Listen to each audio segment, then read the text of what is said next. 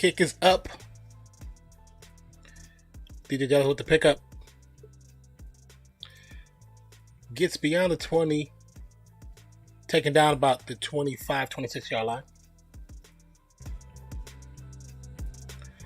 Interesting stat.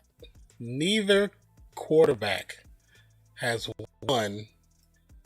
What up, Declan? Neither quarterback has actually won in the rain. So this is going to be interesting.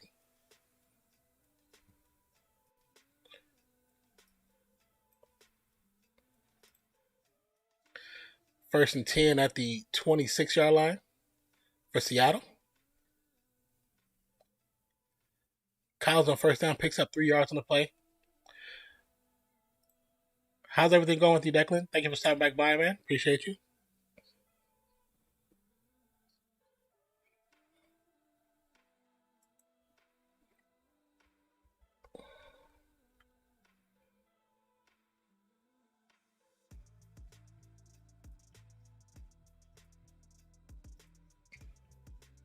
Give you a shout out.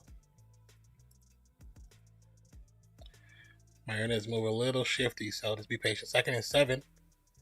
Another handoff to Collins. Collins gets to about a yard short of the first down marker.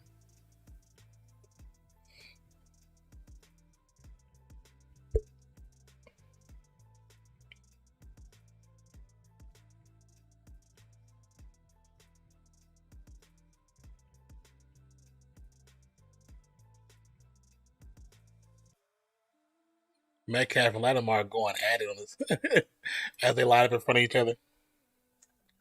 I'm okay. How are you? I'm doing okay, man. I'm sleepy. 3rd and 1. Another handoff to Collins. Collins will be just short of the first down marker. Stopped by Malcolm Jenkins.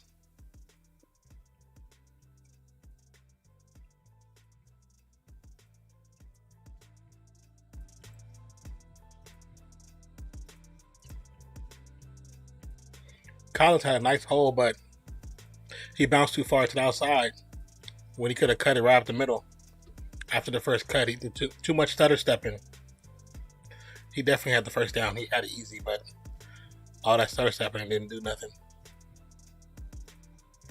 Michael Dixon, the punt. Marquez Callaway back to receive.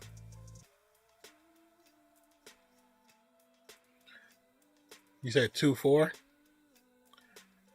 Oh, kick was nice. It bounced out the 1, but then goes to the end zone for a touchback.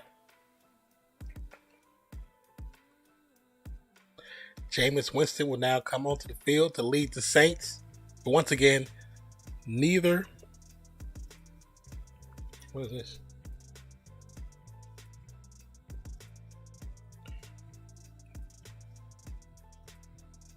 Hold on.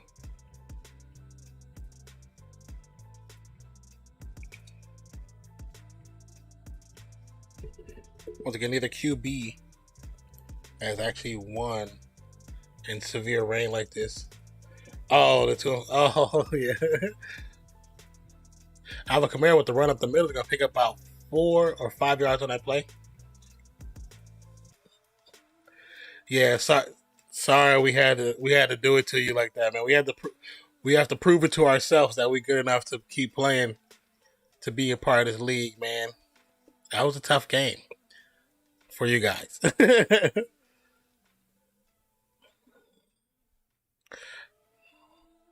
I mean, as a fan of the Raiders, I'm happy that they played that well.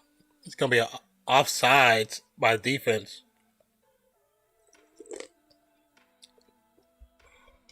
He ran on the field late.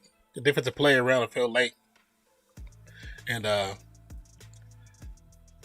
kind of caught the snap. Who do you guys play next, Declan? I think we have a bye week.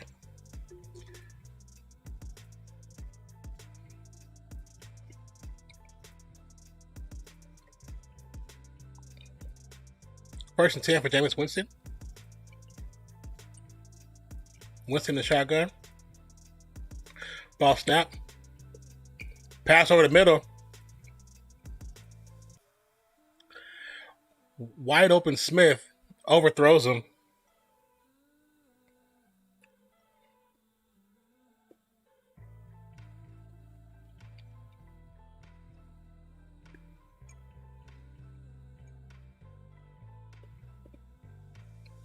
Okay, I see.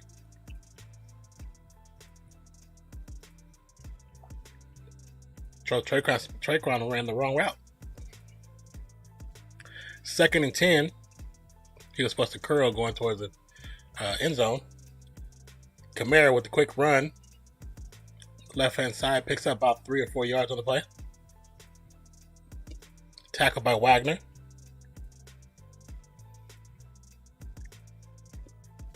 Detroit Lions.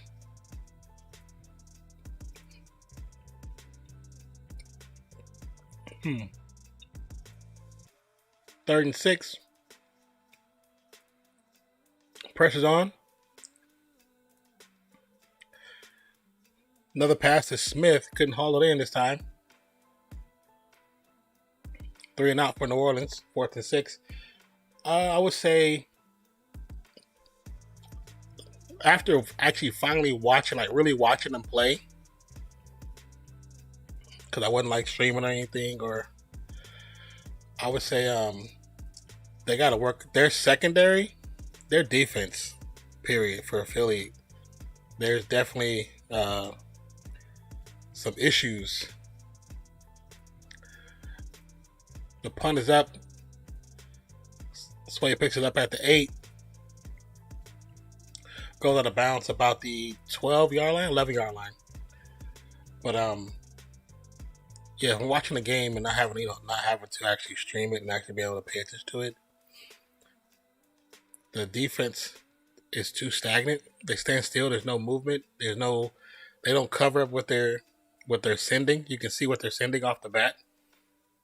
Well, at least as a quarterback, I know the quarterback can see it as soon before you even snap, and he can make adjustments. That's why Carr's making so many adjustments at the line, because they weren't you got the Phillies defense wasn't covering anything. They weren't hiding anything.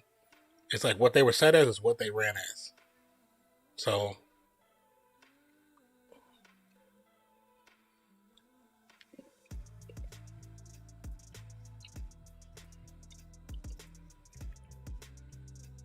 and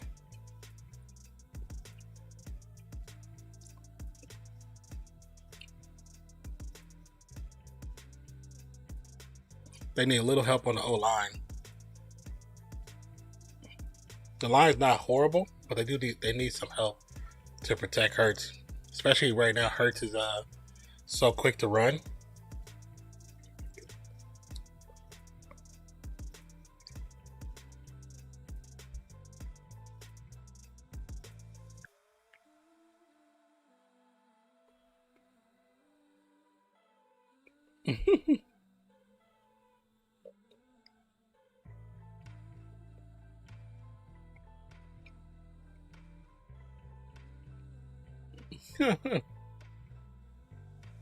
That's funny.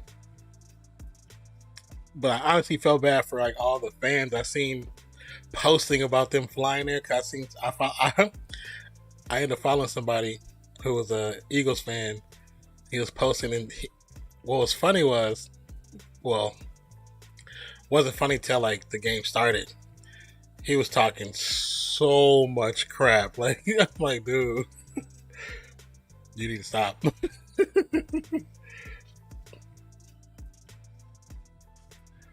Say last home game without Russell Wilson as a starter was December 24th, 2011. And he had video of all these Eagles fans on the plane flying out there to Las Vegas.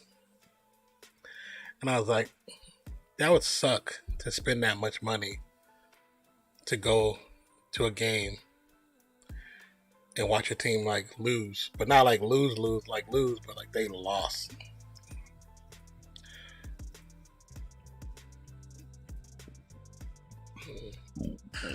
It's going to be a run up the right-hand side. It could be a loss of 1.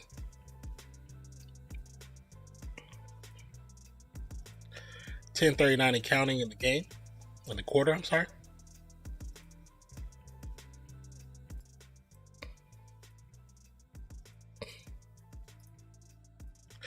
Second and 10.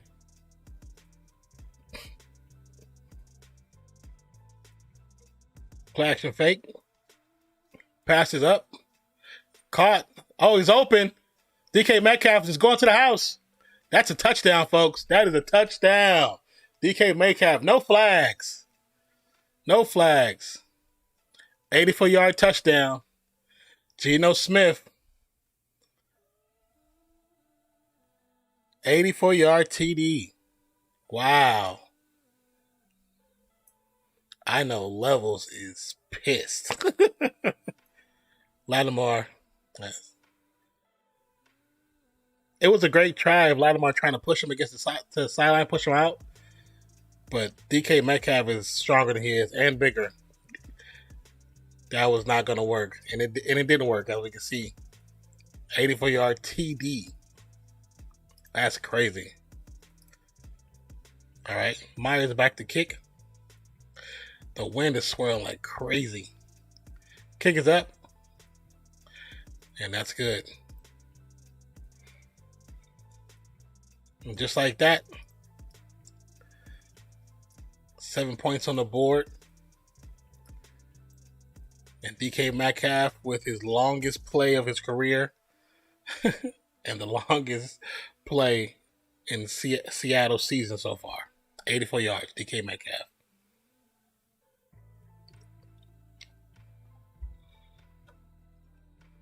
That's so crazy.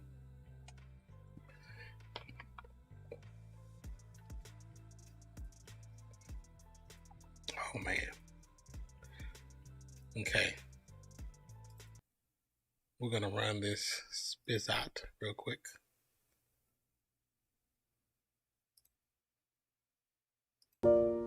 Because of this crisis, we're all facing challenges big and small. But feeding your kids doesn't have to be one of them. You can find free nutritious meals for your kids at nokidhungry.org/help. No questions asked, no registration needed. And it's available to all kids. So if your family needs a hand, no matter how small, your community is here. We're in this together. Visit nokidhungry.org/help today.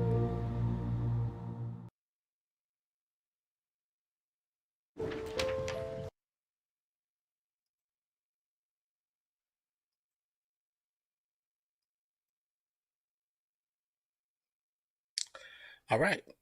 Just like that, No Kid Hungry is the nonprofit organization that this channel, this stream, this profile, this content creator supports. And if you would like to know more information about it, press ! donate. And within that small paragraph that pops up, there are 2 links. One link is for the nonprofit itself, and the second link is for the donation link, just on Tiltify. And I do not see any of the money that goes to them. I don't get none of that. That goes straight to the nonprofit. And every little bit counts. $1 equals 5 meals, and so forth and so on. So everything counts. All right, if they're back from commercial, Marshawn Lattimore got burned by Metcalf. Metcalf with the Seattle green hair. Seattle greenish blue hair.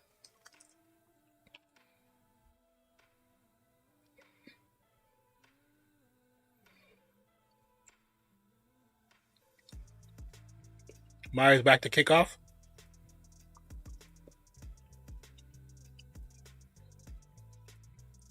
It's going to be a touchback.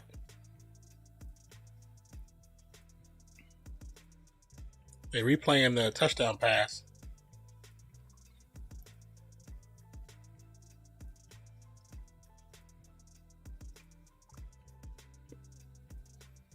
Yeah, he tried to push. He tried to push DK Metcalf out of bounds. He tried to pin him and it didn't work. 1st and 10 for Jameis Winston. Kamara with the run to the right hand side. Maybe picks up 2. Once again, thank you for everybody who stopped by. Thank you for the love, support. Just coming by and saying what's up is definitely a great feeling. Truly appreciate you all.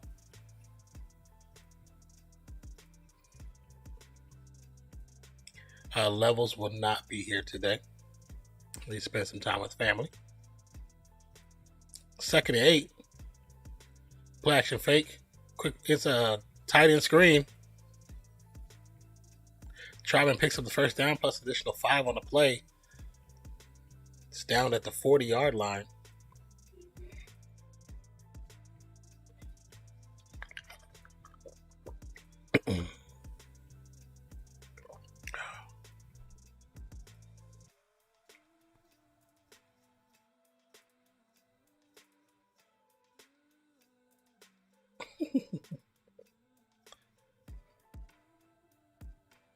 $8:58 left in the first quarter. So we head off to Kamara. Kamara's going to pick up, looks like maybe about 3. Run to the right-hand side. It might be 2, but I think it might be 3.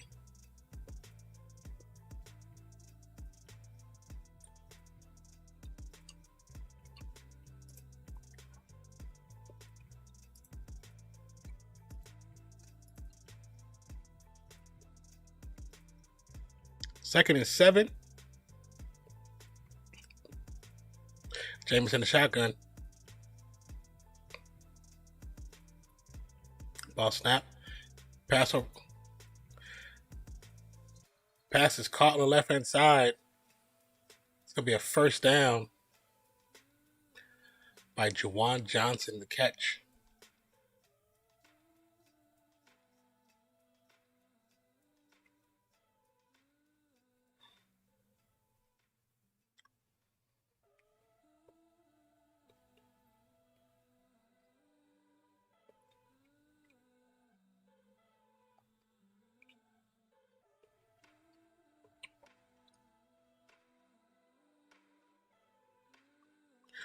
Fake pitch. Winston with time. Pass over the middle. Overthrows Kenny Stills by a lot. That was definitely also double coverage too.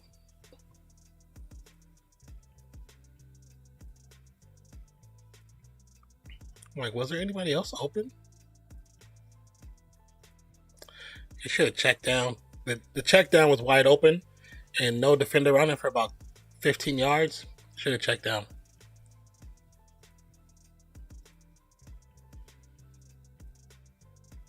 Kamara, Arma, Troutman, Griffin, Callaway. It's going to be a handoff. They fake the screen to the right side. It's going to be like a handoff to Kamara. Pretty much maybe picked up maybe 1 yard.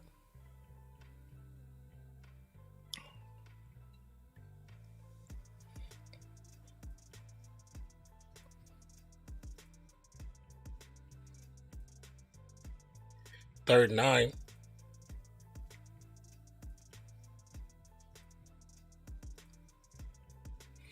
Kamara, Humphrey, Callaway, Smith, and Montgomery in. Got another empty screen to Kamara. He's going to be about 3 yards short of the first down. Fourth down.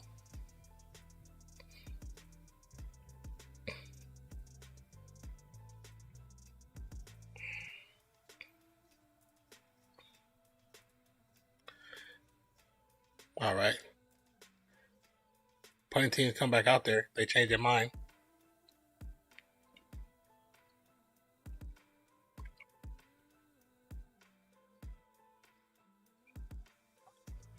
Yeah, if I was Seattle, I'd definitely play safe just in case.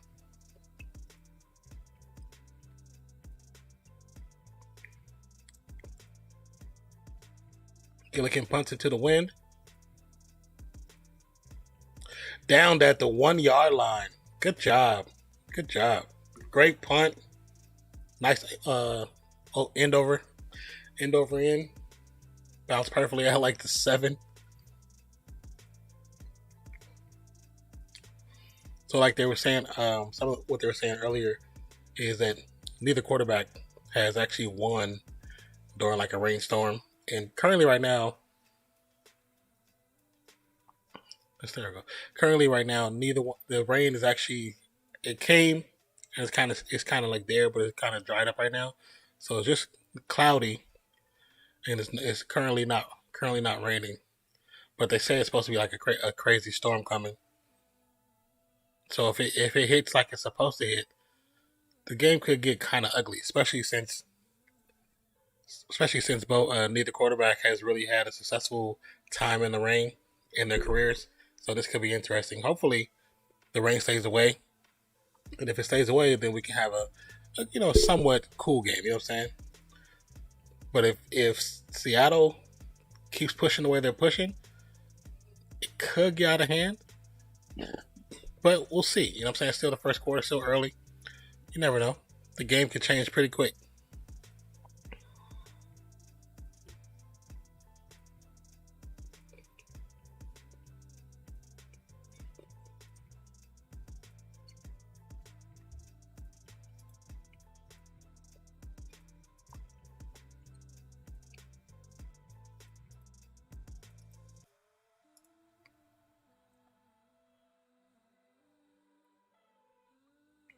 Where is...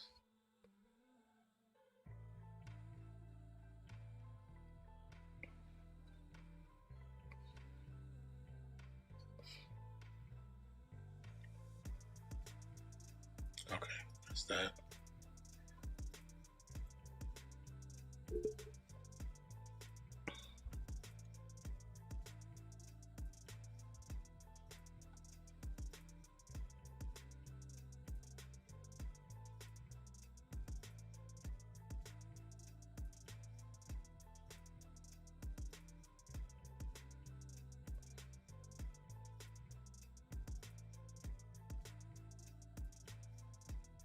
All right.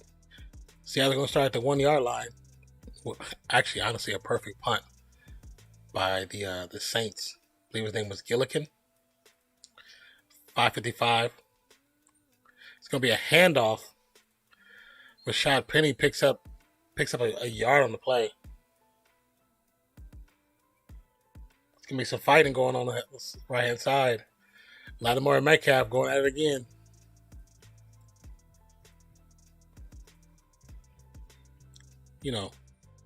I think Lattimore might be just a little salty about the touchdown.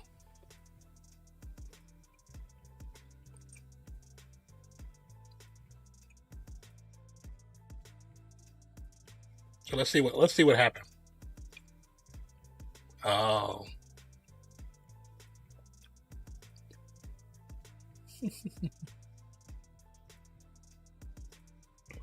Let's see the first part. Oh, so Metcalf was, as the play was developing in the couple seconds that it took, Metcalf pushes Lattimore. Lattimore returns it. But of course, they always just see the second guy. So Lattimore is the one that gets the personal foul. So DK Metcalf is already in his head, and that needs to change. Because since the touchdown is in his head.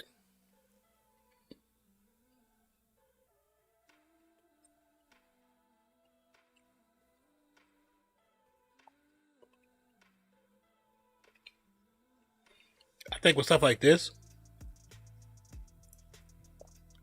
does he have a pacifier as his mouthpiece?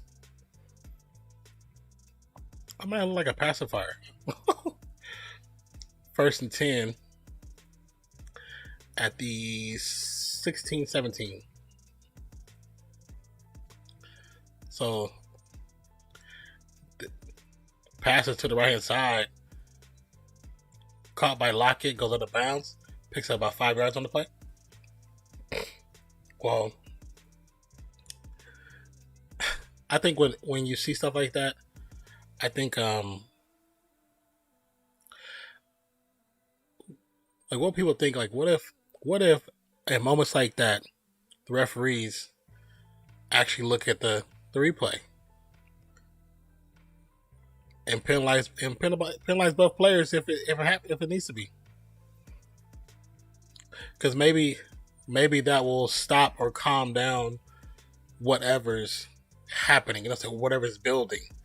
If they both get penalized early, it might stop from getting worse. His previous play was a run, well, actually, quick pass and run for the first down by DK Metcalf. I know it's I do not like his mouthpiece. Looks like a damn pacifier. 1st and 10.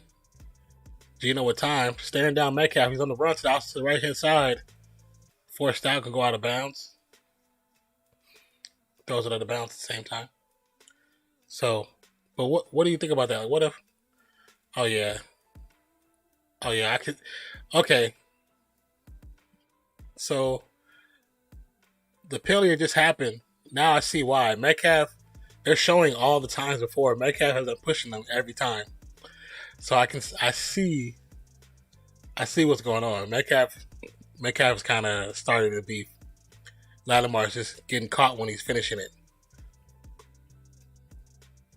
The rush is on. Geno Smith, that screen was stopped 4 yards behind line of scrimmage. But that's what I'm saying. Like, what do you think? Like, when they see a player do something like that, they take a few minutes to look back at that play, and if they feel that the other player that's involved did something to actually start it, penalize both. Not one or the other, penalize both. And that specific penalty is a fine. And that fine could be like a morality clause type thing. You know what I'm saying? Like a morality thing for the NFL. And it will stop players from doing dirty stuff like that. Because I see why Lattimore was acting the way he's acting, especially after seeing those previous 4 plays where he's been getting picked on, regardless of the touchdown pass. That just made it worse. 4th and 9, Michael Dixon back to kick, Marquez Callaway to receive, to return.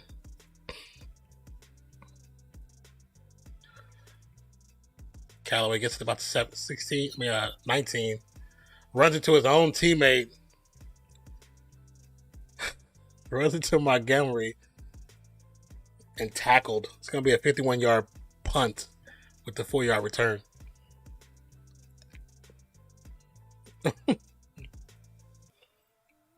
The last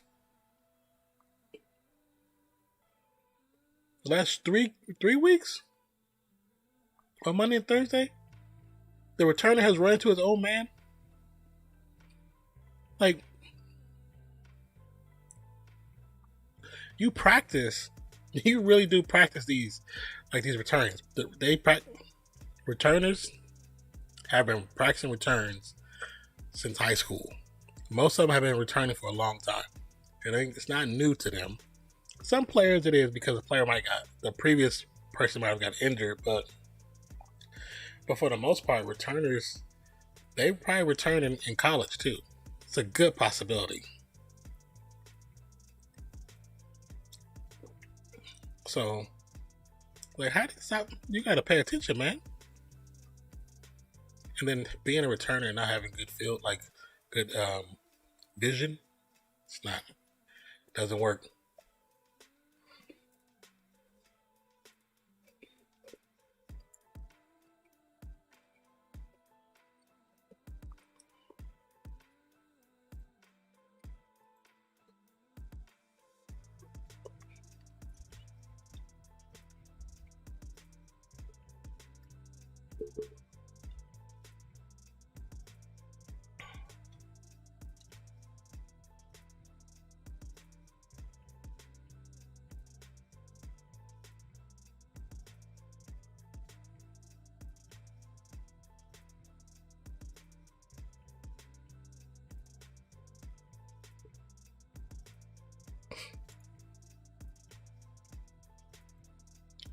Man.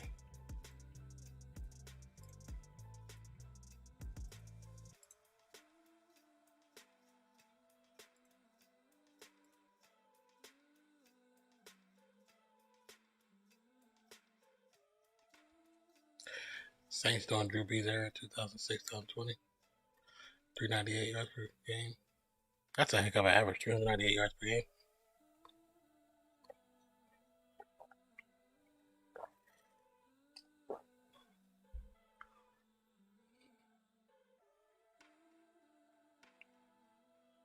First and 10 for Seattle. For New Orleans. Sorry.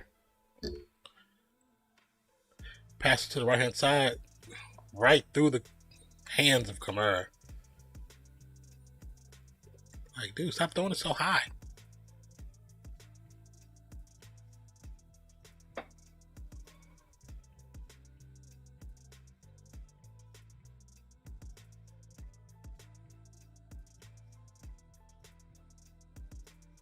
Excuse me. Second and 10.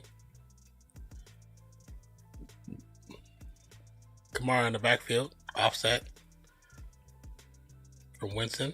It's going to be a handoff. The pocket and the lane closed up super quick, so he may have picked up 2 yards on that play. He had a super blinged out gold necklace hanging out of his jersey, too.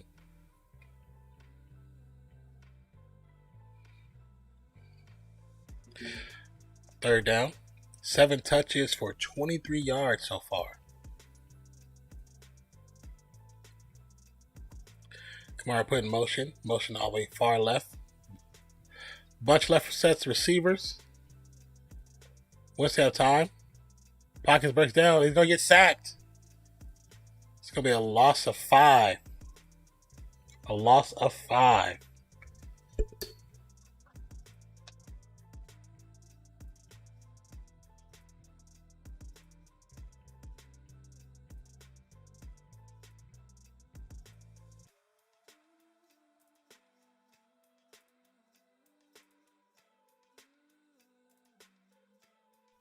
Sorry, got them hungry. 4th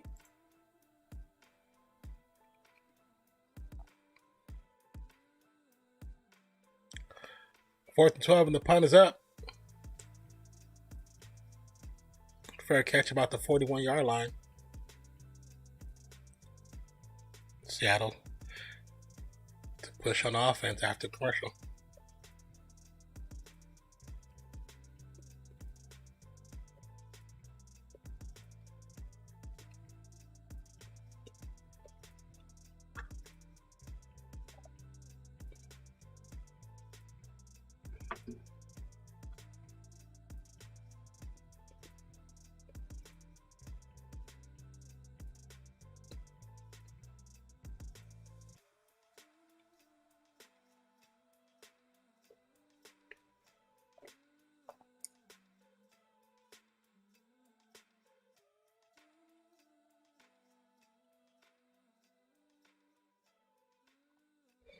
Minute 22 left in the first quarter.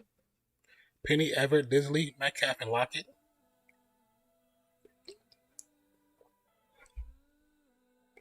Play action fake. Gino on the run. So we get the first down. Slides. Gonna pick up a 12 right there on that play.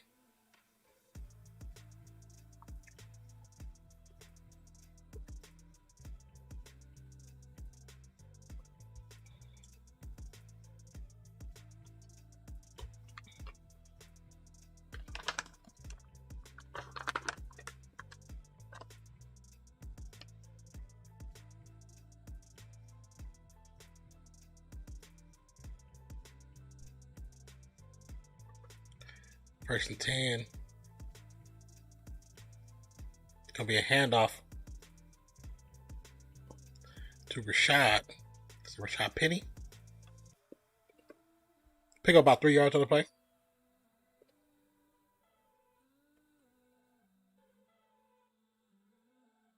It's going to be the end of the first quarter.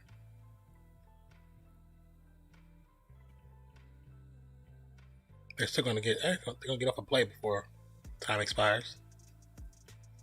Oh, it's going to be a hard count.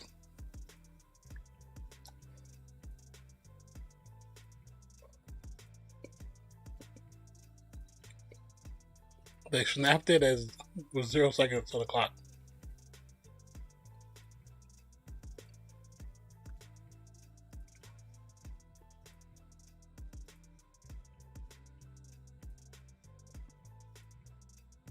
in the first quarter. Okay,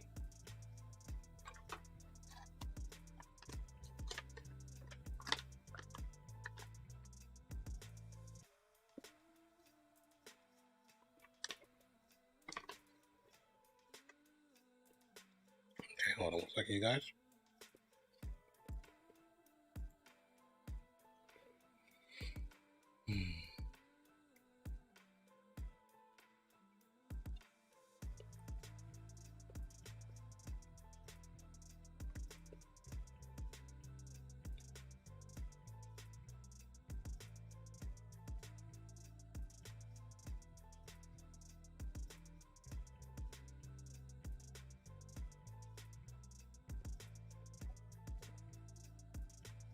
All right.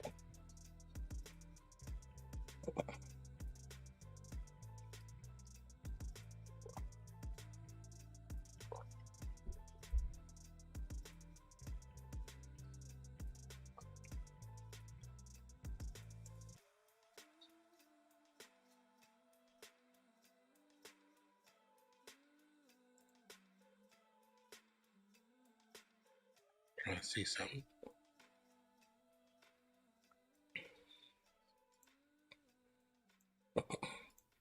I know I had to turn it on. Maybe. There it is.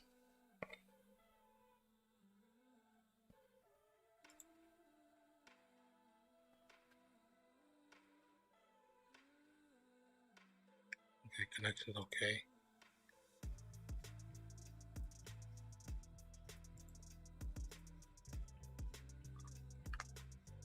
Oh, I gotta do that.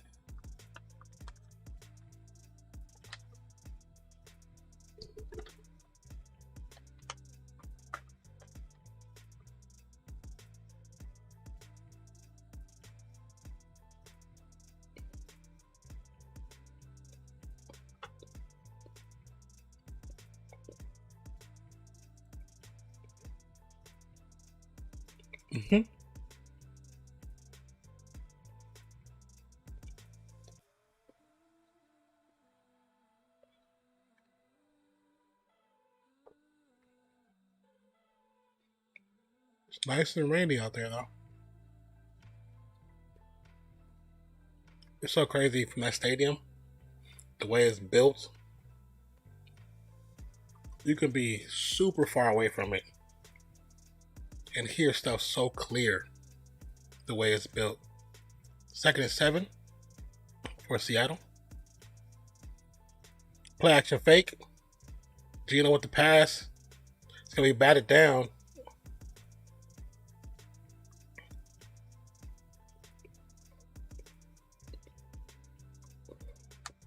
Lattimore makes up for the touchdown.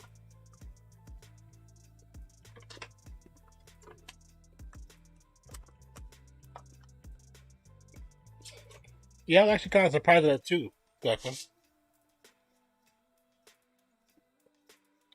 I guess I gotta pay attention to the Bengals too now.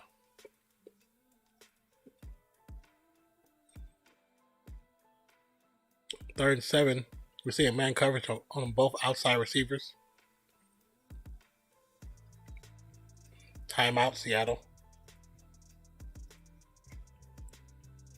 It's starting to sprinkle now. As soon as they said something about the rain not coming down, now it started raining.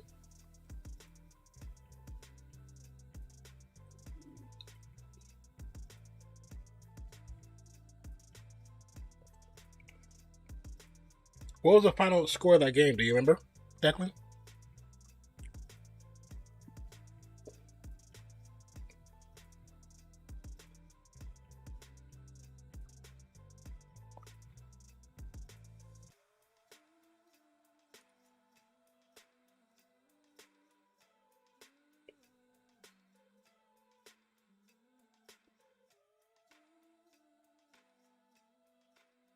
That's so weird. It's showing like in the stadium, the end zone. It's like this. That's how, but it's like people sitting there, and they have flags lined down both sides. These flags are blowing that way. These flags are blowing this way. Geno on the run. Pockets collapsing. Just throws it away. It's going to be 4th down.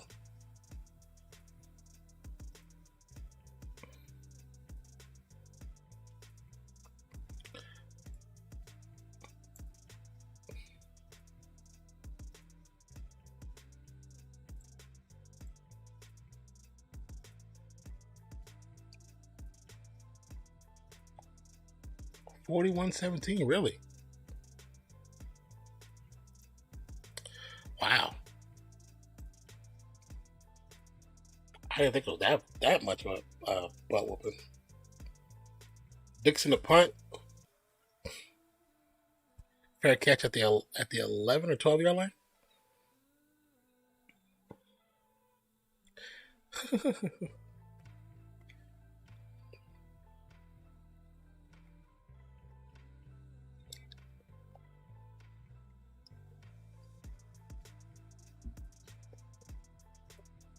Damn, it says Seattle's allowing 433.2 yards per game. That's crazy. That's worse than the league. Tonight has to be an exemption because the weather is crazy right now.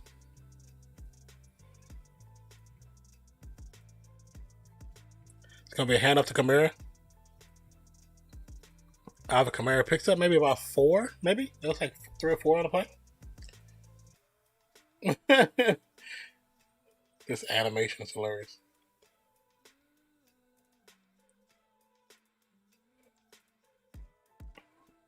We have a down player on the field.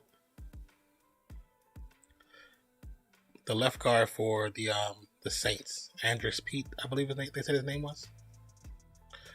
We're gonna take another TV commercial. That's crazy.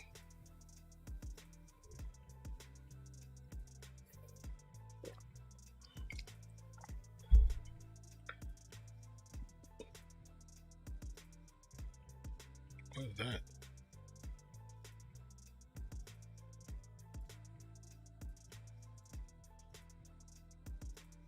Oh, that's oh, that's not Conjuring. Antlers? Never heard of that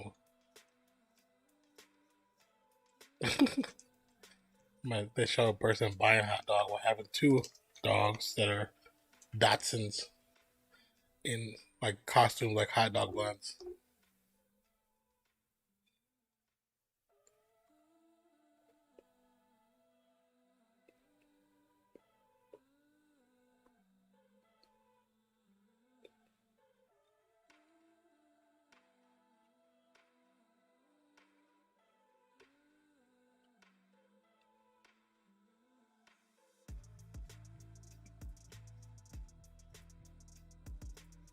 Oh, that sucks.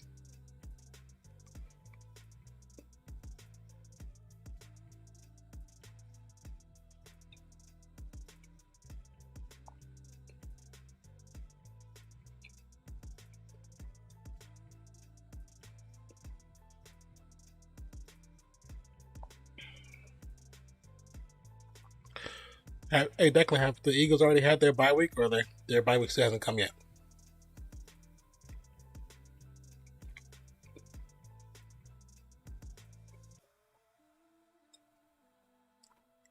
Call of Duty Vanguard. It's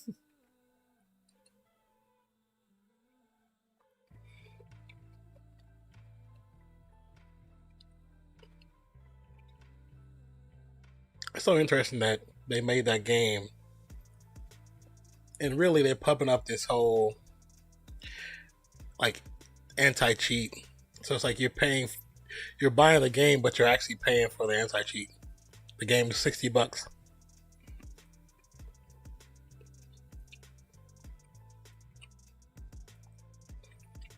2nd and 6 for the Saints.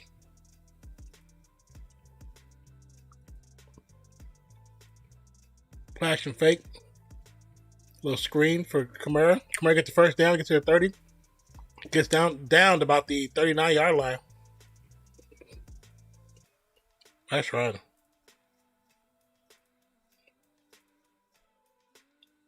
Oh, you said no bye week yet? Okay. Oh, let me see something. Let's make sure the link works still. Okay.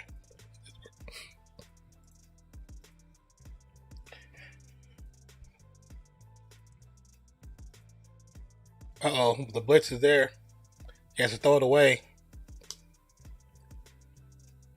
It was like a play action fake. As soon as he turned around, the defender was waiting for him right there. He had to throw it away to the ground.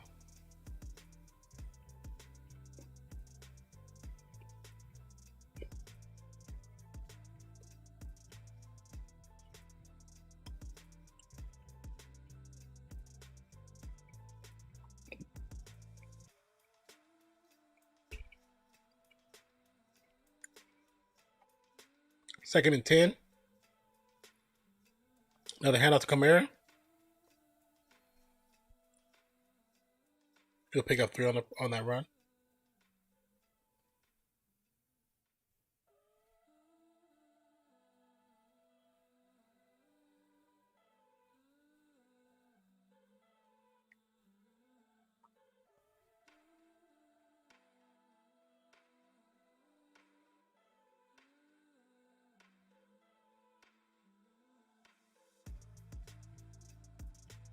Third and 7.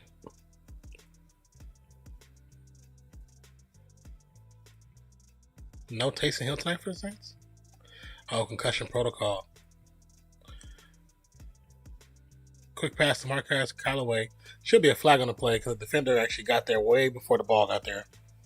Oh, there is a flag. What are they calling?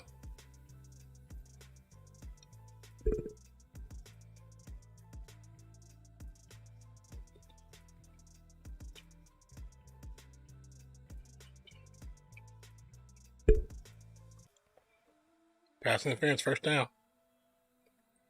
By Jay Reed.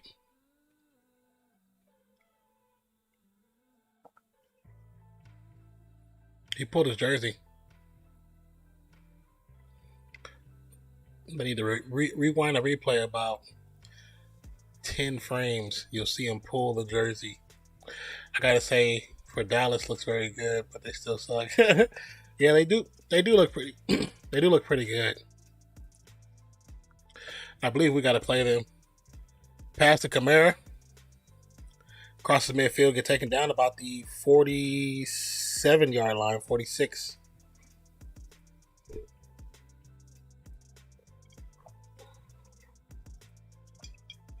Hope we can beat them. Did you get a chance to actually watch the Eagles-Raiders game or no? What's up, Adam Baum? How you doing? Welcome to the channel. Second and 3.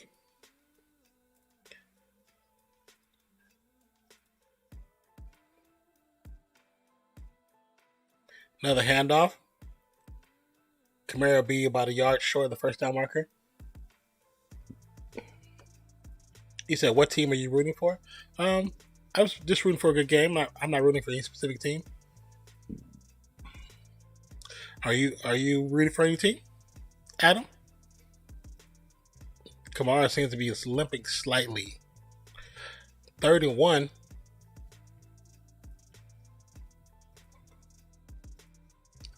Jameis Winston. Hands off. Kamara gets stuffed. It's going to be no gain. No gain. You said you did see it, Declan? Okay.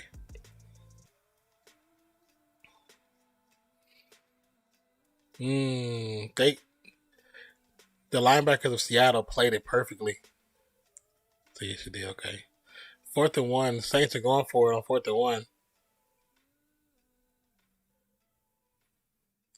It's kind of a hard count. It's going to be a flag on the play.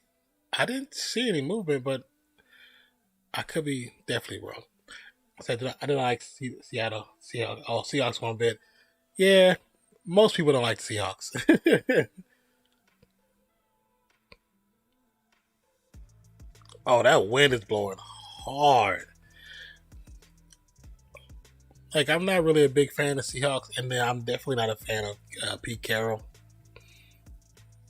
I mean, if I really had to pick a team, I would definitely pick Saints over Seahawks. Just to be honest.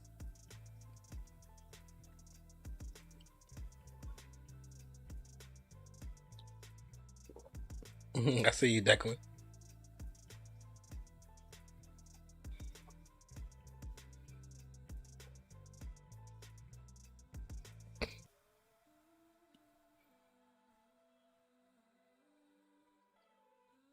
See, 4th-and-1. They're going to keep the offense out, or they're going to... Oh, they're still going to go for it. Kamara, Troutman, Griffin, Callaway in on the offensive weapons. QB sneak. Jameis got it easy. Oh, wait. I don't see any flags, but they're pointing at something.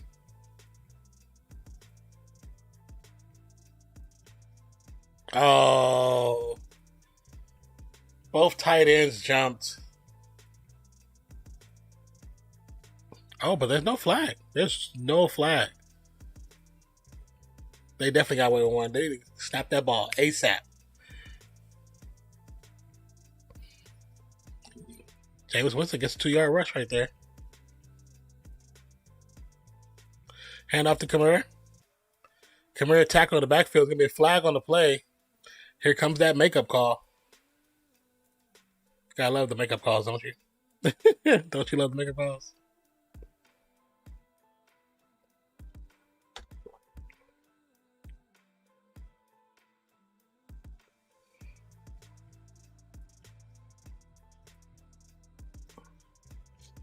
Holding on the offense. Like I said, it's the makeup call.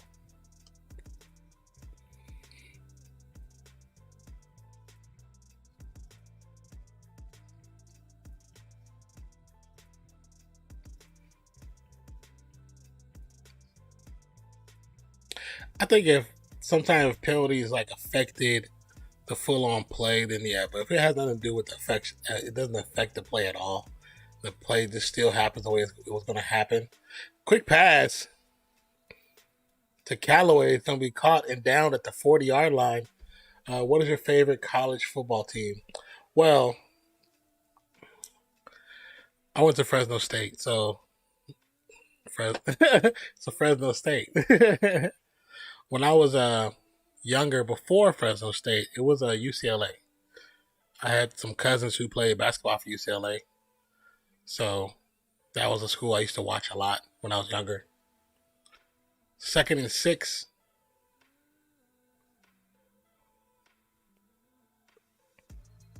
Pass complete to Callaway.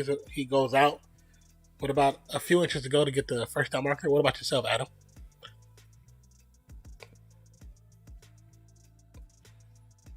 I need to see that replay.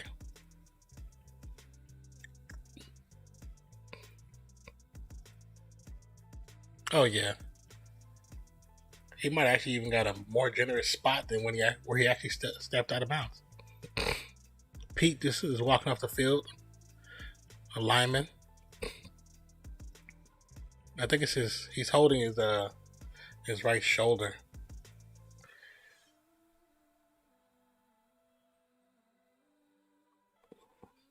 Yeah, his right shoulder, right pec. Kamara, Troutman, Griffin, and Smith, 3rd-and-1. I'm from Ohio, so I like Ohio State and Cincinnati. That's what's up. I respect it. Hand off to Kamara. Kamara wrestles down by the head. It looked like he got the first down, but the spot looks like it's going to be short of the first down.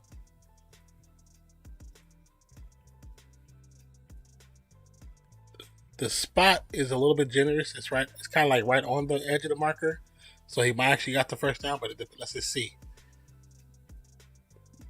Yeah, I'm from California, man. I'm from Cali, but I currently live in like Texas. Oh, the second effort, he got that.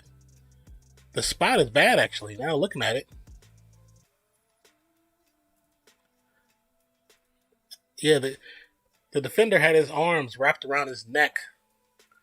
Wagner had his arms wrapped around his neck, and he actually got another yard. But the spot is actually not a good spot. But let's see if they give it to him. It's going to be short by a chain link. It should be a little bit further than that, to be honest with you. So why isn't Clemson good this year? Well, they can't be good every year. It's got to be somebody else's chance to be good.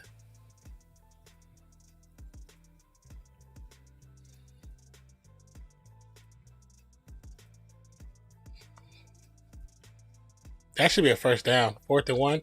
They need to go for it.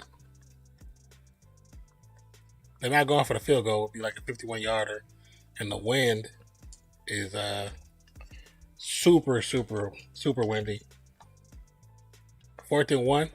Kamara in the backfield. Another QB sneak. Jameis keeps it and goes and got it. He got it. Sorry about the bad English.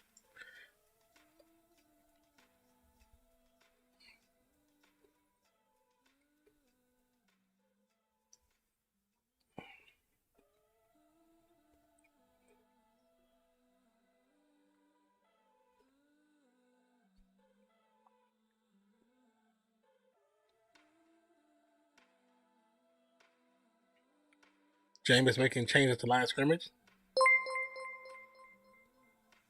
Oh, what's going on? Thank you for subscribing, Adam Baum. Appreciate you. Welcome to the family. Thank you for the subscription, brother.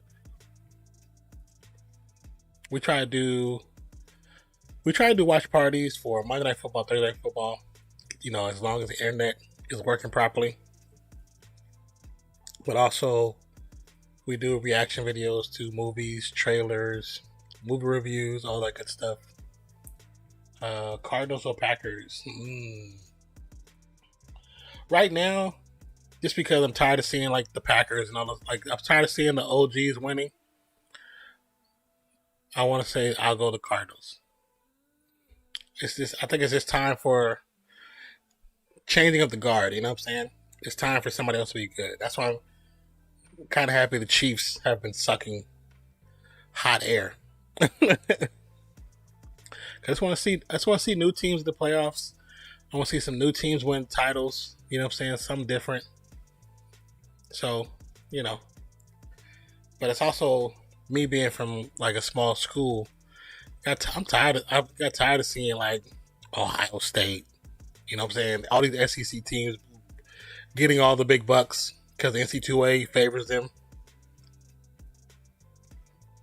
I want to see other schools, other teams get up there, man.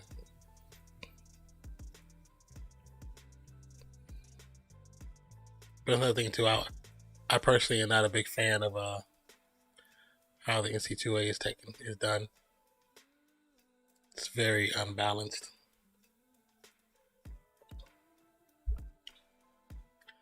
But based on your question, I'll say Cardinals. Straight up, no context, Cardinals.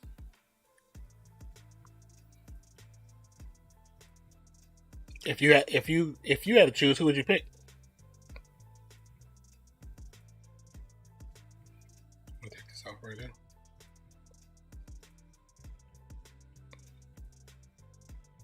Oh, we also do watch parties for specific TV shows too. And we'll probably be doing some movies as well. So, I agree. I'm tired of the Packers winning. Oh, yeah. Packers, was kind of happy that Brady left. Patriots, even though, he just won with the Bucks, but it's still not the Patriots. So, I'm glad about that. Kind of glad that Ben Roethlisberger is getting ready to be on his way out soon. So I just want to see new people up there, man. New teams, new championships, new cities celebrating, new parades.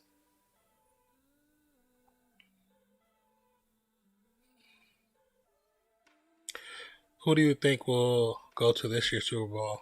That is so hard right now because like I said, the usual suspects aren't as usually good as normal. So it's kind of almost in the air. NFC, it feels like Cardinals is going to be the Kamara around the. Oh no, that's not Kamara. But it's going to be a pickup, first down. Will you react to Squid Game? I just reacted to the trailer. I did. I actually watched it off stream. I didn't watch that live. I did the trailer. I didn't do the the TV series. But I don't know if Levels has seen it. If Levels haven't seen it, maybe we can still do it. We can probably do something where I can watch it with him. Maybe Winston on the run. The keeper pump fakes it, keeps it, gets the first down, gets to about the 4-yard line before it goes out of bounds, before it goes down. Have you seen Squid Game, Adam? My back is on fire right now.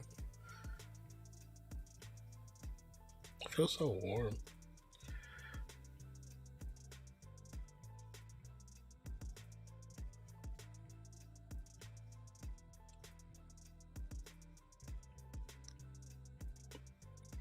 .557 and counting left in the second quarter.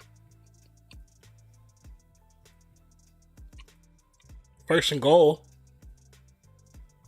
Be a handoff. Kamara runs up the middle. Reaches for the goal line. He's going to be down about the 1-yard line. 3-yard pickup. 18 consecutive TDs on drives inside the 10-yard line by the Saints. I think it'll be the Rams and the Bills. You think so? I mean, you could see it. You could see that as a potential matchup. But I mean, I could see that. I don't see nothing wrong with that choice. Not a bad choice. Another handoff to Kamara. Kamara's going to be tackled behind line of scrimmage. He's going to lose maybe about 2 yards. Rams, Bills. That'd be interesting. I wonder who would. I know the Bills are picking up momentum, but so are the Titans. I mean, it's a lot of teams. It's a few teams that are looking better than they have. The Chargers.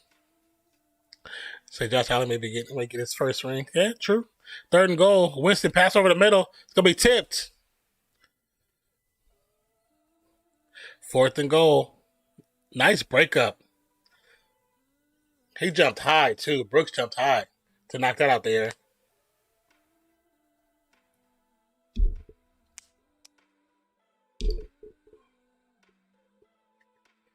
Thank you for the lurk, Walking.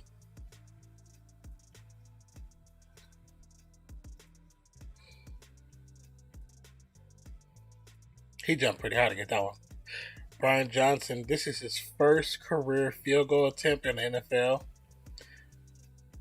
Wow. This got to be scary as crap. Kick is up, and it's good. Saints finally get their first points on the board. That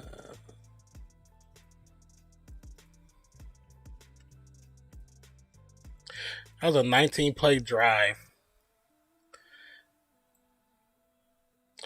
Cowboys and Bengals. Yeah, Cowboys are looking pretty good too. Bengals. The problem with the Cowboys is them staying healthy. They got to stay healthy. If Dax can stay healthy down during the season, that's dangerous. That's very dangerous.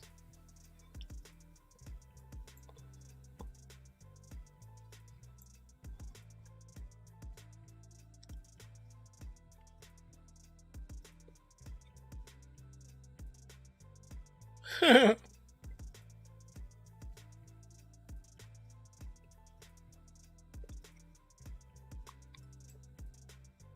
it? Wait.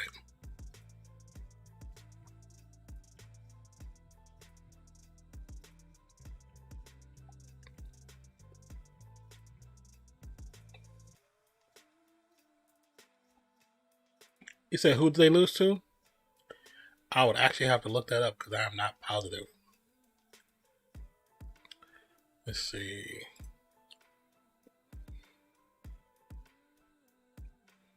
Let me open this other page up and I can tell you.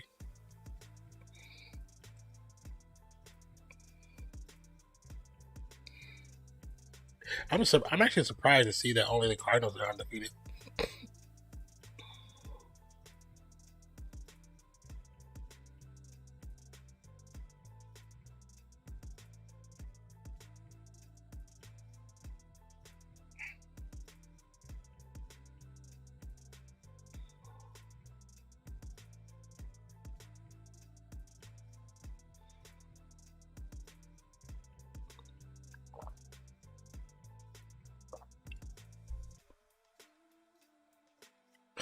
It definitely wasn't the Bears.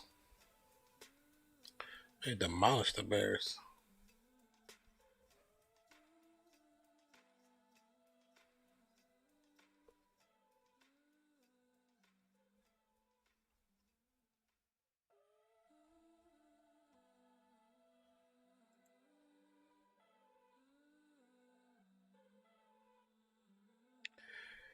He said Buccaneers won. Yeah, I was being facetious.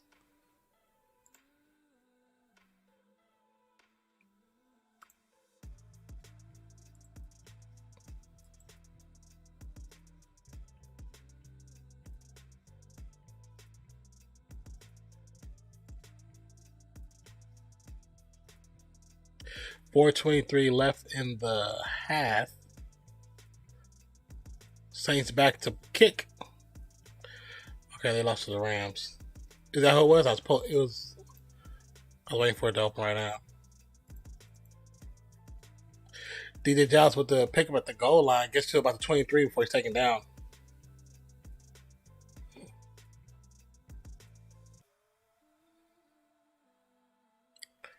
So they said Russell Wilson is supposed to be getting that pin removed from his finger this week. That's interesting.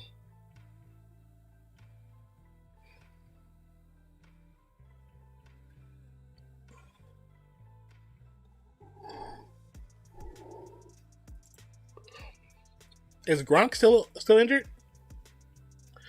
1st and 10 for Seattle. Ooh. Penny gets his legs taken out from under him.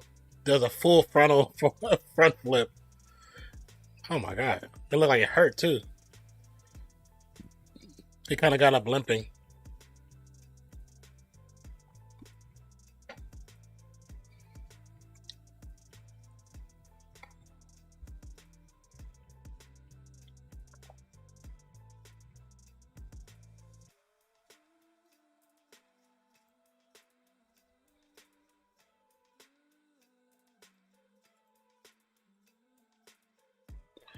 Let's give him a flag on the play on the swing reception.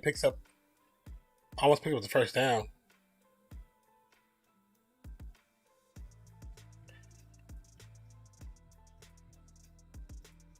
Texas Tech fires Coach Matt Wells. It's going to be an unnecessary roughness on the defense. 15 yards.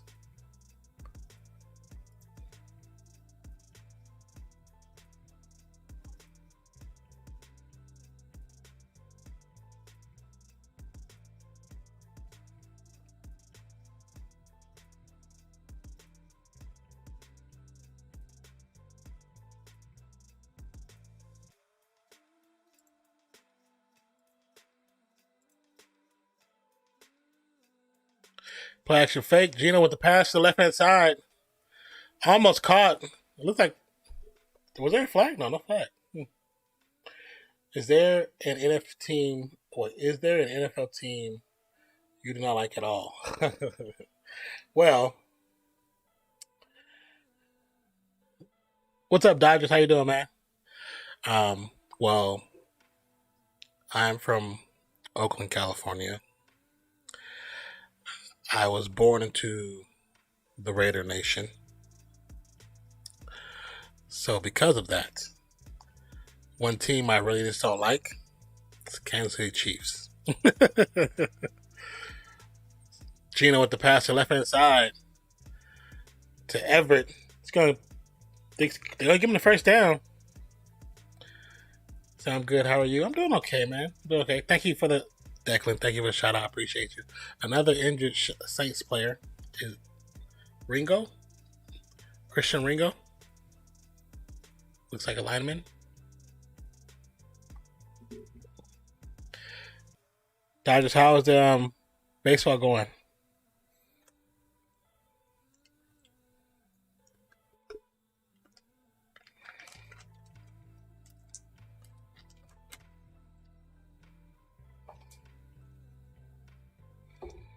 I don't like Chiefs either. Yeah.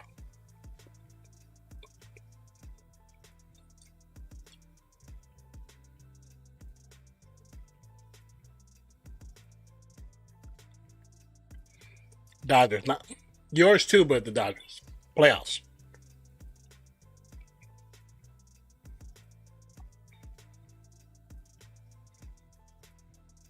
Oh yeah.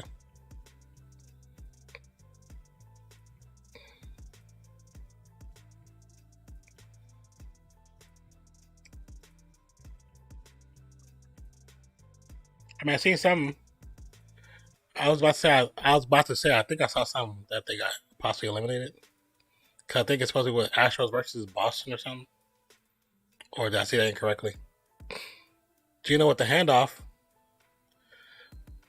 Pennies gets back to the line of scrimmage. And that's pretty much about it. 2:44 left in the half. Sorry, you guys. Well, sorry they got eliminated, Dodgers. As a friend, I do apologize. It sucks. As an A's fan,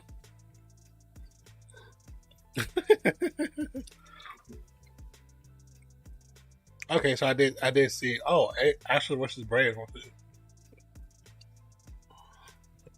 They eliminated Boston quick. That was a quick elimination. No, not today. He couldn't do it today. But he's I think he might be watching, but I know he's would spend some time with his family too. So we took out San Fran for yeah. Gino on the run. Gonna throw out of bounds to the right hand side of the field. I'm from the Steelers Nation, so I'm near a bunch of Steelers fans. Oh yeah. Oh yeah, of course. Nothing but Steelers fans in it. Well, not nothing but it's a lot of Steelers fans in the area.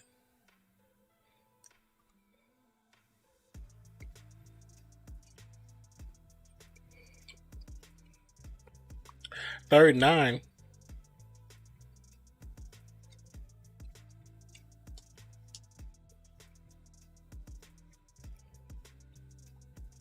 Empty backfield.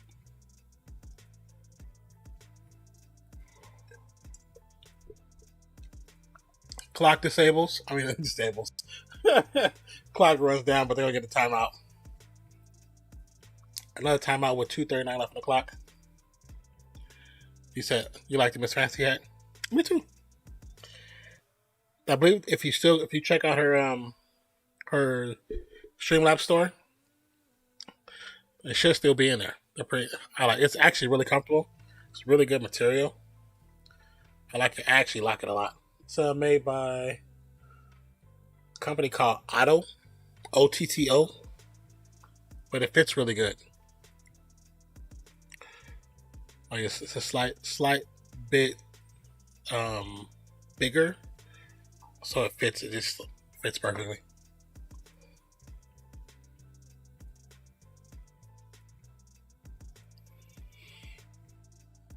Third and 9.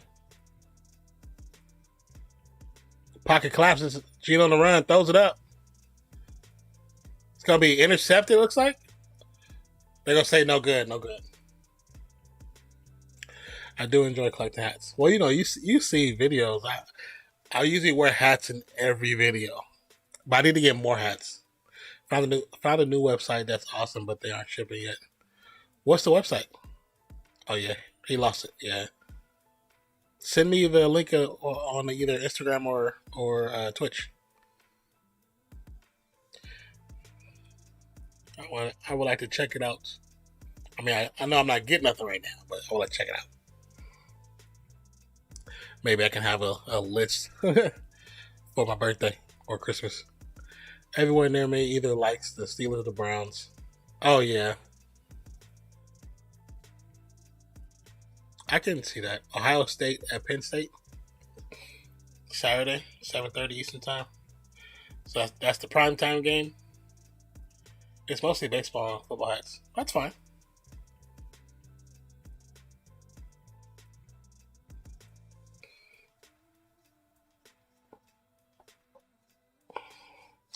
It says New Orleans has 7 players on the roster from the Ohio State.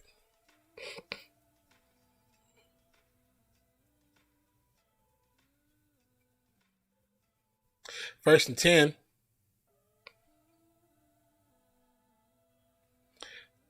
Pass to Kamara. Kamara gets the first down. It's taken down about the 29-yard line. You better not steal any of my hats, Jason. No promises. I can make no promises. Make no promises. First and 10. Kamara offside right. Once they pass over the middle, it's going to be no good to steals.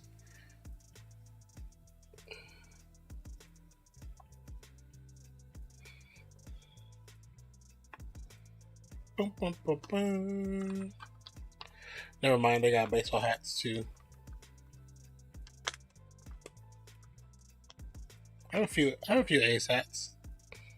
They're kind of old school though.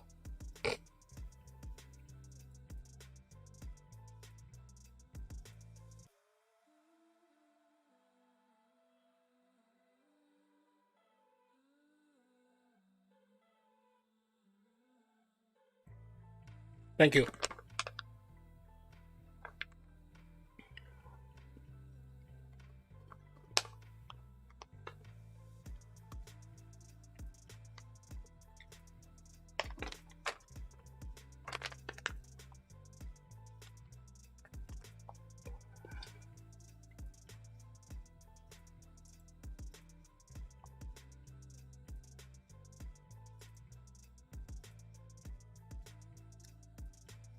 So I can't wait till Ohio State plays Michigan, but Michigan is still undefeated.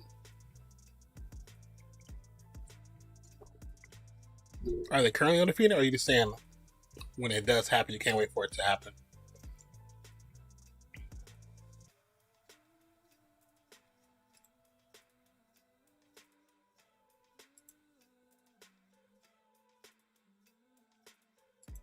Okay, I see a whisper.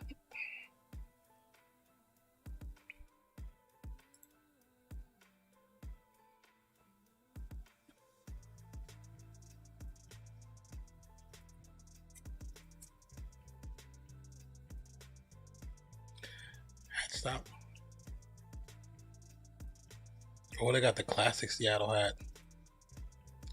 The old Seattle Supersonics ones. I like that.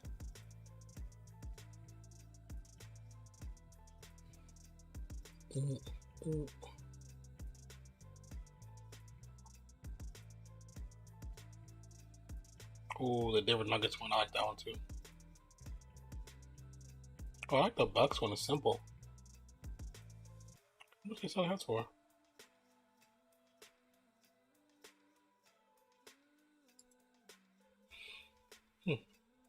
And they got beanies. That's cool. Let me send a message to myself so I won't forget to look at it more in depth.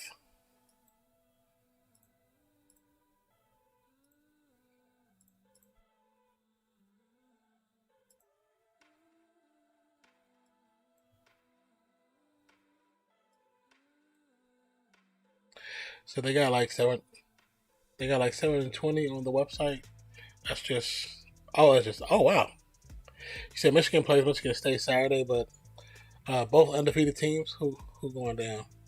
Oh, both undefeated.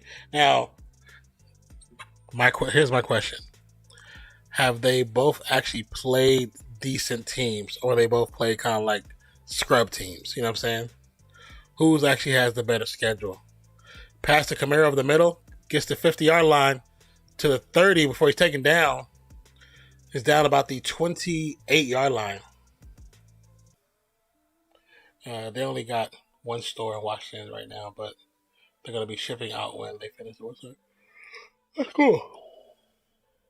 Excuse me, guys. Sorry about that. Winston with time. Pass to Troutman. It's going to get pushed out about the 14-yard line. Actually, 13-yard line. Sorry.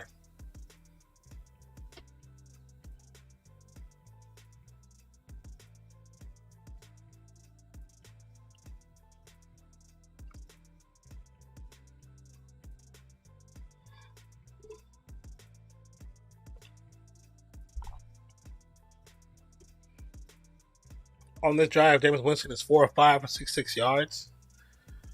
47 seconds left in the half. Seattle showing blitz. Winston fumbles a snap. Quick pass to Alvin Kamara. He's going to get a touchdown. Touchdown, Saints.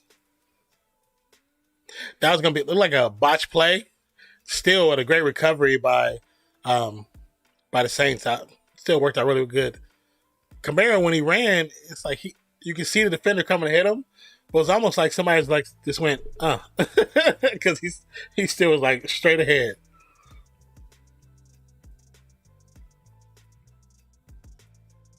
He said, "Yay!" Exactly, yay, yay, Saints. All right, they're about to kick the point after. We'll update the score. And the kick is up, and it's good. No flags. So that's 10-7. That's 10-7.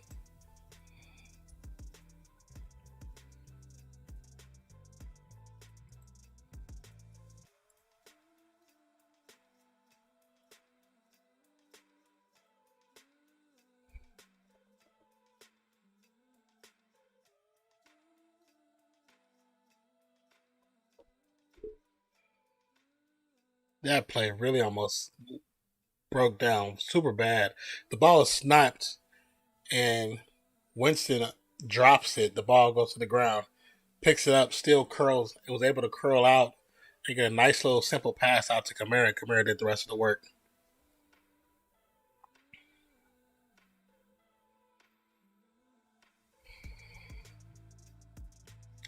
$40 seconds left on the clock.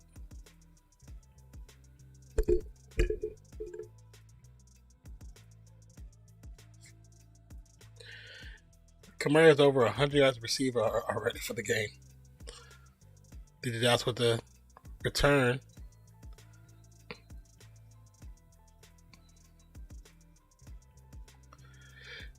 Progress, I think, stops about the 18-yard line, maybe. It's a Kamara career, 3,737 career rushing. Fastest to reach 3,000 rushing and passing yards, or receiving yards. Alvin Kamara, he did it in 66 games. Beat out Roger Craig by 4 games. That's impressive. Roger Craig, that's, man, it's NFL royalty right there.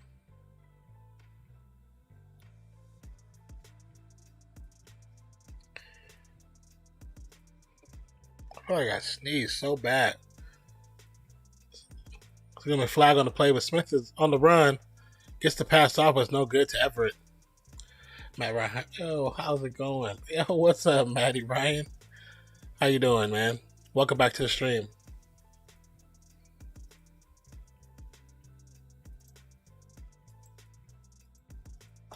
It's going to be a holding call on the offense. Replay it down.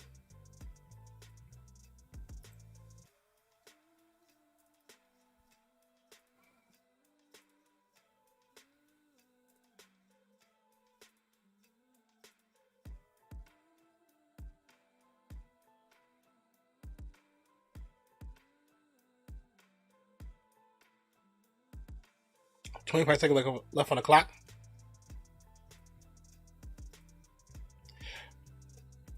What is it with Collins, who keeps running into the back of his old lineman? Like, every time it seems like, dude, open your eyes when you get the ball. 20 seconds left on the clock.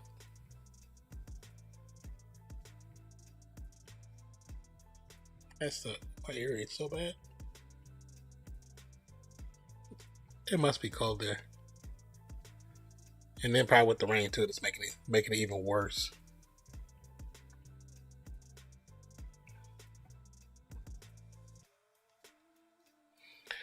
When they hit the halftime, I'm gonna take a quick break. Give me some more water. And wait. Oh. They're just gonna kneel it out. Let the half expire.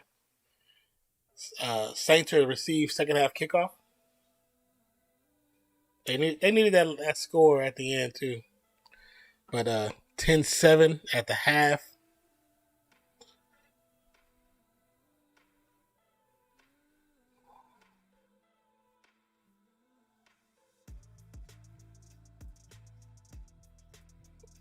I'm good. Just got in from drinking, so that I pop in. Well, thank you for stopping by. I appreciate you. Hope you had a good time.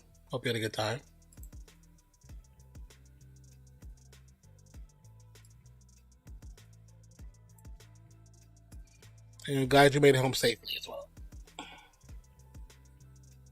But give me a second, guys. I'll be right back. Minimize that. But I'll be right back, you guys.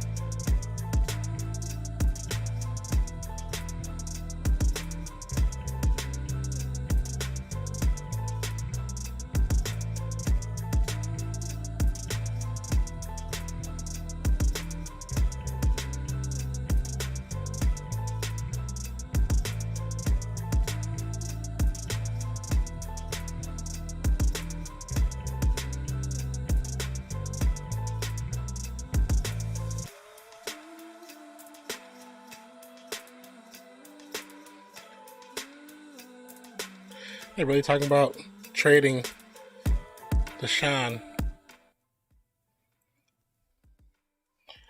Oh, 40, what's cracking, my guy? I was just about to. Okay. Thank you for the resale, 40. 17 months and counting. Thank you so much. Truly appreciate you, brother. Matt Hasselbeck just got inducted into the Ring of Honor in Seattle.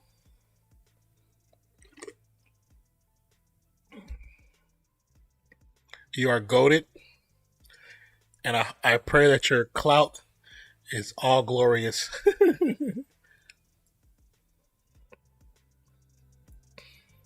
Did they give you a shout out?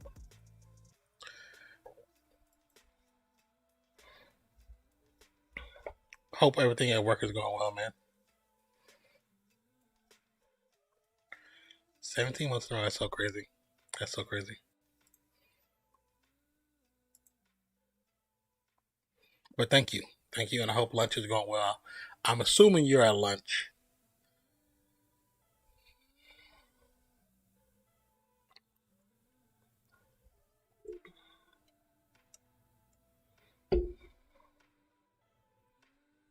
And you're eating your your chips and drink for lunch. Yep, chips and drink. Yeah, that's funny. As soon as I said it, you posted it. Okay, so 40. Let me ask you a question. I was thinking about bringing back the hot Bing Boozles. What do you think? So this is what I'm thinking. I'm gonna show you. Yeah, I'll show you this. I'm gonna make some change to it, but for the charity side, $7.14.21. Just so, something simple for the charity side, and then just for the stream side, somebody want a gift sub or a sub or a dono. Sorry. What do you think of that? One sub or one gifted equals one bean. Max 3 for 3 beans. I don't want to do that too many beans because them things. The which one is it? The Carolina Reaper ones. Whoo, they're nice and vicious. But then I do have. I think I do have. It's either. Well, I have ghost pepper hot sauce and a few others. Say this would be fun. I was thinking, especially on like. I talked to. Let me update this. I need to change that. So I think we can just go. Okay, properties. It should just be donate.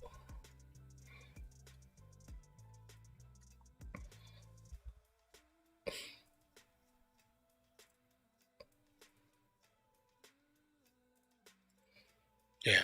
So charity wise, you can click donate, donate to that, and if you donate either one of those 3, then I'll do one of those 3. Right now I say Mika. I know I have the beans. Said the boons. Have the beans. Levels. I know he's still debating on if he wants to do it or not, but I mean, he can get them. We talked about it.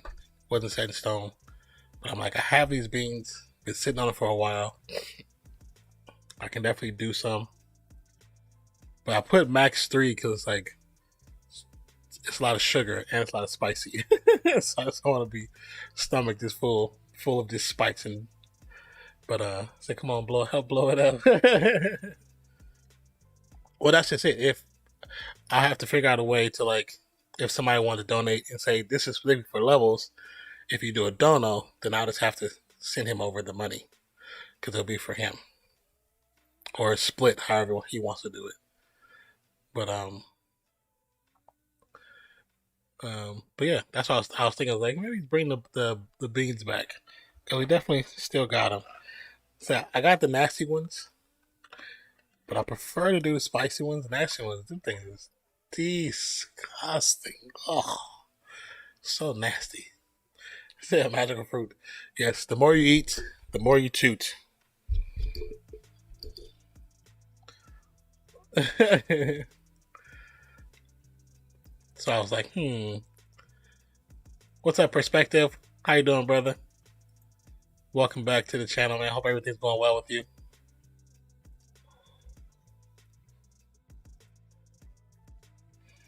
Good to see you, sir. Good to see you as well, man.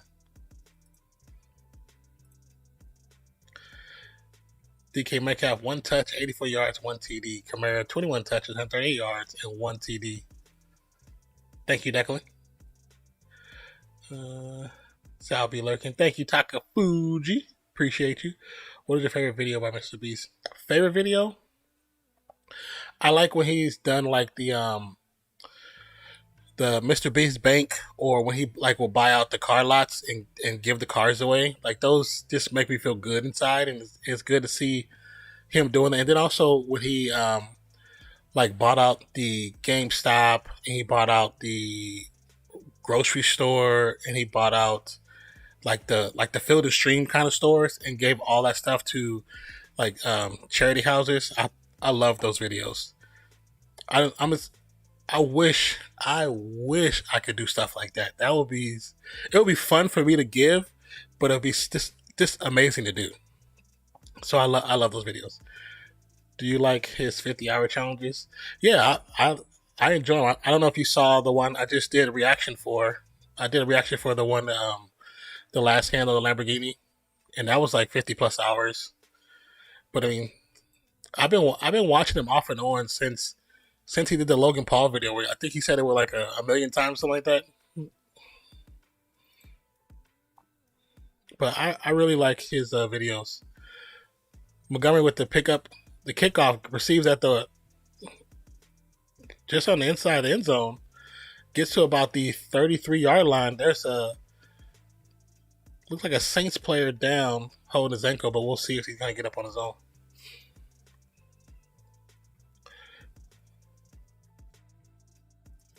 Let me take that down for somebody you don't know. Hold on, where's that button at? There you go. But no, I actually, for somebody so young to be in a position to help so many, I think that's just amazing. Hand off to Kamara. Kamara picks up maybe 2 yards on the play.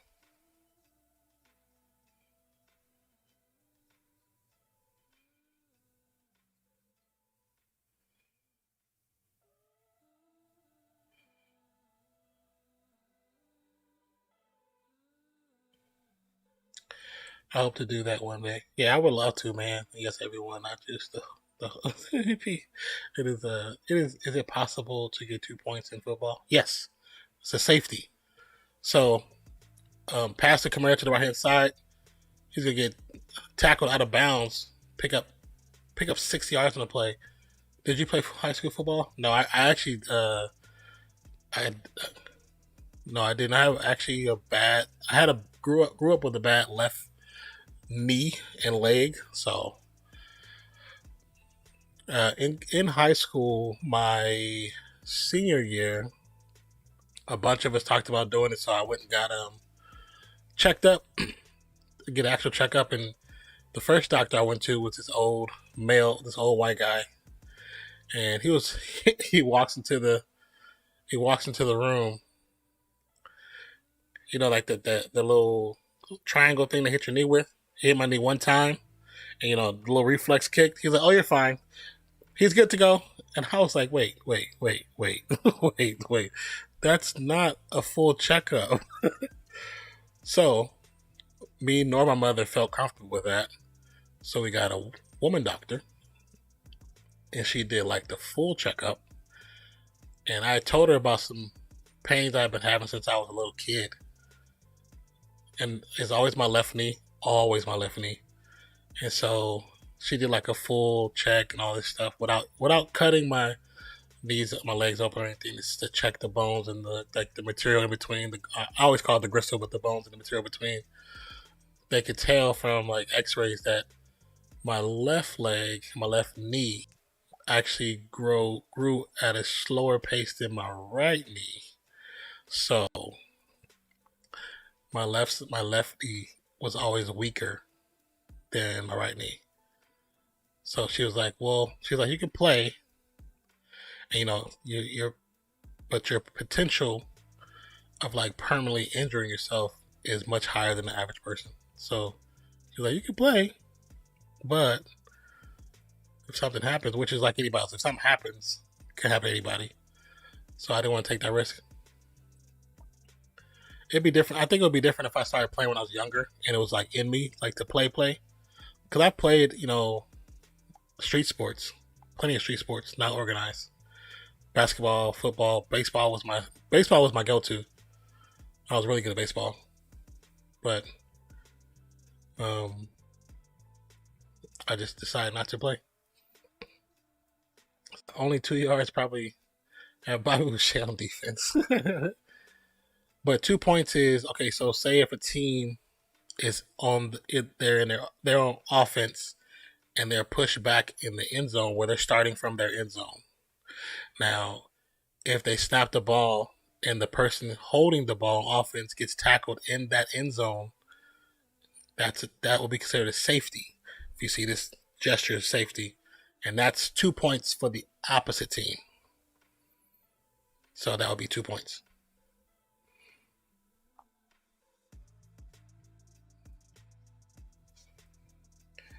I played one season of football and had 2 hits and no catches. At OF. That is not my sport. Football is not for everybody. I feel like I could have been good at it. I think in college we played tackle, no pads. That's why I was like, when I played that, I was like, I probably should have played football. No softball, no football. Baseball is one of those sports you either love or hate it. True. For me, I think it's because of where I grew up. So growing up in Oakland, I lived close to the Oakland Alameda Coliseum. Play action fake for Gino. Gino dodges the defender, passes it off to Freddie Swain. Gets out of bounds. He probably picks up maybe 2 yards. I've never played football. Adam Bomb. Have you been to? No, man. I wish. Super Bowls are quite expensive. You either got to have the dough to get into them, or know somebody to get into them. They're really expensive, and a large percentage of the tickets are pretty much gone before the season. Before the season even starts. It's gonna be a handoff to Penny. Hits the corner. Cam Jordan on chase. Picks up 5 yards on the run. 3rd down. But in college we was like, we were bored one night and we're like, let's play some football. I was like, okay, sure. And there's only like a handful of us and only a handful wanted to play. So we did like a 2v2 with a rotating quarterback. Quarterback played for both sides.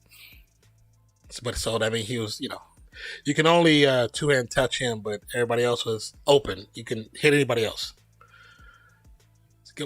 Passes up. It's going to flag on the play. It's going to be a pickup of the first down. Caught by Lockett, but there's a flag also. And it was a play where personal foul. And that's a roughness on the defense. Another one. So it's like I said, it's 2v2 and a rotating quarterback. Quarterback plays on both sides. So I was guarding my guy. He was going for like a curl route. So it was curling this way. And then my teammate, he was guarding a dude. He was going for a straight out route. I don't know what happened. He slipped or failed. So we knew that basically I knew his teammate was going to be, his opponent was going to be wide open for the touchdown. So I left my guy as the ball's in the air. And I came around and we connected right where the ball hit. And I came down ever with the run to get the first down, taken down about the 49, 48 yard line. So where the ball's coming down, I dipped down, put my shoulder in his stomach, picked him up, and I dipped him. Blah! I mean, no pads. We hit hard. We hit hard, bro. I put him into the turf really, really bad. And these are my homeboys. I hit him hard. Like I didn't realize how fast I was running at the time. I wasn't even thinking about it. I was like, okay, I had to stop the catch. Hit him so hard that basically around the left hand side of the penny's gonna pick up about 2 yards on the play. But I hit him so hard that pretty much after he got up, he quit the game and he had to poop. I hit him so hard he had to poop. I was like, I should have played football. That's what I was like, damn, I should have played football. Because the thrill of hitting him without pads, I was like, still again, Metcalf and Lattimore? Metcalf is the one that's starting this. No, 40, seriously. Like, it was like perfect form. Went down, shoulder was in his stomach. He was going like this to catch the ball, and I caught him, picked him up, dipped him to the ground, got up, and was like, woo! Hit him with the Ric Flair one time. Do you know what time? In the pocket collapses. It's going to be a sack. Be a loss of 4. And he just laid there for a second. My homeboy Marlon was like, holy crap. You destroyed him. It was so funny, bro. It was so funny. You said, I flopped too much to play football? You soccer player. You went to the school to fly D-Bots? AKA understudy of LeBron James? Gino with time. Stumbling.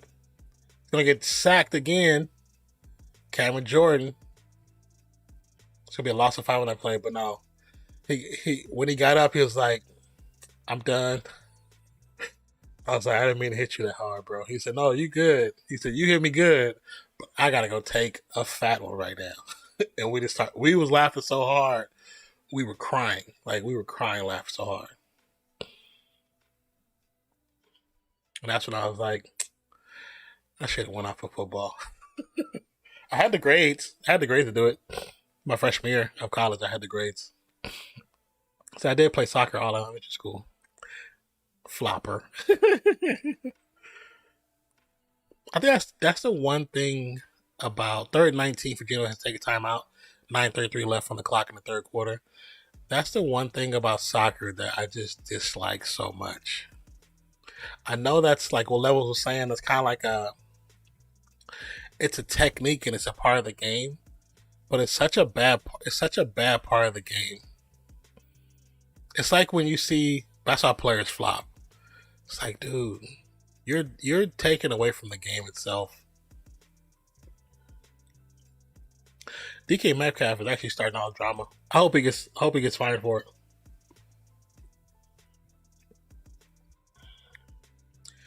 Third 19. Oh, it's gonna run up the left hand side.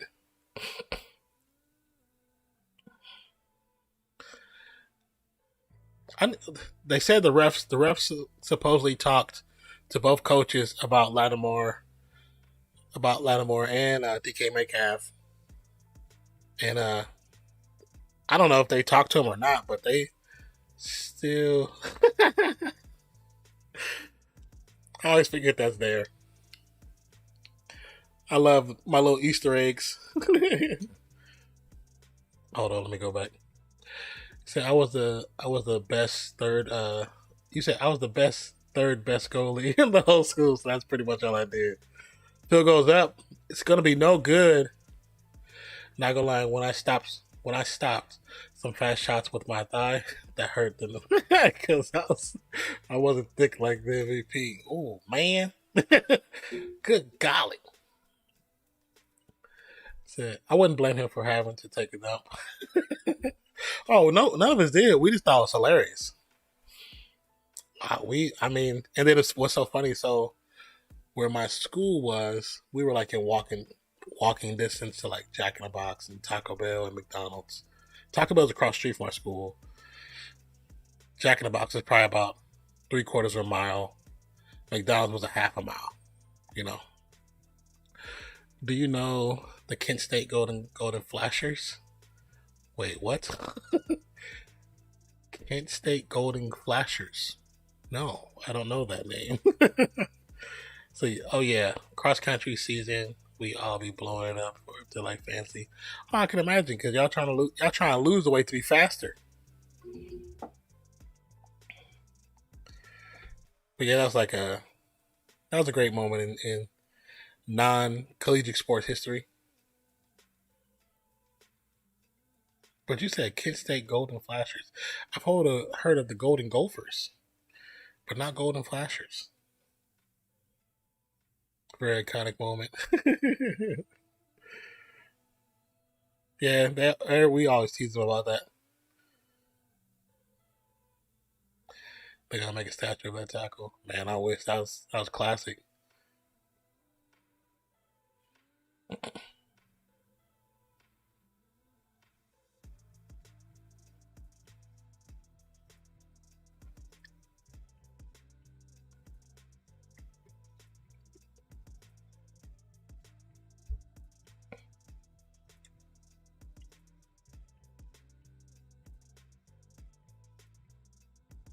So stupid. The missiles?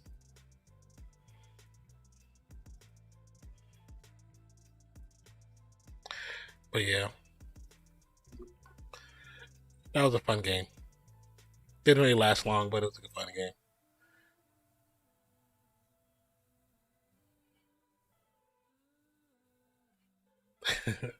Like the whole walk to Jack in the Box, everybody was just clowning them. It was so funny. I was crying. I felt very proud. It's gonna be a quick handoff to Kamara. Quandre Diggs with the stop. He's going to pick up a 5 yards on the play. Say, what about the Akron Zips? Well, I've heard of Akron, but not Akron Zips. Are these like the Division 2 teams? Or, D2 teams? Do I know the Louisville? Yes. I've heard of Louisville Cardinals, yes. Kent State is smaller college in Ohio. I've heard of Kent State. But I didn't know that was a team name. I didn't know their team was the Golden Flashers. If that's true, that is such a terrible name. If that's their team name, that's just so inappropriate. 1st and 10 for the Saints.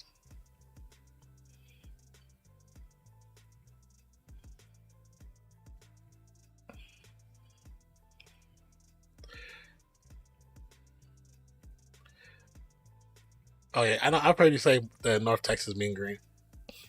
It's gonna be a handoff. Oh, he broke out of 2 defenders.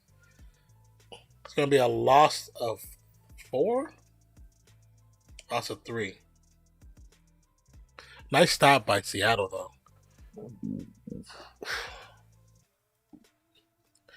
North Texas is are they a full university, or are they a D2 university or a JC 40? I've heard of them, but I've never actually been to the school. Only schools I've been to out here, Texas, of course. They're D1 university? Okay. James with the big pass. Oh, off the fingertips. Kevin White couldn't pull it in before he slid out of bounds. What Sun Belt when I went there? Oh yeah, because we were just talking about how they changed divisions. Yeah, because they were the CSU USA, not AAC. American Atlantic Coast, isn't that what it is? American Atlantic Coast, or Atlantic American Coast, whatever it's called.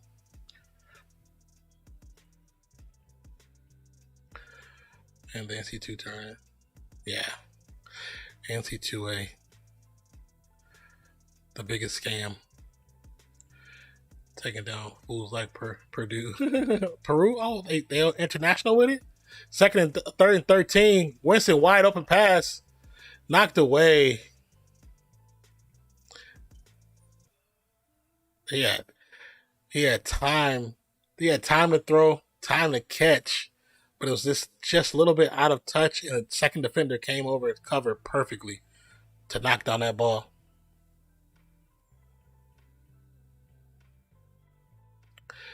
40. Does my mic sound okay? I need a new mic, man. I need a mic.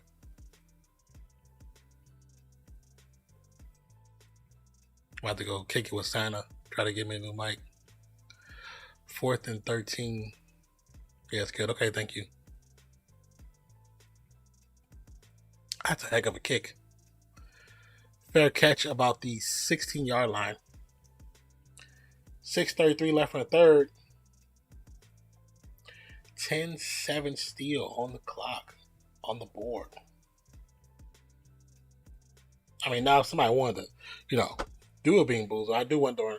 So the plan is if somebody does one or two, we'll do them in timeouts, halftime, end of match, end of game. If somebody does one early, we'll do one before the game starts. So, do you know? Yeah, everybody knows Miami Hurricanes. Yeah, when I was younger, Miami Hurricanes was like one of the top schools in the country in football. But now they're just a school now. They still have, they usually still have good football, but nothing like game breaking.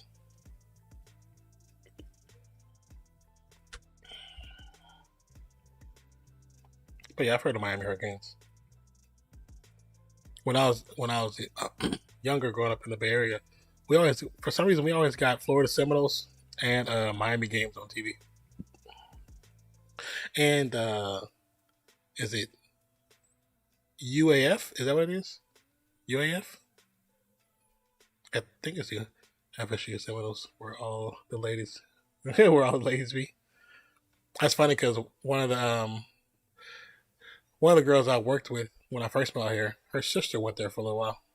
She went there for most of her college stuff the last 2 years, or 2.5 years. Got her stuff in like culinary and bounced.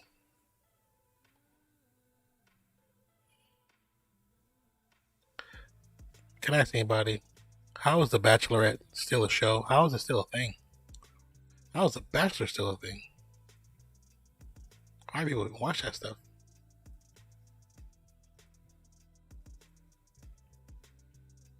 Swarovski.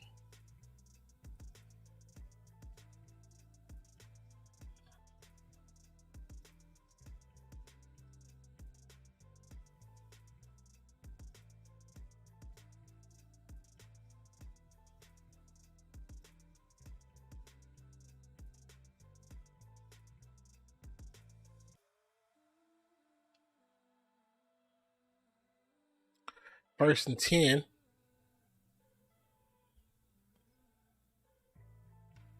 Could be a handoff. Alex Collins is going to pick up maybe 3 yards on the play.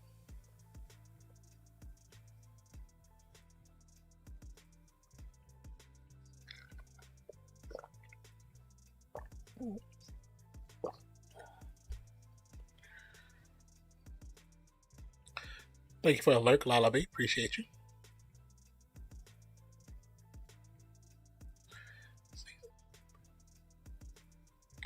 Second and 7.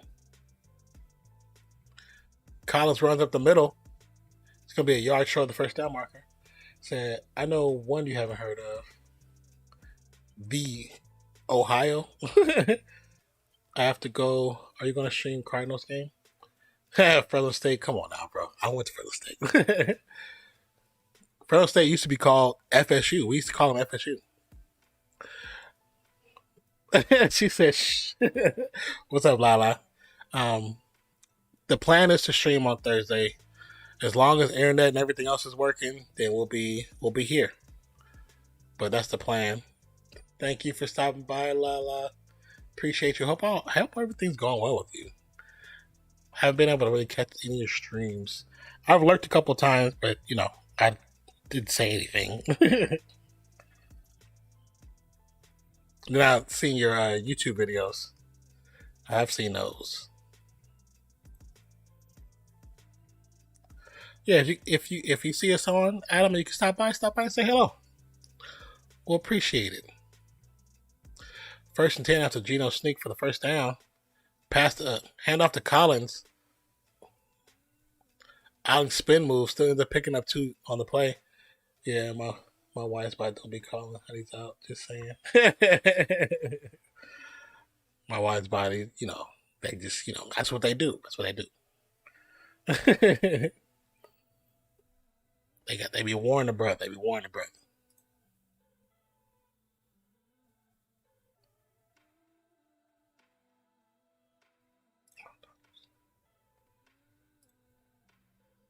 MVP. Exactly.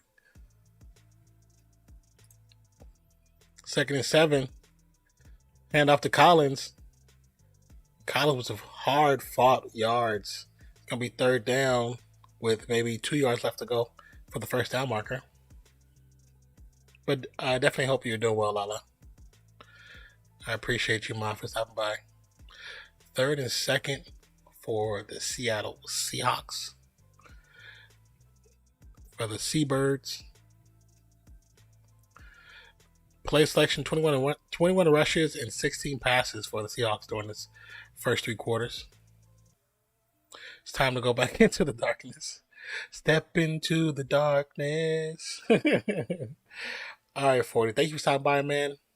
We may be here when you get off. This depends. So I do feel a little tired, so I might be off ASAP. But thank you for stopping by, man. Hope the rest of your shift goes well. No nonsense or internet lines or anything getting cut. You know what I'm saying? 4th and 1. And don't work too hard. Michael Dixon back to punt. Marquise Callaway back to return. I didn't even realize that Seattle did not. Well, I just realized that Seattle did not pass at all that last series. They ran 4 times or 3 times. Kamara with 36 rush yards and 115 receiving yards for 1 TD. That's kind of crazy. It's kind of a boss. That's kind of a boss night.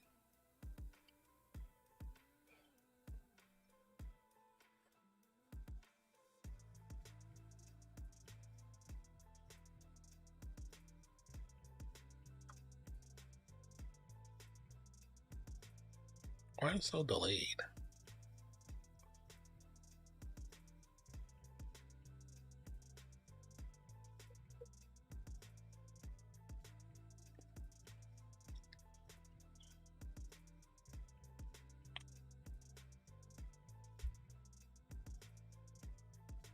Let me refresh it because the voice and the video is off. See if you let me refresh. Because that was weird. Felt weird in my spirit, you know what I'm saying?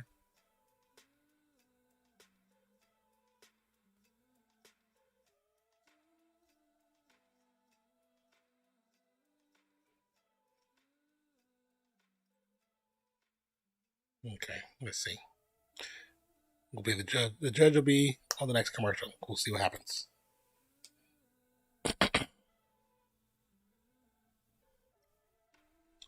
New brisket at Chipotle. Chipotle.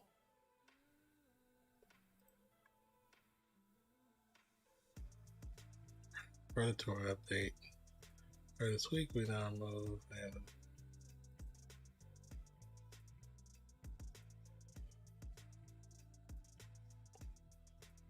oh, I just got a gift to the tier sub at to Bookie. That's what's uppers.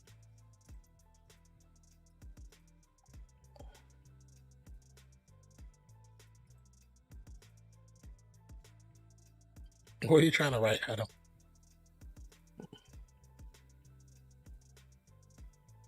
Oh, that's an old message. What is it?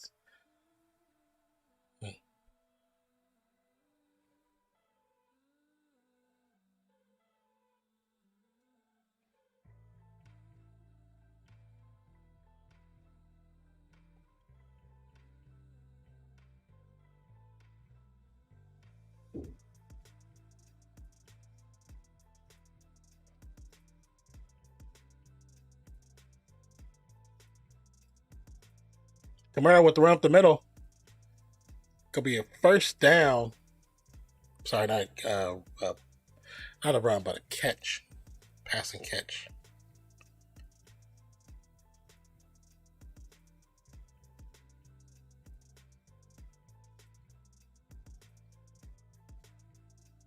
Oh, there we go.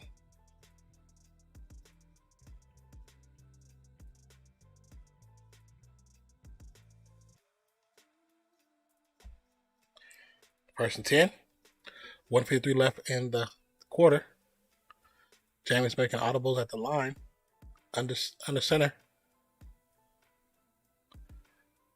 He's got time. He's going to check down. To Trotman fumbles. Was he down? They're going to say Seattle has it. We need to see the replay. I think his knee might have been down. Let's see the replay.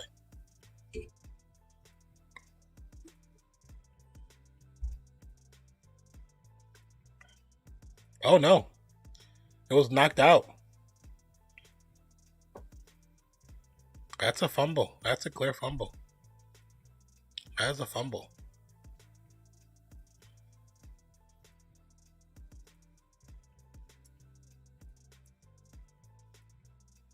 What did I say?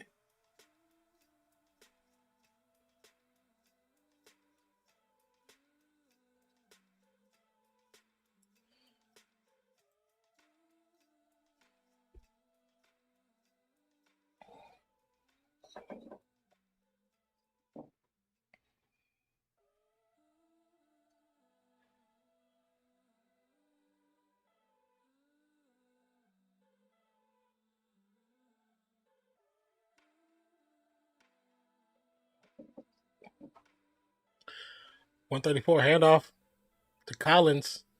He's going to pick up maybe 2 on the play. Cam Jordan trying to keep Tuttle from getting in the offensive lineman's face.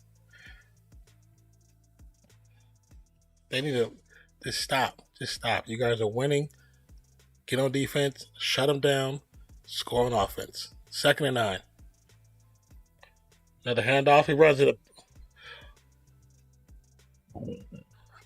What is going on with these running backs running to a back of their lineman?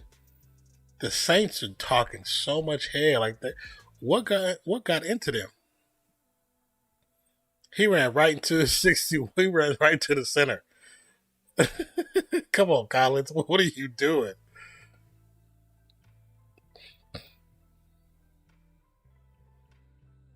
I mean, I know the coaches talk to them about not doing stuff, but they're doing what they're not supposed to be doing. Not stepping up on defense, but they're still talking mess and interacting the way we could get them a flag.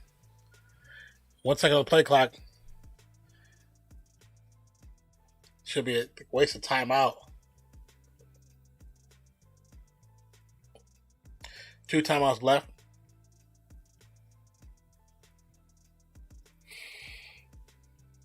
You say after this word from Google. Actually, why they do that? But I think mine's is more than 30 seconds. Let's see. Where is...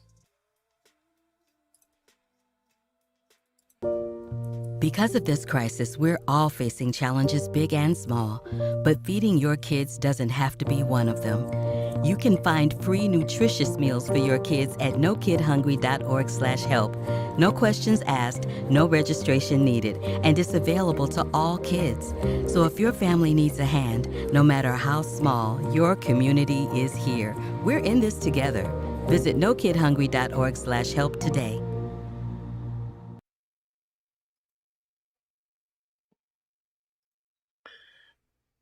Quick pass to Geno Smith after the commercial. No good.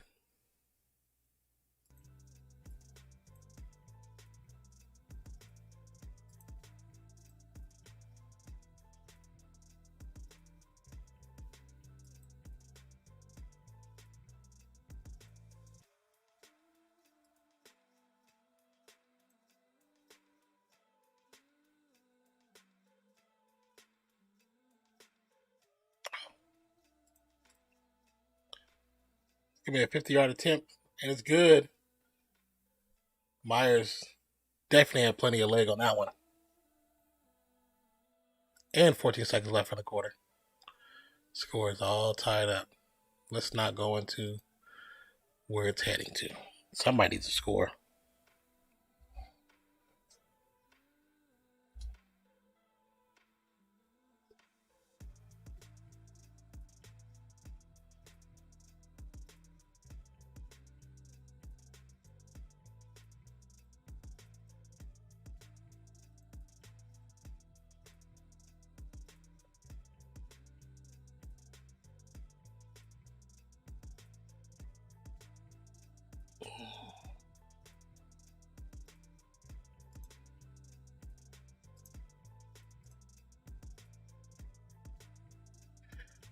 That last series, Seattle didn't they didn't pick up a single yard. That's so crazy.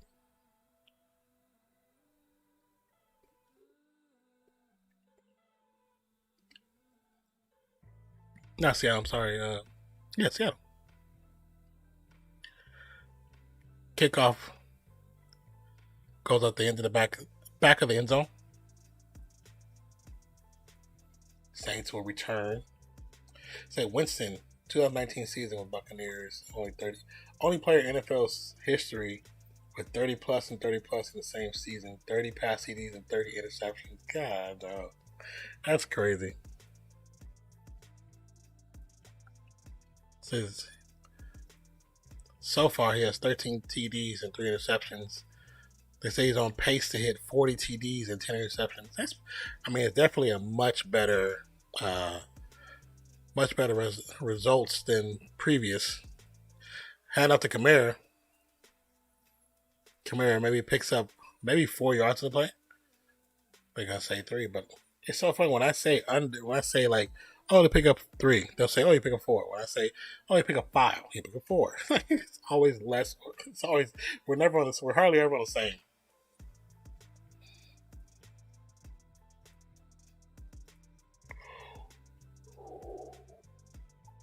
And just like that, the fourth quarter is upon us, and they're probably gonna go to another commercial. I'm actually gonna use the restroom, so I'll be right back. And yeah, we'll be right back, guys. I use the restroom. Pull it up.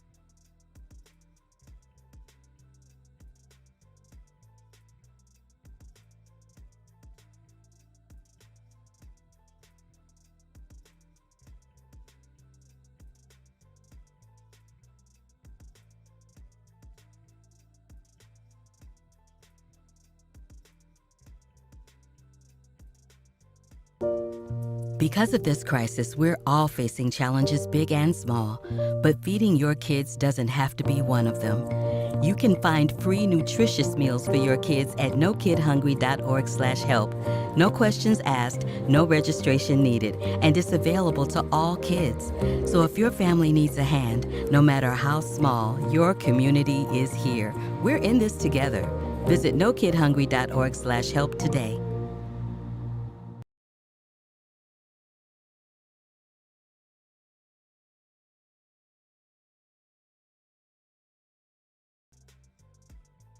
All right, we are back.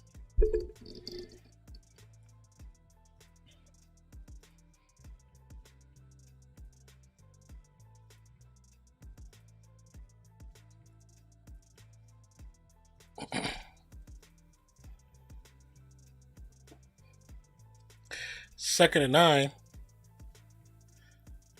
Winston with time. Pocket collapses. Winston's on the run. Flag on the play. It's going to be a holding. Called by Callaway. He's going to get the pick up the first down. Run on the sideline. Goes out about the 32-yard line. It's going to be a 30-yard game, but I think it's coming back. I think it's holding on the offense. That sucks. That was a great play for a broken play. Holding on Eric McCoy.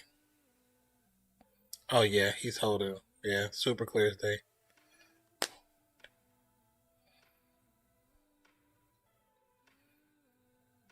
$13:35 left in the fourth quarter. Second and 19.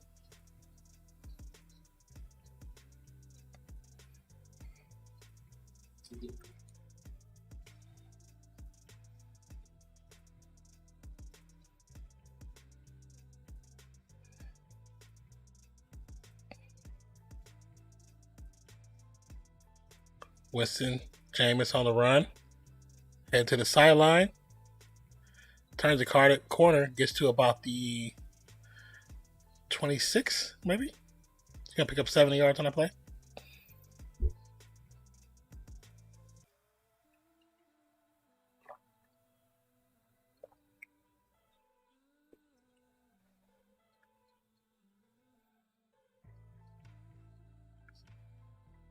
Third and 12. And the 12th man is getting loud. Kamara headed to the sidelines.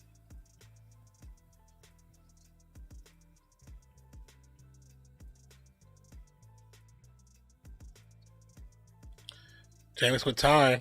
Pass is blocked. Almost intercepted, but no good. 4th and 12. They can't really get anything really moving unless Kamara's involved, to be honest. Oh, yeah, he got there easy.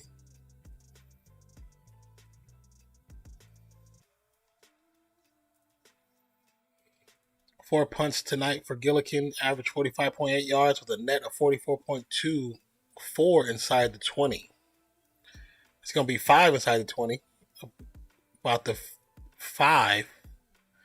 Stutter step is going to go out about the 19 or 20 yard line. I think they said the 20, so there we go.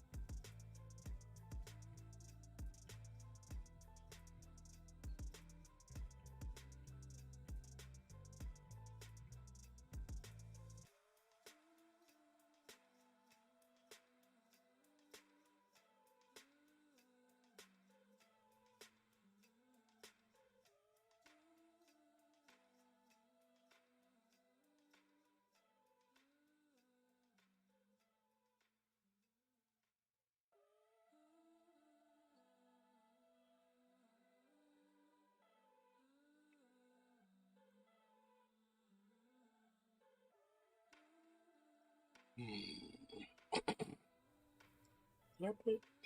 I did not.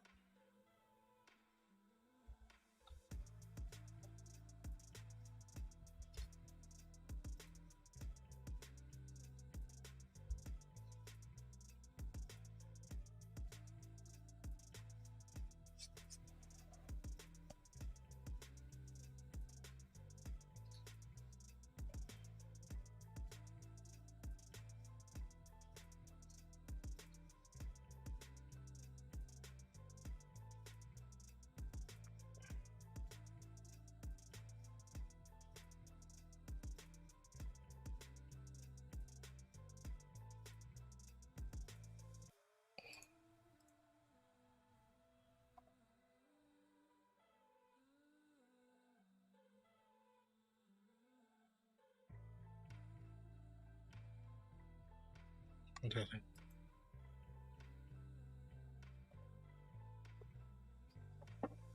I'll bring that over. All right. 12:21 left in the fourth quarter. Back from commercial. Lumen Field.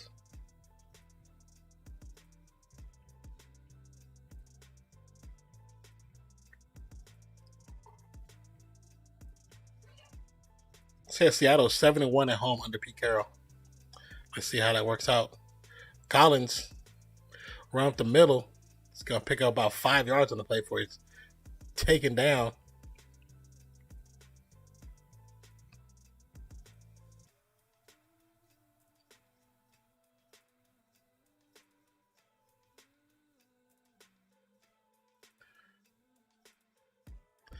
Okay, after that last year, they show Traquan Smith and Jameis Winston yelling at each other's face. Metcalf with the missed opportunity. I do not like his mouthpiece.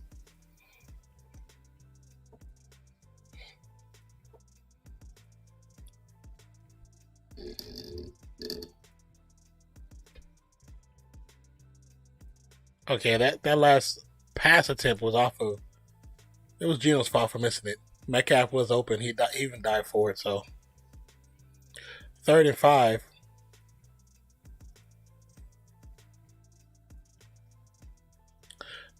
Passes up. It's caught.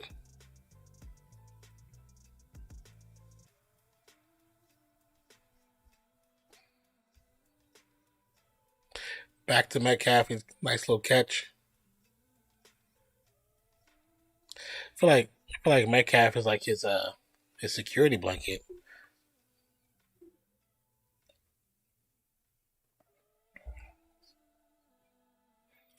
Three targets, 2 receptions, 96 total yards, 1 TD for DK Metcalf.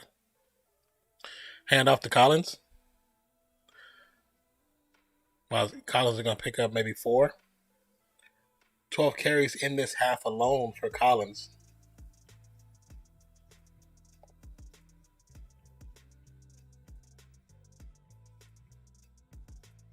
Second and 6.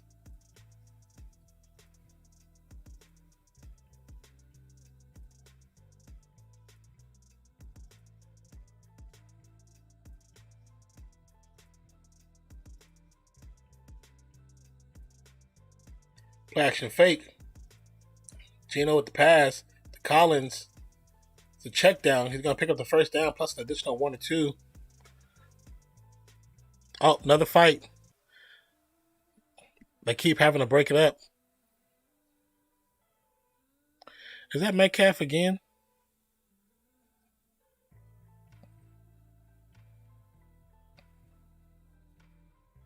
Oh no, Gerald Everett. Sorry. Yeah, I feel like the announcers, like, you would think they division wide as much as they're fighting or arguing. Hand off to Collins. Collins almost tackled in the backfield, gets loose, tries to make an adjustment, gets tackled again. It's gonna be a loss of 1 on the play. Nice, but it was a nice try for Collins to try to clean up on the missed tackle, but just too much coming at one time. Can't get away from it.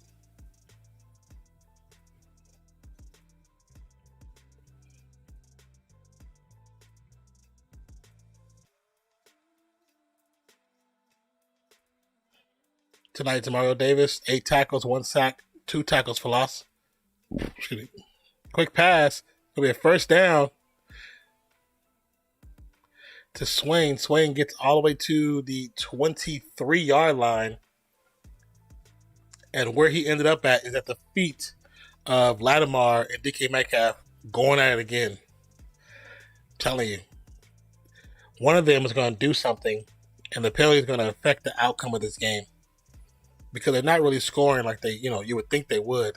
But it's going to be a penalty of some sort that's going to change the whole outcome of this game.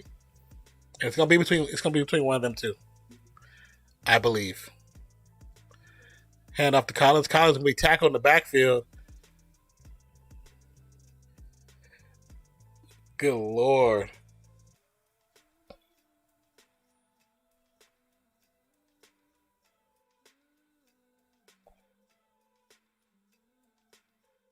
Yeah, it's straight up and down. There's no mischievous anything like camouflaging anything in the runs. They're like, hey, we're gonna run it straight up to you. And the defender's like, we got you. Gino with time pass to the right hand side to Swain. He's gonna pick up about 2 yards in the play. Late flag.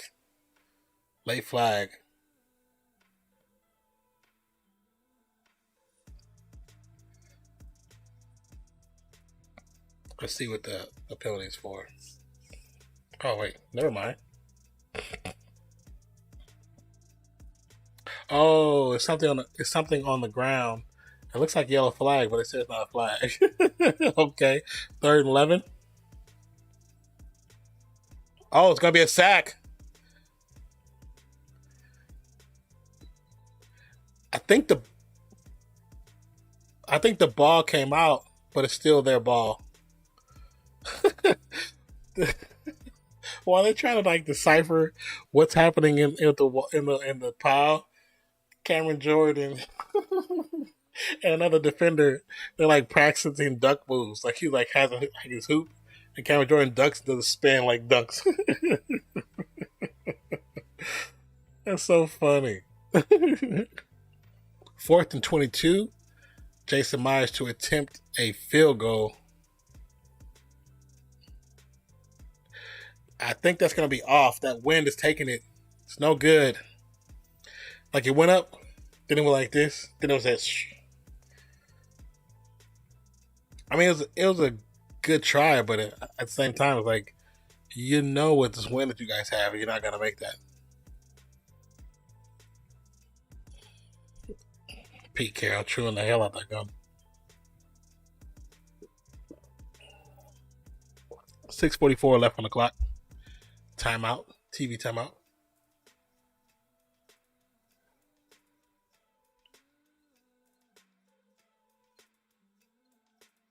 I should have brought that in when I went last time.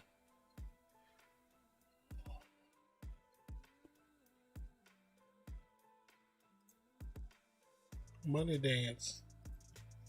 Once again, thank you guys for being here. Truly appreciate it. Appreciate the love, the support. Even if it's just a lurk, if you're just listening, so if you're watching, but you don't want to talk, that's totally fine. You don't have to. Just appreciate you being here. It definitely means something. The fact that you even take the time to even pull the channel up, pull the stream up, and put it on. If it's background for laundry, or it's just playing while you're doing other things, I appreciate you. All I ask from people is that, hey, check out the YouTube channel, check out some videos, give me your feedback, watch more than one, just check them out and give us your feedback. That's all I ask.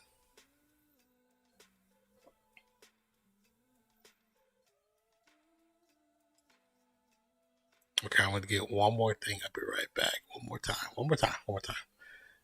I'm not doing a bunch of time to get right. One thing, come right back.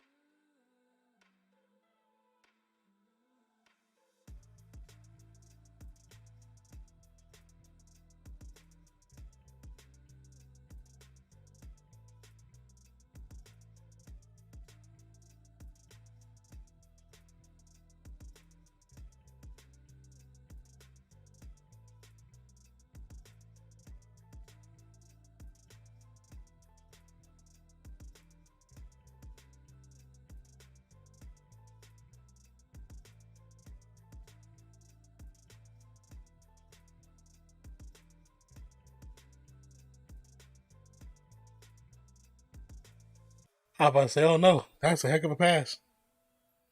But it was just highlights.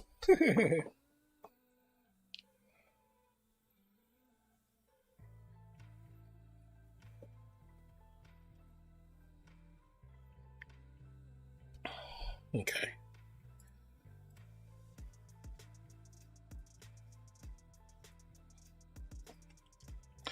Second down. 2nd and 9. They gave a yard on the previous play to Kamara, which looked like he might have actually just got back to line of scrimmage, but the game a yard. Kamara, 10 receptions, 128 yards. Yards after catch, 118. Wow. Jameis with time. Ball patted down. Almost could have been intercepted, but they're lucky.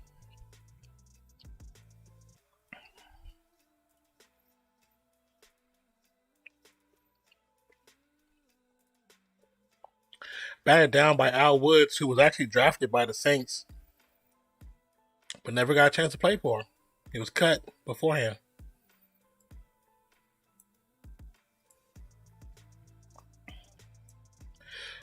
Jameis Winston on 3rd down, 1 for 6 for 6 yards. It's not good.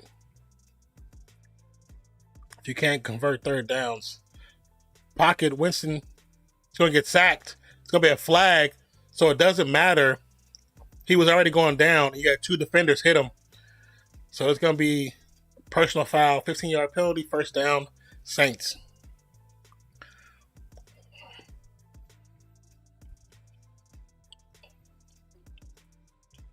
He was a defensive player. Mm-hmm.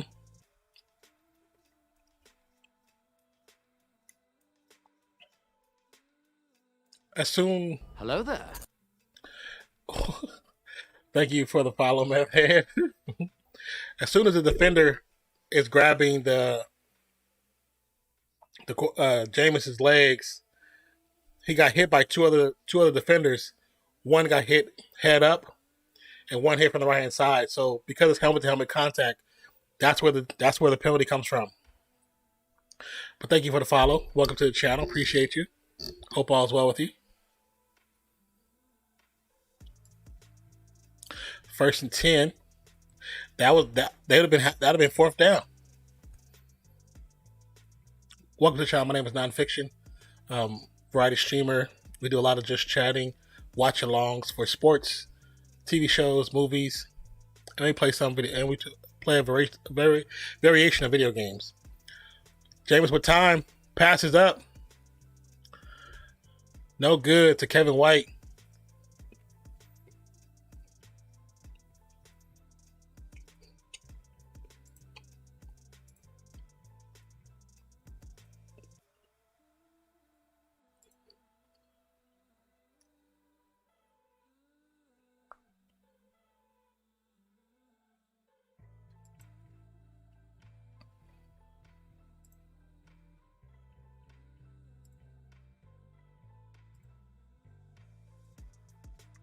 Second and 10, got Smith, Galloway, Steele, Troutman, and Kamara in on the offense.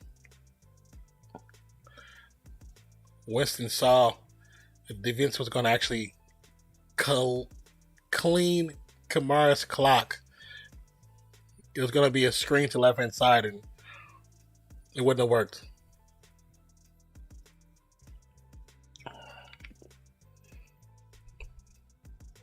Third and 10.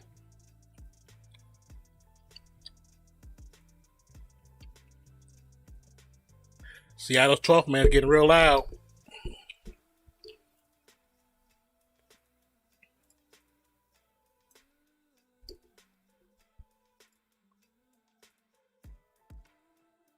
Made a quick handoff to Kamara. So he's going to pick up the 1st down. That was a direct run. Direct handoff, direct run, straight from where the ball came from.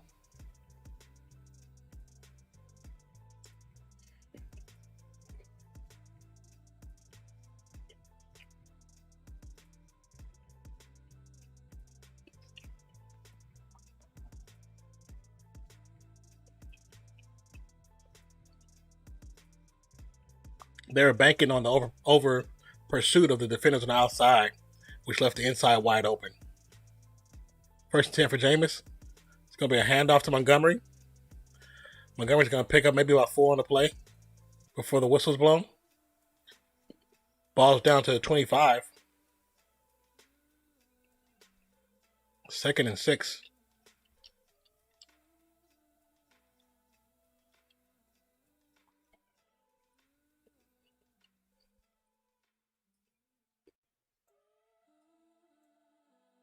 .416 and counting left in the quarter. Well, left in the game. Smith, Callaway, Steele, Troutman, Kamara. 3 receivers, 1 tight end, 1 running back in the game for Jameis Winston. They got to make something happen. They got to score. Jameis with time, passes up. It's going to be a flag on the play. Maybe it's going to be on the offensive player. The DBs and the receivers have been going at it tough. The defender is holding his knee. It's going to be pass interference on the offense. That's what you don't need. Right now, making knucklehead plays. That's not smart.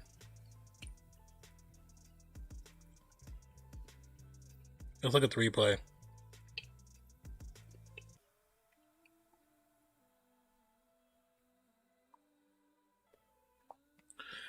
Smith didn't even turn around and look for the ball. You're on offense. Just turn around. Look. You turn around and look, then you get a PI. Possibly on defense.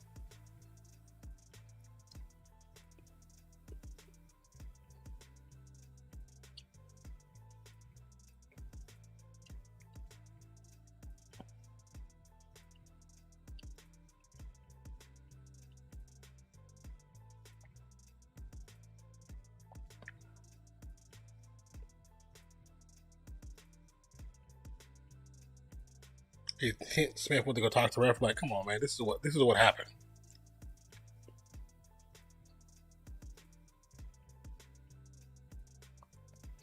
Blair is being escorted off the field,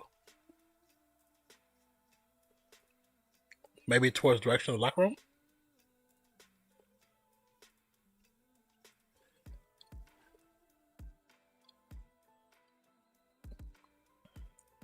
So they have somebody coming in to replace him. Maybe I would say maybe go for him, but he's also the same player. Amadi is the same player that caused the fumble early in the game. So maybe not. 2nd and 16 for the Saints after the penalty. Pass was up. Great catch to Traquan Smith. First catch of the game for Traquan. 11-yard pickup. 3rd and 5 left on this series.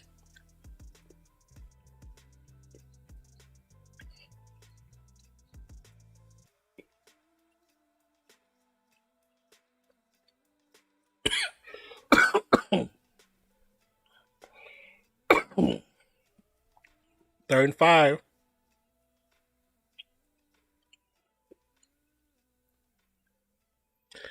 Alvin Kamara all the way out left side. Jameis on the run. Overthrows everybody. 4th and 5.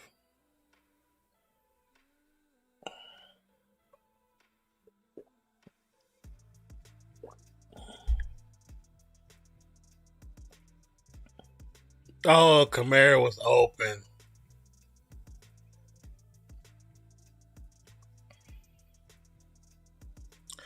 Now, the question is, would he been able to get the pass in there? Brian Johnson for his second field goal attempt. Oh! It's going to be a defensive penalty.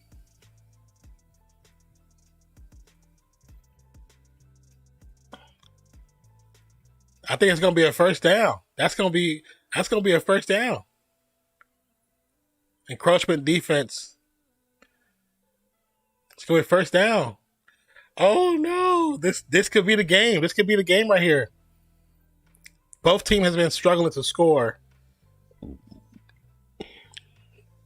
Both teams have been struggling to score. He tried to anticipate the count.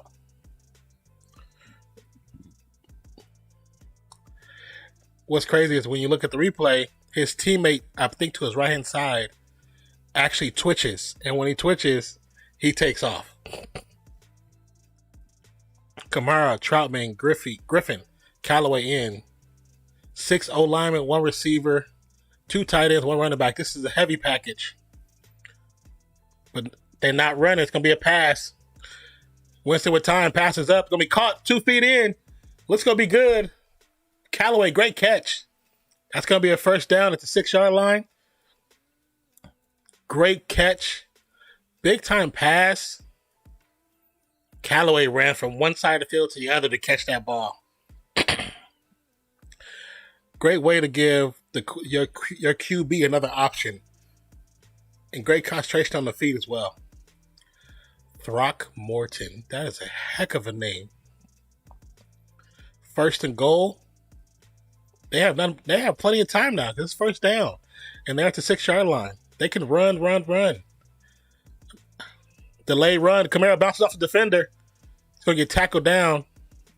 It's going to be a loss of 1.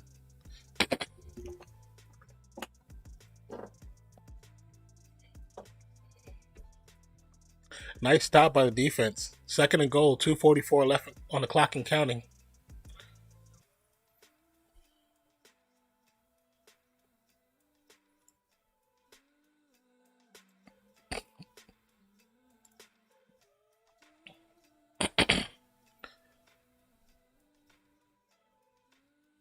Second and goal. Jameis rolls out to the right-hand side. Telling the receiver the moves, the run. Has to throw it away. He committed too far to the right. Nothing for him to do. Like, cause if there's too many defenders, even if there's 2 covering, could possibly get picked off. Now, just imagine if there's another offensive player on the left-hand side. Throw that joint across the body.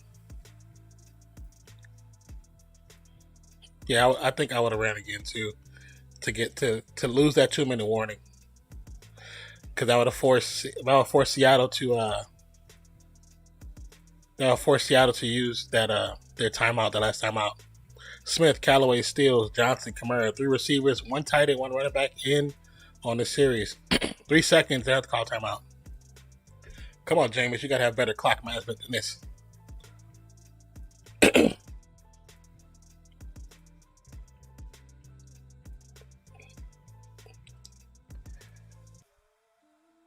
I know the weather is making the game tough, but I have to say that the clock management by both QBs has actually been pretty bad. They've had to wait. Both teams have had to waste very, very much needed timeouts in crucial moments like this. Like right now, they both have 1 timeout each. There's 2:16 left, so technically they both have 2 timeouts. Because once that clock hits 2 minutes, that's gonna give them timeout. And then they both have 1 apiece. Season in the red zone, Jameis Winston is 15 of 19 for 10 TDs, 0 interceptions. Did I just jinx it? Let's see. 3rd and goal. Kamara in motion. It's going to be a sack. Winston sack. It's going to be a sack by Carlos Dunlap II. Now they're going to attempt a field goal after Seattle attempts a field goal and missed. So let's see what happens with this one.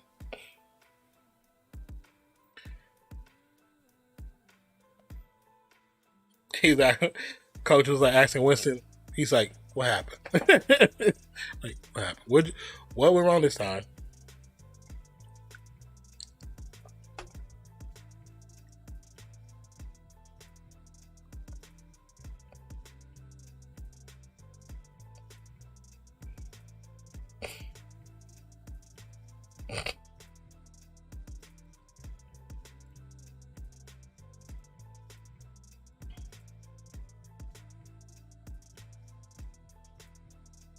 So we're in a timeout, of course.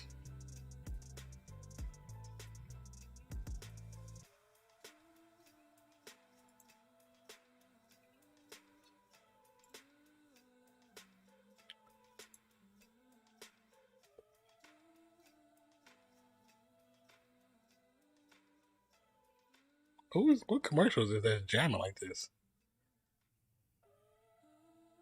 Is it really a Whole Foods commercial? Whole Foods commercial sound like a 70s club.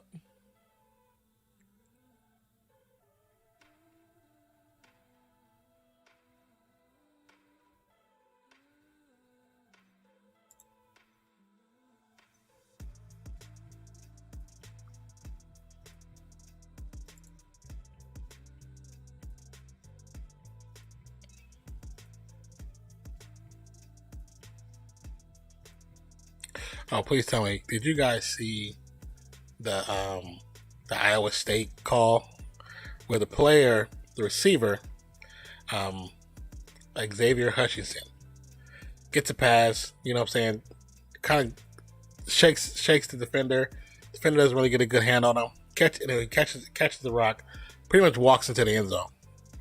As he's going to the end zone, he takes an elongated step, which kind of looks like he could be high stepping, right? Kind of high stepping, kind of goes like this, like real quick, doesn't look back at the defender really, doesn't eye him down, doesn't say anything, smart remark, nothing. The freaking referee calls a penalty of unsportsmanlike conduct and takes away the touchdown. Have you ever seen that? What's up, Dodgers? Have you ever seen anything like that before? I was like, that dude had to be, that's definitely home cooking. Brian Johnson, NFL debut. This kick right here, it's big time. Kick is up. It's good. The rookie, second kick in the league from Virginia Tech. 13-10 now. 13-10. Let's make sure we got the right team. But how are you doing, Dodgers, man? Welcome back, my guy. How much time left? There is exactly 2 minutes left. 2 minutes. It's raining like crazy.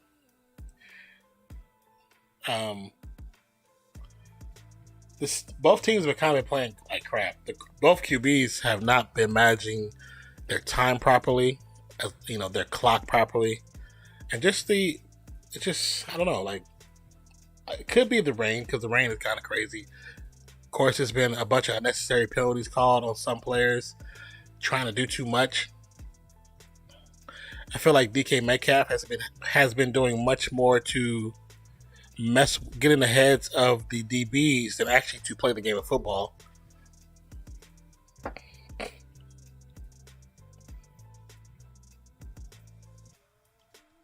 The kick is good. It's up. I'm sorry, it's not good. It's up.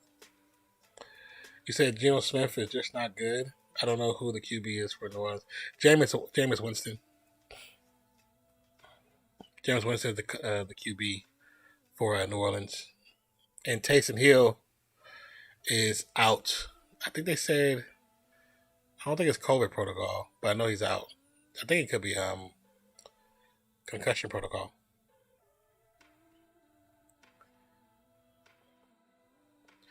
So, 1st and 10 for Geno Smith for 1:56.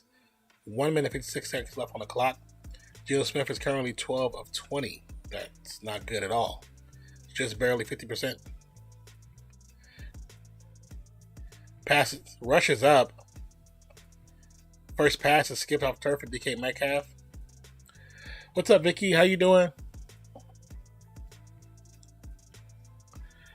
Hold on, I'm going to give you a shout out.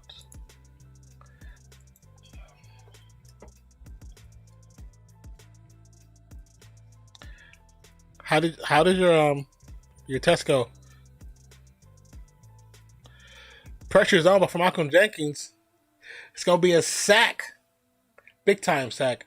Just finished class and I'm doing my test. Will learn. Thank you for the look. I appreciate you. Take your time. You got this. You can do it. We all believe in you. Thanks for the shout out. You're welcome. 3rd and 18 for Seattle. Geno, the pocket's collapsed. Geno's on the run. It'll be sacked again. It's going to be sacked about the 5-yard line. Back to back. Levels motivation. What's good, my guy? He said, I'm still doing it. Oh, my goodness. Okay. You still got it. You got it. You got it. Levels. He's just in the chat. He couldn't come in today.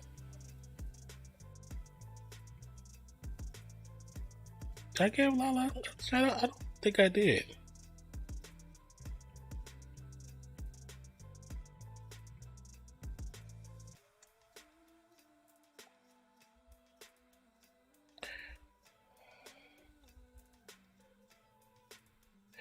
What's up, Levels? How you doing, man? Gave you a shout out on the other side. Then we can go like this too. He said, "Who that?"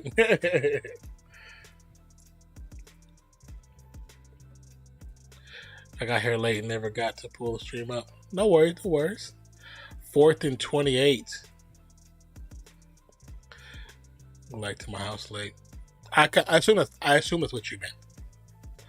New Orleans are in prevent. They're in a prevent defense. Saints call timeout. Damn, 4th and 28. That's crazy. You say you need to stream more Levels? Yeah, you're right. Dodgers, he does need to stream more.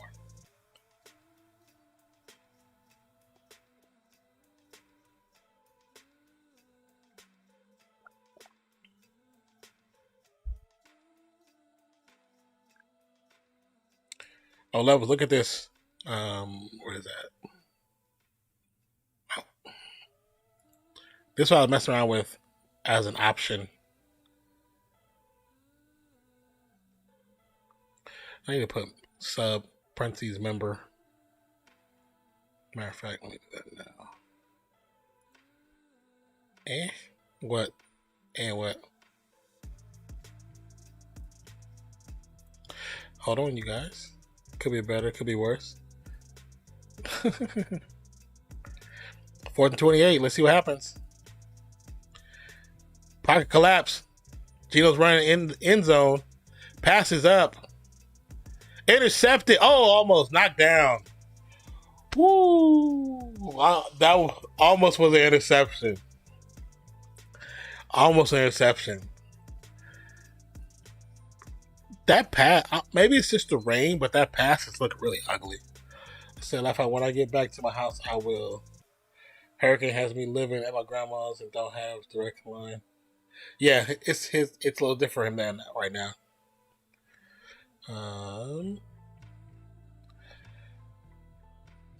See Levels. I'm doing okay. Just doing my test. How about you? Game. Yes, that is game pretty much. You like spicy food, Jason? I like some spicy food, but this is more so just do something that could be quasi entertaining. I mean, some of the stuff is spicy. It's definitely spicy. Hey, let the post game run a bit. I'm gonna hop in for a minute. Let me walk my people out. Okay. Victory formation for Winston. It's gonna waste about 40 seconds off the clock before they attempt a second.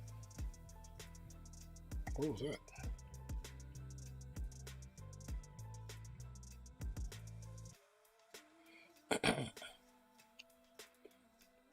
The Saints are going to move to 4-2. Seattle's going to head to 2-5.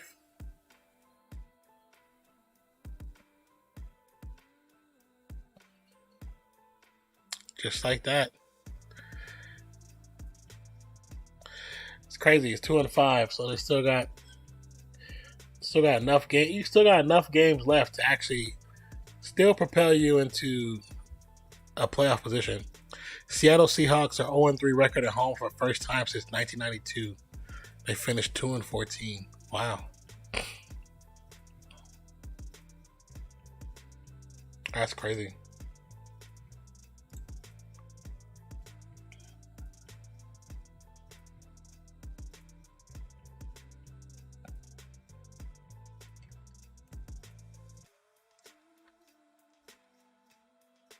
Next Monday will be Giants versus Kansas City.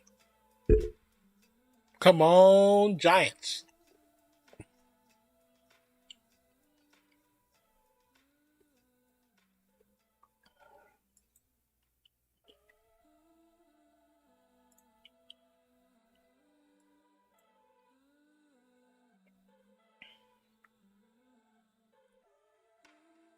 It's another one of those Monday nights where you don't know where it's going to go because it's two teams that don't have like,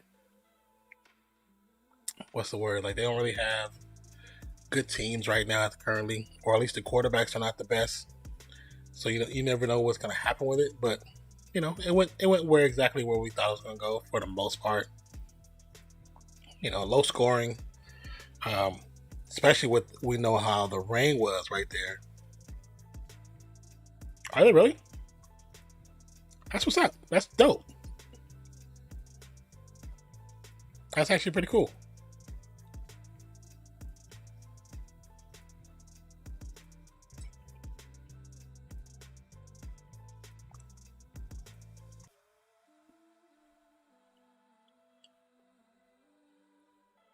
Give me 5 minutes. No. Okay.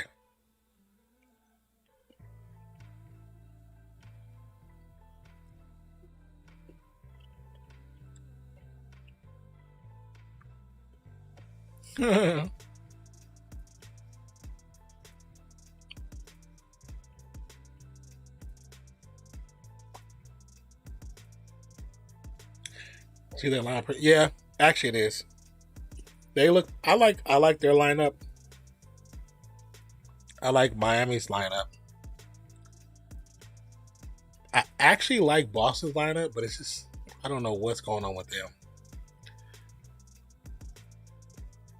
Except we do it for the city. What's good?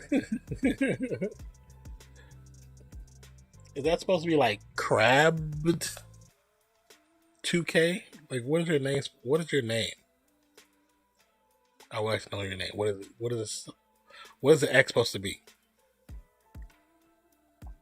But congratulations on the win for the Saints. Even though it's like kind of like a DeMar Levine.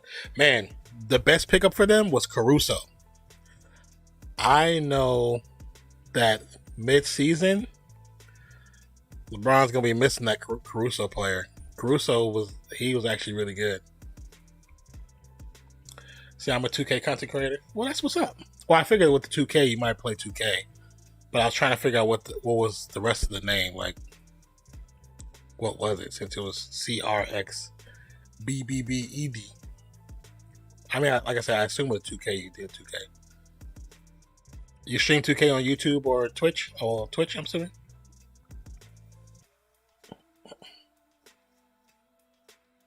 I used to play it every once in a while because I actually bought it for my daughter. She likes to play it, but I don't really play it too often. It's not really a go-to game for me. YouTube. Oh, okay, that's what's up. And you're streaming or just doing or just creating like edited content. Yeah, Vicky, they are 3-0. We finally have bench depth, so that's pretty cool. You said I want 2K. They had it. Was that 2K that they gave away in the summer or the spring? I don't remember. Streaming in videos. Oh, that's what's up. That's what's up. Well, that's cool, man. I hope your YouTube journey is going well. Clay's still not healthy. Well, they have to, for the injury that he has, it's usually by like a year to return. So he's technically not supposed to be back till December, early January. So anytime if you come back too early on that injury, you're gonna get injured again. But every doctor, every person that ever has said anything on radio or news interviews, they say it's supposed to be a year. Regardless of how good he looks, he should take his time and wait that full year. Winston 19-35 for 222 yards and a TD.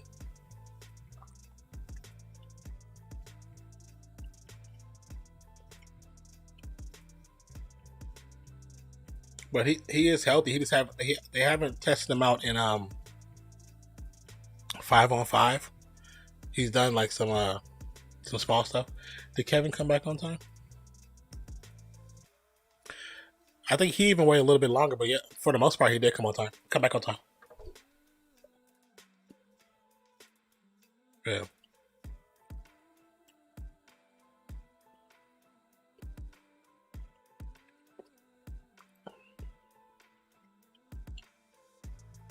Yes, and a torn Achilles.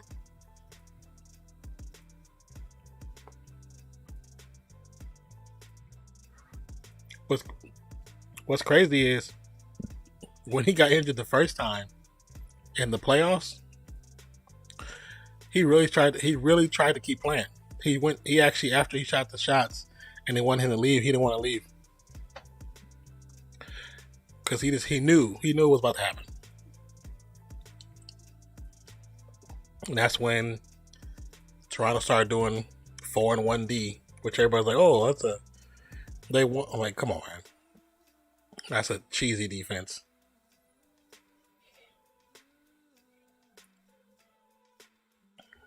Yikes, yeah. That's why I said it's supposed to take him a full year to recover.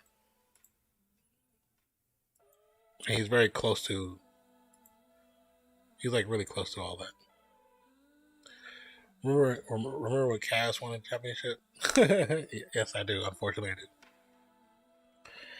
That'd be a few years ago.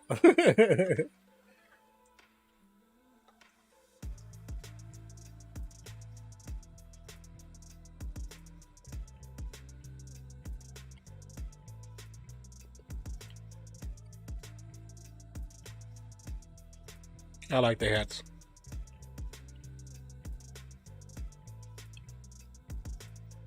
You said it, Vicky. Everybody knew that you get rid of the heart of the defense, heart of the team,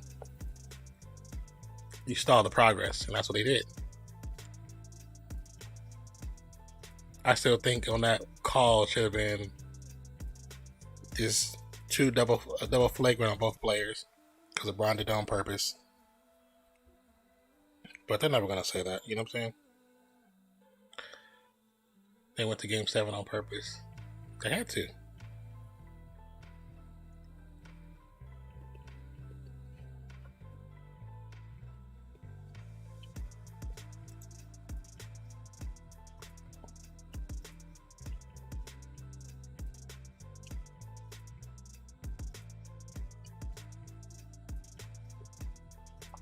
Did they really?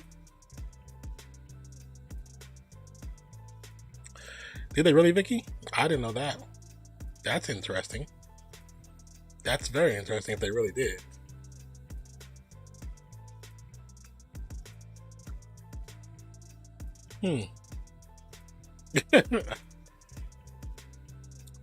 Starting to sound like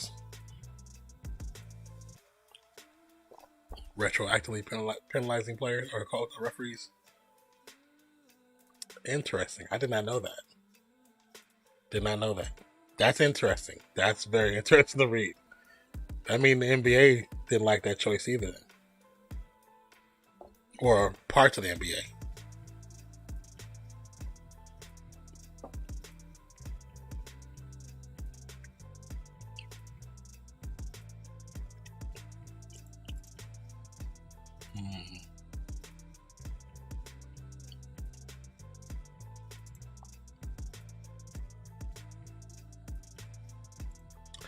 So for the most part, this game, this one's kind of hard to call because you got two teams who are semi-deconstructed. I mean, NBA, they got money. Oh, yeah. NBA got dumb money to go to a game. Yeah.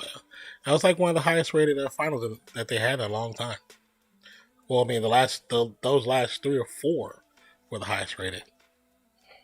But, I mean, statistically for stats on viewership, anytime Steph or Clay and them together are playing on screen, they have the highest ratings.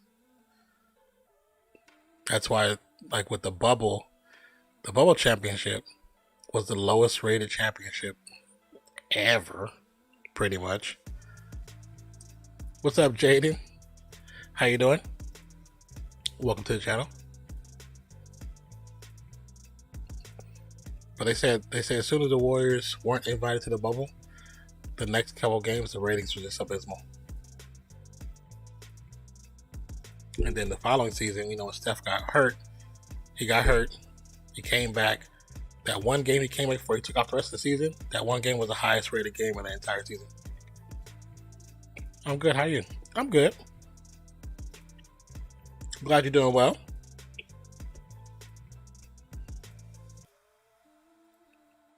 But welcome to the channel.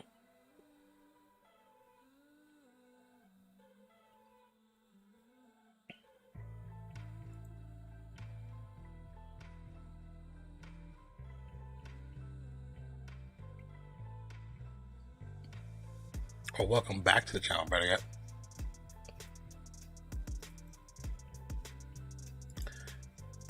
But yeah, so like I said, from this game was tough, man. This game was tough. Oh, they're showing their chances to make playoffs. Currently, 16% chance for Seattle to make the playoffs and a 60% chance for the Saints to make the playoffs. Before this game, it was 69% for the Saints. But hey Vicky, are the Warriors playing today? Or are they playing tomorrow?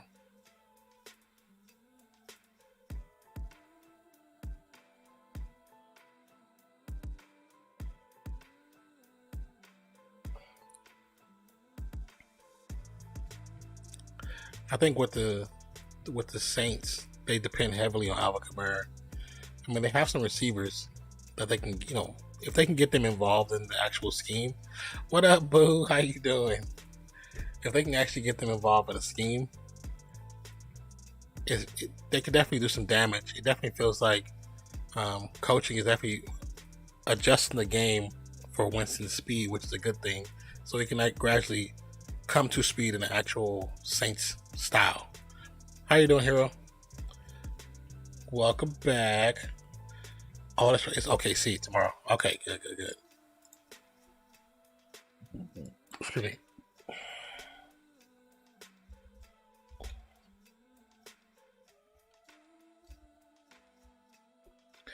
He said, I'm good. How about you? I'm good. We just got through watching Saints versus Seahawks. It was a low scoring affair, but still an entertaining one for the most part. A lot of extracurriculars going on with the players trying to fight.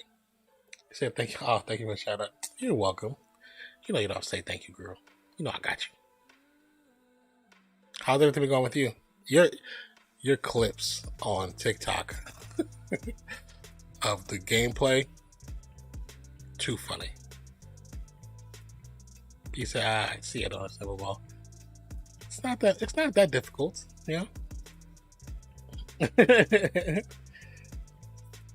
I mean, of course, there are some rules that might be confusing for a newbie, but for the most part, it's kind of straightforward. Said Tony Shred said what he said. Man, they with you, player. They with you. Apex really makes me lose them. Man, that's, you know what?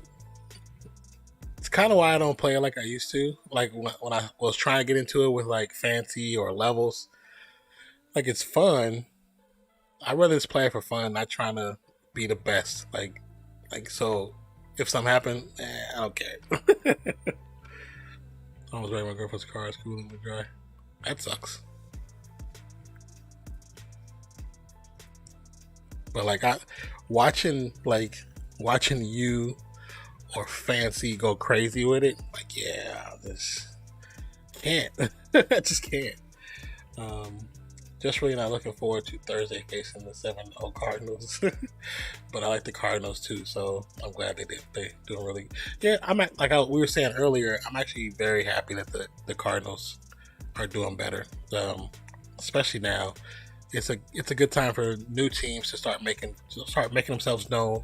Because a lot of the old school teams, the quarterbacks are phasing themselves out because of just age. Age is the ultimate defeater. You can't fight age. So because of that, we got opportunity to see other teams do well in the playoffs and possibly in the Super Bowl. So it's good not to see the same old teams. So only if only. I sent you like 2 or 3 posts on TikTok too. One of them was a music post too. It's fun to play, but competitive for me. Yeah. And how is it comparatively for you? Especially because it's Signal. Like is it difficult with the internet situation? Hero and Fantasy be pros. Yeah, they really do. Say restream bot facts.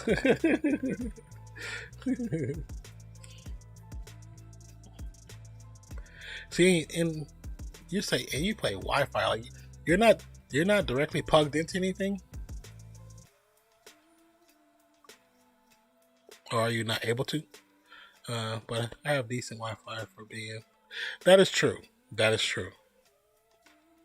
Are you guys are satellite basically?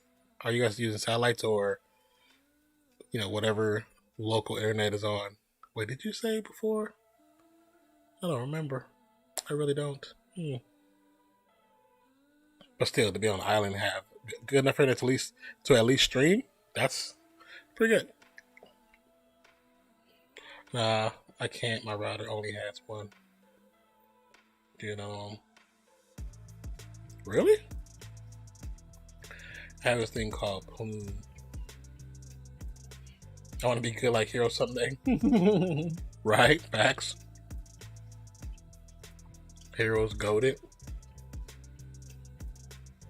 As she would say, she's a god. That clip will never get old. That is like one of the funniest things I've ever seen. I'm just glad I was there to watch it live. Go turn this down.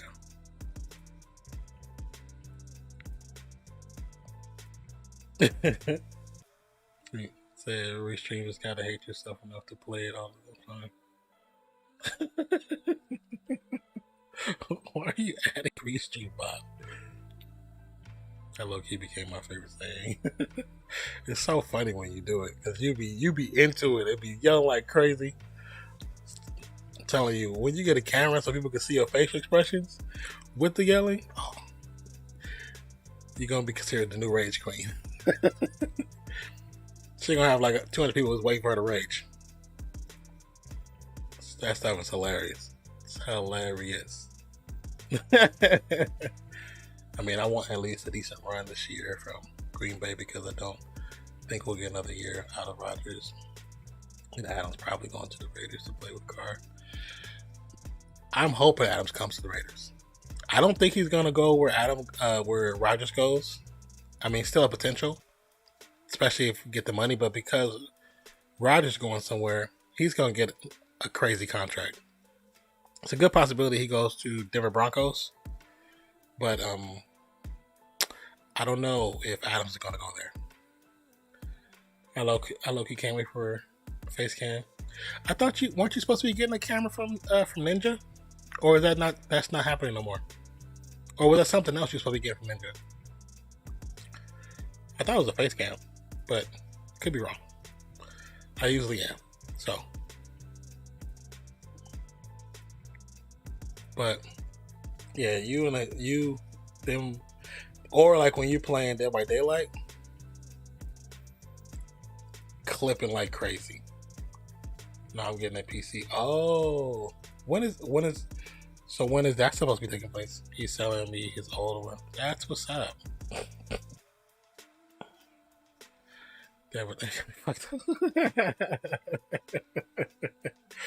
Man, you be screaming like you getting murdered for real.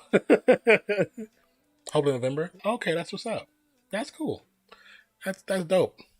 One day I'll get a computer that I can play games on.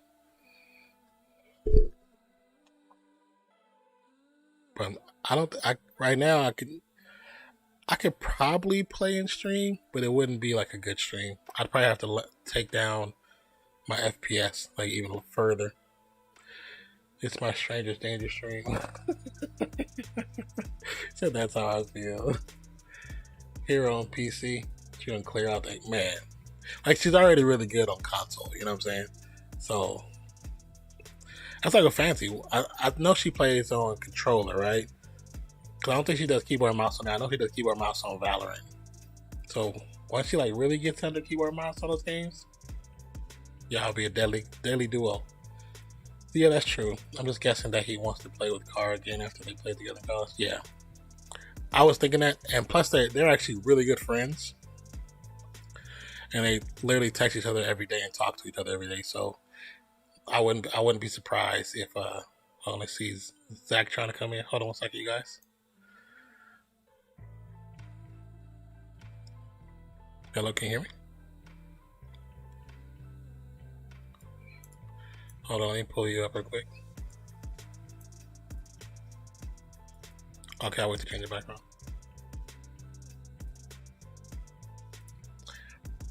If I get better Wi-Fi, then I feel like it'll be better. Oh yeah, I mean, yeah, of course.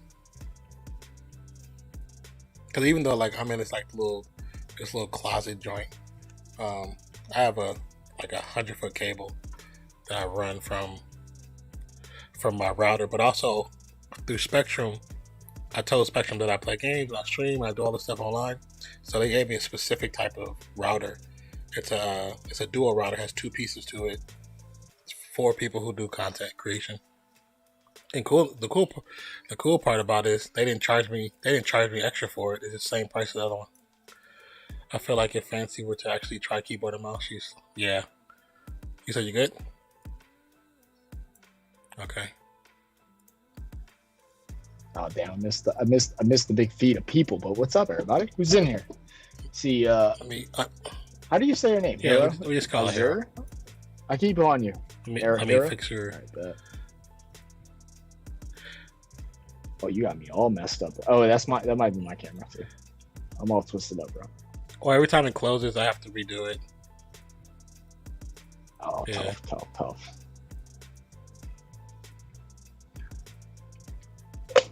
Yeah, dude, that was like the craziest thing. I literally was like, when I text you like 5 minutes, I walks out the door. I was like, hey, I want to hop on stream real quick. She's like, all right, cool, just tell me bye. Told her bye.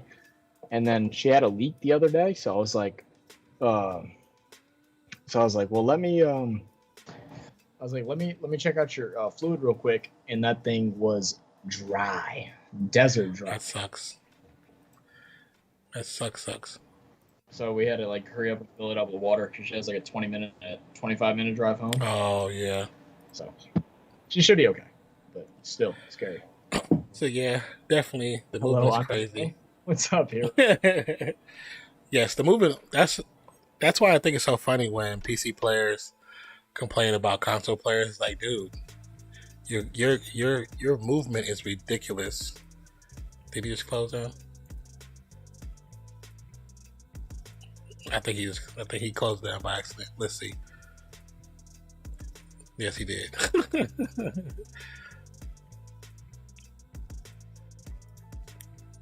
What the hell?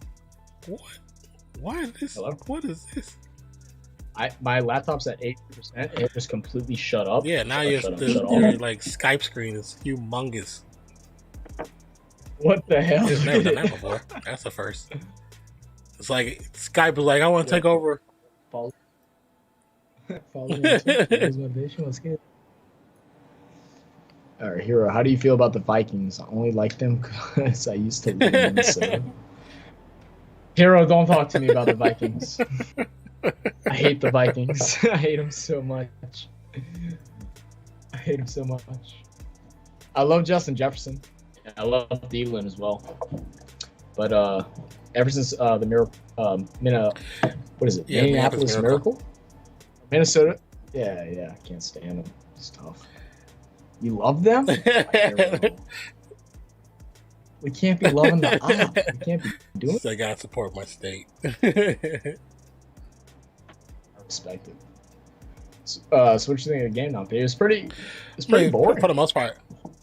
Good defense on both sides. It was good defense, but also a lot of bickering. And I think it was interesting to see DK Metcalf.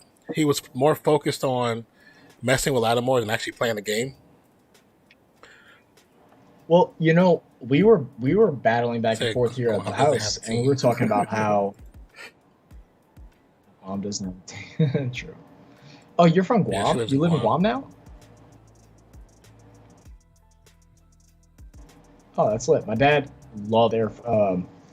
They would always deploy him there at least like once every Yeah. 2 years whenever he's in the military, and he always wants to take us there. But yeah, everyone here was like, Marshawn's gonna get, he's gonna get Kaught and all this stuff, and I'm like, no, I was like, he might. I said, but I think he's getting in DK's head because DK Two had catches, yeah. 2 catches. He just happened to have that 182 yard, just that 182 yarder. That was it. Yeah. Okay, here It's like, it's funny because he was getting in Lattimore's head, and really what started when they started showing all the actual clips of what he was doing. I think this is what when I see a player push another player after a play or swing another player, I think like the new rule in football should be they should look at that last play and replay. It should be automatically replayed, and if they feel it's justifiable, both should get a technical or both should get a penalty and get a warning. And I think if you do something like that, it will eliminate the later down the game fights. Well, the thing is, the NFL plays off the retaliation rule. It's like baseball. It's an undefined rule. Anyone can do something to you, but it's how you retaliate. I mean, we replayed the justice side of that with C.J. Gardner versus Josh Allen last year in the playoffs, I believe. Not Josh Allen. I'm sorry, Allen Robinson in the playoffs, where Gardner got in his head and he snatched his mouthpiece to the side. And then Allen Robinson got mad and hit him with it 2 times to the helmet. And Gardner's a gangster now, but like he's not stupid. He's a smart football player. He took those 2 licks, looked at him right in the face, looked at the flag, pointed and laughed. That's what I'm saying. Like I don't know. Just from watching how much DK Metcalf would rather push around Lattimore, who is a smaller player than he is, smaller guy.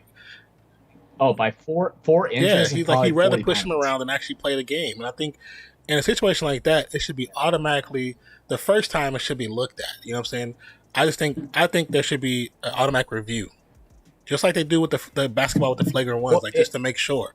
Do an automatic review of that previous play. Yeah. See what happened, and if they feel like it's worse enough for the justification of the push, give both of them a warning, both of them a penalty. Like a warning where like they can get that. That would. I think it would clean it up. I think it will stop a lot of that stuff. It would clean it up. It would definitely clean it up. But I mean, again, I think I came on the winning side of this, so like I'm a little biased at this point because even though Lattimore took the 82-yard touchdown and like DK still had I think 96 yards, 98 yards, something like that. I don't think he quite broke 100. Yards, really. Yeah. He had a 12-yard catch and an 82-yard bomb. But other than that, like you said, Lattimore was in his head. Even though like his PPR rating for Lattimore might be like, oh, we gave up an 82-yard touchdown, but really the whole game, stat-wise, it looks like Metcalf did his job. But if you watch the game, you're like, no, Lattimore did his job because he kept him quiet the whole game. And it wasn't like Geno didn't have time up until like middle of the third quarter and the fourth quarter where we were putting like really good pressure on Geno. Other than that, he really had time to throw, but like he just couldn't. No one was open because, like you said, Metcalf was worried about putting a hand in the face. He's worried about pushing him in the body, hit him in the shoulder pads. He's more worried about that than running his route, running his cuts, getting open. And Lattimore just like what you said, the fact that he's 4 inches taller, that means no matter what route you run, this DB, unless he jumps out the gym, you have an advantage. You have the NBA advantage, and plus you're more likely. I mean, who knows? Lattimore might have the ankle weight, and plus you might be more likely, with you have a 4 inch advantage. You're going to be able to jump higher than him. And another thing, like watching Geno pass, and even Jameis, it's like both of them throw so high. I don't get why they do that, because half of the passes that Winston missed were going over players' heads. It's like, like he don't know his own strength. Well, I know. Right. Well, I know start of the second half, especially when the rain started really coming down, you could tell the rain was causing a factor, just like the Indianapolis-San Francisco game last night. A lot of balls are being left short. You could tell that balls weren't coming out with as much acceleration as they normally, not enough zip ball wasn't getting strung into people's hands. They were more getting lofted. And so I think that plays a factor too. And with two guys that, Jameis Winston, did start for the Bucs for 4 years. Yeah. But like still considered a young boy and then not playing for 2 years. And then Geno hasn't started a game since 2015. Maybe, yeah. It may be a little later than that, but something like that. You're not used to playing those conditions. Well, they said neither one of them had actually won you're playing in a rain game. Stadium. Neither one of them had run ever. Right. Now, I'll say as a Saints fan, which is the main reason I want to come on here so I can talk a little shit.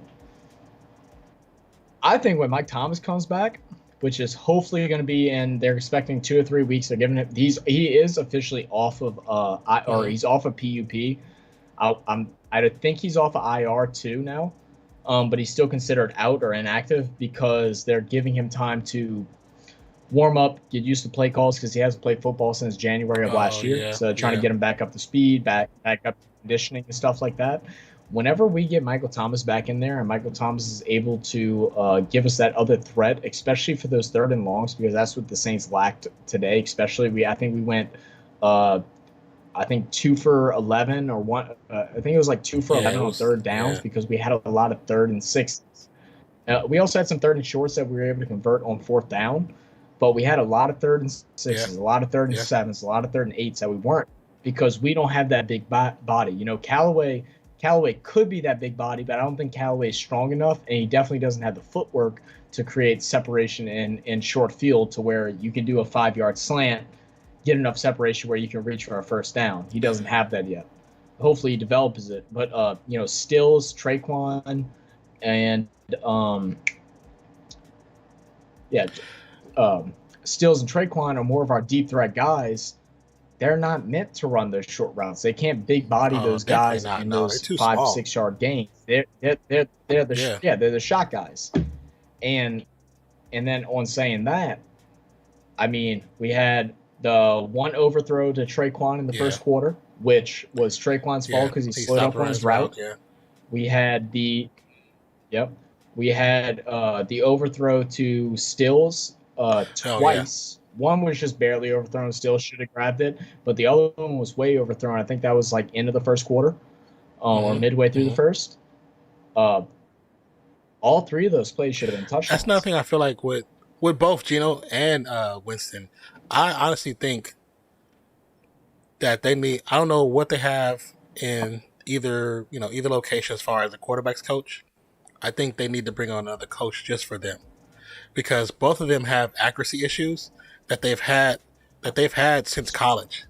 They need an actual QB coach to come teach them properly. There's something they're not doing because they both have big arms. They can make 70-yard bombs easy, but the accuracy easy, right, of getting it in the hands, it's like when you see, Brady, Roethlisberger, and they can put a little touch on there, and it look like it go 45 yards, just soaring through the air, and it just drops right in the basket on a dime. It's like on a dime. It's like they can't do that. So one thing I would say about that is I don't follow Geno like crazy. I knew how he did for the Jets and knew a little bit about him in college. But Jameis, again, I watched him in college and stuff like that. I watched him win the ship, and then I watched him in Bay. But we weren't worried about Tampa Bay like in those years. Like we weren't concerned. I think he had one big game over us where they blew us out. I think they blew us out like 40-7 or something crazy. But other than that, I was never worried about Jameis. Never. But now that he's a Saint, one thing I'm noticing is that he's hiring a lot of his friends and like uncles and like close people to him as coaches and because like there's some of these like training techniques that they're posting on ESPN and SportsCenter and NFL social media pages that I'm like, can y'all stop posting these because he looks stupid. I'm like, he looks so dumb, he looks so awkward, he looks unstable. If I'm the opposing team, I'm looking at it, I'm like, yep, just push the dude. He's gonna fall down because he can't do normal things that a athlete should do. And I think he's lacking that. And I'd be curious if he had a real QB coach or a real trainer to like really get in there. If he kind of let in, no harm, no foul, or like, no bad words Yeah. towards him as far as, uh, you know, trying to bring up your homies, your family, and like helping Oh these yeah. I mean, people yeah. out. But like, if you want to be a leader in the NFL, you got to get the best of the best. Doesn't mean you still can't have these guys to be there and Yeah. help you You train just gotta have and them doing can't something assist else. you in that. You gotta have somebody else. I definitely think I think he would benefit greatly from a quarterbacks coach. Like, I mean, if you had to bring up somebody from his college situation that knows him personally, that can really help him and get into his head, because watching him play is like he has the basic fundamentals to really achieve in the NFL, but he's not a top 15 quarterback. He's not. No, he he lacks he has all the abilities, but he lacks those like defined skills that makes good, decent quarterbacks into the Yeah, greats. yeah, Like he lacks that zip pass, that unremarkable uh like consistency throwing the ball. Like he lacks those little things. Like there were so many plays today where he threw like little screen routes, little dump off routes, and even said he worked on it in practice, hmm where he's overthrowing the guy or throwing it to where he's putting him in a position. He's still a little bit slow on his release time, yeah, which definitely is going to be a problem, especially with better defenses. And it sucks to say Seahawks have a very terrible defense. Their defense is literally piss poor, yeah. except for They're Wagner. the bottom. They're the bottom. Um, They're allowing 400 plus yards a yeah, game. yeah, it's insane. Well, AK had over 100 yards Yeah, receiving, receiving. not including running, Yeah. in the first half. In the first half, he had more receiving yards than Metcalf. I want to say he might have finished the game with. Well, you know what? No, I lie. Everett actually, I think, kind of helped him, tight end for Seattle, because he actually had like 3 or 4 completions, I think, for like 40 yards. But I think AK, other than that, almost led in receiving yards compared to Seattle. Like it was crazy. I know Lockett kind of got a couple trash yards at the end. I think I I think he know did lead. number 18 got a couple yards as well. His name Sims. Sims got a couple catches. Well, I mean, you could tell he depends on uh, Kamara for Seahawks tracks. he depends on Kamara for everything. Like when he panics, he just which you're supposed to. He's supposed to be your check down, your relief. But at the same time, it's like I don't think he has really. I don't think he has faith in the receivers that he has. You're right. Well, I would say, especially after watching tonight, and I was telling all my family and stuff like that. A lot of my like diehard friends that are big Saints fans that we follow beyond just the games that are played. We follow training camps. We follow practice. We follow all this stuff. We follow a lot of reporters that tell us like how everything's going and things like that. Today honestly gave me more hope for the Saints franchise with the Jameis than whenever we played Green Bay on the first week when we swamped them. Oh yeah. I had more hope after today than Green Bay, even though we beat Green Bay, I think 35-3. Yeah. Today I saw our O-line play 10 times better. I saw a lot more deep shots that were like a yard or two off from being almost perfect passes. And the thing was that those guys that he missed were open. So eventually they're going to hit. The thing is, if 1 or 2 of those passes hit out of the like 7 bombs that he threw, like if we have a Deontay Harris in there healthy, if we have a Michael Thomas in there healthy,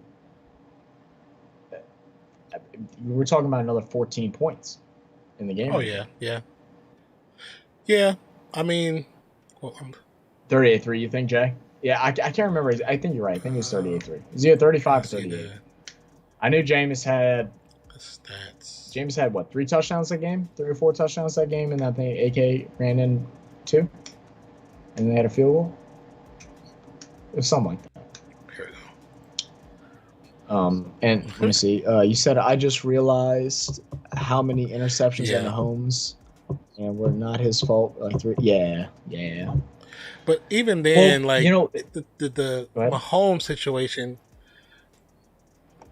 if you watch him play, right, he is not playing like he played the last couple years. Something is different. Something is wrong different about him. I don't know if it's just him in his head because he's had such a poor start. I don't know. I don't know. This is like, is this the downfall, like the official downfall of the Chiefs? You know what I'm saying? Because he has 9 interceptions already. He has 9, and he had 6 all of last year. I hope he beats James's record. Shut everybody up. Okay, all right, Hero. No, but you're definitely right. But the one. All right, yeah, Hero. Have a good night. Are you just getting some food? Oh, you better come back. You better share some share some with me. We got you, Hero. Thank you. But with Mahomes is the thing is everything he's done is magical. Oh yeah, right? Yeah. Like he's making these fantastic plays. He's making these fantastic throws. These no lookers. These cross bodies, 30 yards down the field on the opposite end of the field. Throws that aren't going to happen consistently. Oh yeah. So I'm wondering if we're starting to see, not that the defenses are getting better or the defense that are keying in on him, because I don't think any defense can key in on what Mahomes is doing. I wonder if we're seeing Mahomes almost plateauing and almost taking too many risks. And I think this also comes from a standpoint of Andy Reid not wanting to develop a run game. Last year when they had Clyde Edwards-Helaire, when they first drafted him, they ran him a lot the first 3 games. He was having, not crazy yards. We're not talking like 100-yard games, but he's actually like a really good running back. 12, yeah. He's having like 12 to 15 carries. He's getting like 70 yards, something like that. It's opening up the offense whenever they're scared of it. But whenever you're only relying on these miracle crazy plays that we're talking about 10, 15 years ago, just about every throw that Patrick Mahomes make is a top 10 play in the NFL. How long can you last in that scenario? How long can you make top 10 plays every time you touch the football? It's impossible. It is impossible. I feel like, okay, just from the things I've heard of outside influences for him, I don't know if you know about his brother and his wife, right? They are like heavy TikTokers. So the brother, who had a promising college career or whatever, pretty much kind of dropped out of school and just rides Mahomes' coattails, big brother's coattails. Yeah. And he does like retarded TikToks, and some of the stuff he does is like very questionable, to the point where he's gotten in trouble for stuff, and because he is around his brother most of the time, comes back on him too. Right. Now the wife has the same issue too. She does stuff on TikTok that's questionable, and it comes back on him too. And she also likes being very vocal and like saying things that are like inappropriate. Of like, she gets very out there on like, why are these wide receivers not catching the ball? Why are these people not doing that? And it's a tough situation for a person like Patrick Mahomes, because he's been dating Jessica Simpson. Go ahead. Yeah. And who doesn't? She started talking kind of nonsense when he was with the Cowboys, how the game just started changing for him, how he started getting progressively worse. So I think I was a little too young to really recognize that time period, but I can't remember the time period of when Romo did start, like, it just seemed like his head wasn't. He ended up having to basically kick her to the curb, because her being at the game, he felt like it was actually affecting his gameplay. Well, I know as a player on his team, right? Jaden, I'll get to you in just 1 second. And she's like throwing out shade, and she's throwing out a lot of shade. She not just to like she's throwing out shade to like his offensive linemen, his receivers for not catching the ball, making the him referees, look bad. Like she'd say all kinds of stuff. And I know Mahomes is a stand-up guy. I mean, he takes blame. He's not one to throw it on someone else. Yeah. But like, at what point in a grown-up situation, whenever your girl's saying all that and it's in the locker room, and like you're not kind of like, I not saying that they're not going to go out there and perform or anything like that, but to where you're going to hear that and you're not going to be like, what the fuck? Well, like, I mean, why? That's what I'm saying. Like what's the issue? Feel like when's there going to be some? I feel like I know it's like a left field type of assessment, but at the same time, I feel like stuff like that can affect you to a point where it might not take away your gameplay and make you play bad, but it's in your mind. Just the fact that I forgot what stadium they were at, and they were honoring a player who had passed and had like his number on the field. And so the brother and the wife took a picture standing on the number. Like you're desecrating somebody's honor. You know what I'm saying? It's that, and I mean that's something. So let me get to Jaden real quick. Jaden said, "Oh my God, I just remember the Packers, and I want to say the Bengals. Both kickers missed like 3 field goals, and I was like, what the hell is happening?" LMAO. Was it the Bengals? I know the Packers missed 3. I watched that game, and I was sitting there like Crosby, because I actually drafted Crosby in my fantasy, and I dropped him because he was missing. Crosby used to be automatic within 40 yards. Automatic. And like he missed some easy ones the other day. It was the other day. Go ahead and keep talking about Mahomes. Well, I was just saying that I think even though I don't think it's the issue that's causing his problems. I think it's part of the problems because it's something that he has to constantly concentrate on because he has to keep possibly telling them, you guys need to chill because you're bringing all this negative attention to me and my team. And so with that, now you got to deal with what they're going through, with what they're doing, and then you have to kind of validate it to your boys and your teammates and your coaches, saying, okay, we got them under control. So it's probably stuff on both sides because they're probably thinking, the wife and the brother thinking they're in the right and saying what she wants to say on social media. But it's like that. I think even though as much as it sounds like it's just not this, it's dumb. But with today's society, I feel like that can actually affect a football team. Good night, Vicky. Thank you for stopping by. I truly, truly appreciate you for being here. What's up, 40? Are you done for the night? Or are you on like a late break? But I mean, overall, I think with as we were talking about Mahomes, it's almost to the point like when you see him playing, I think a player who stops having fun in the game, is when he starts to really fall apart. And I watched some of that game. I watched some of them playing. Break, of course. And I feel like you can see in his face. It's just not having fun. Like I know football is their job, but you still got to have fun in the job. And I feel like him not having fun, you can see on his face. Like he looks almost miserable to a point after some plays. Even when they do well, it's like he's not even smiling. It's like it's just something. So, like it feels like something is really off. So we're still talking about Patrick, right? So do you? Because I know he has obviously Tyreek, freaking nature. He has Kelsey, who's basically a wide receiver. He has 2 decent running backs. I'm not gonna say I wouldn't even say top 15, but like running backs that can be in a offense that is throw heavy, being Edwards and being Williams, right? So what's the issue on the offensive side? Like I know their defense is trash. Like everyone knows. Their defense struggles. Is it the line? Are they not giving love to the line? Are they not supporting him in the line? Because is that what's causing him to make these try to make these miraculous throws? Is it that his official WR2 and WR3 is not performing the way that he thinks they should? Because I thought getting rid of Watkins was the worst thing they could have done. I did not think Hardman could fill the job as Watkins, and I think that's shown this year. To be honest, I do agree with that. I feel like the way he looks to me right now is how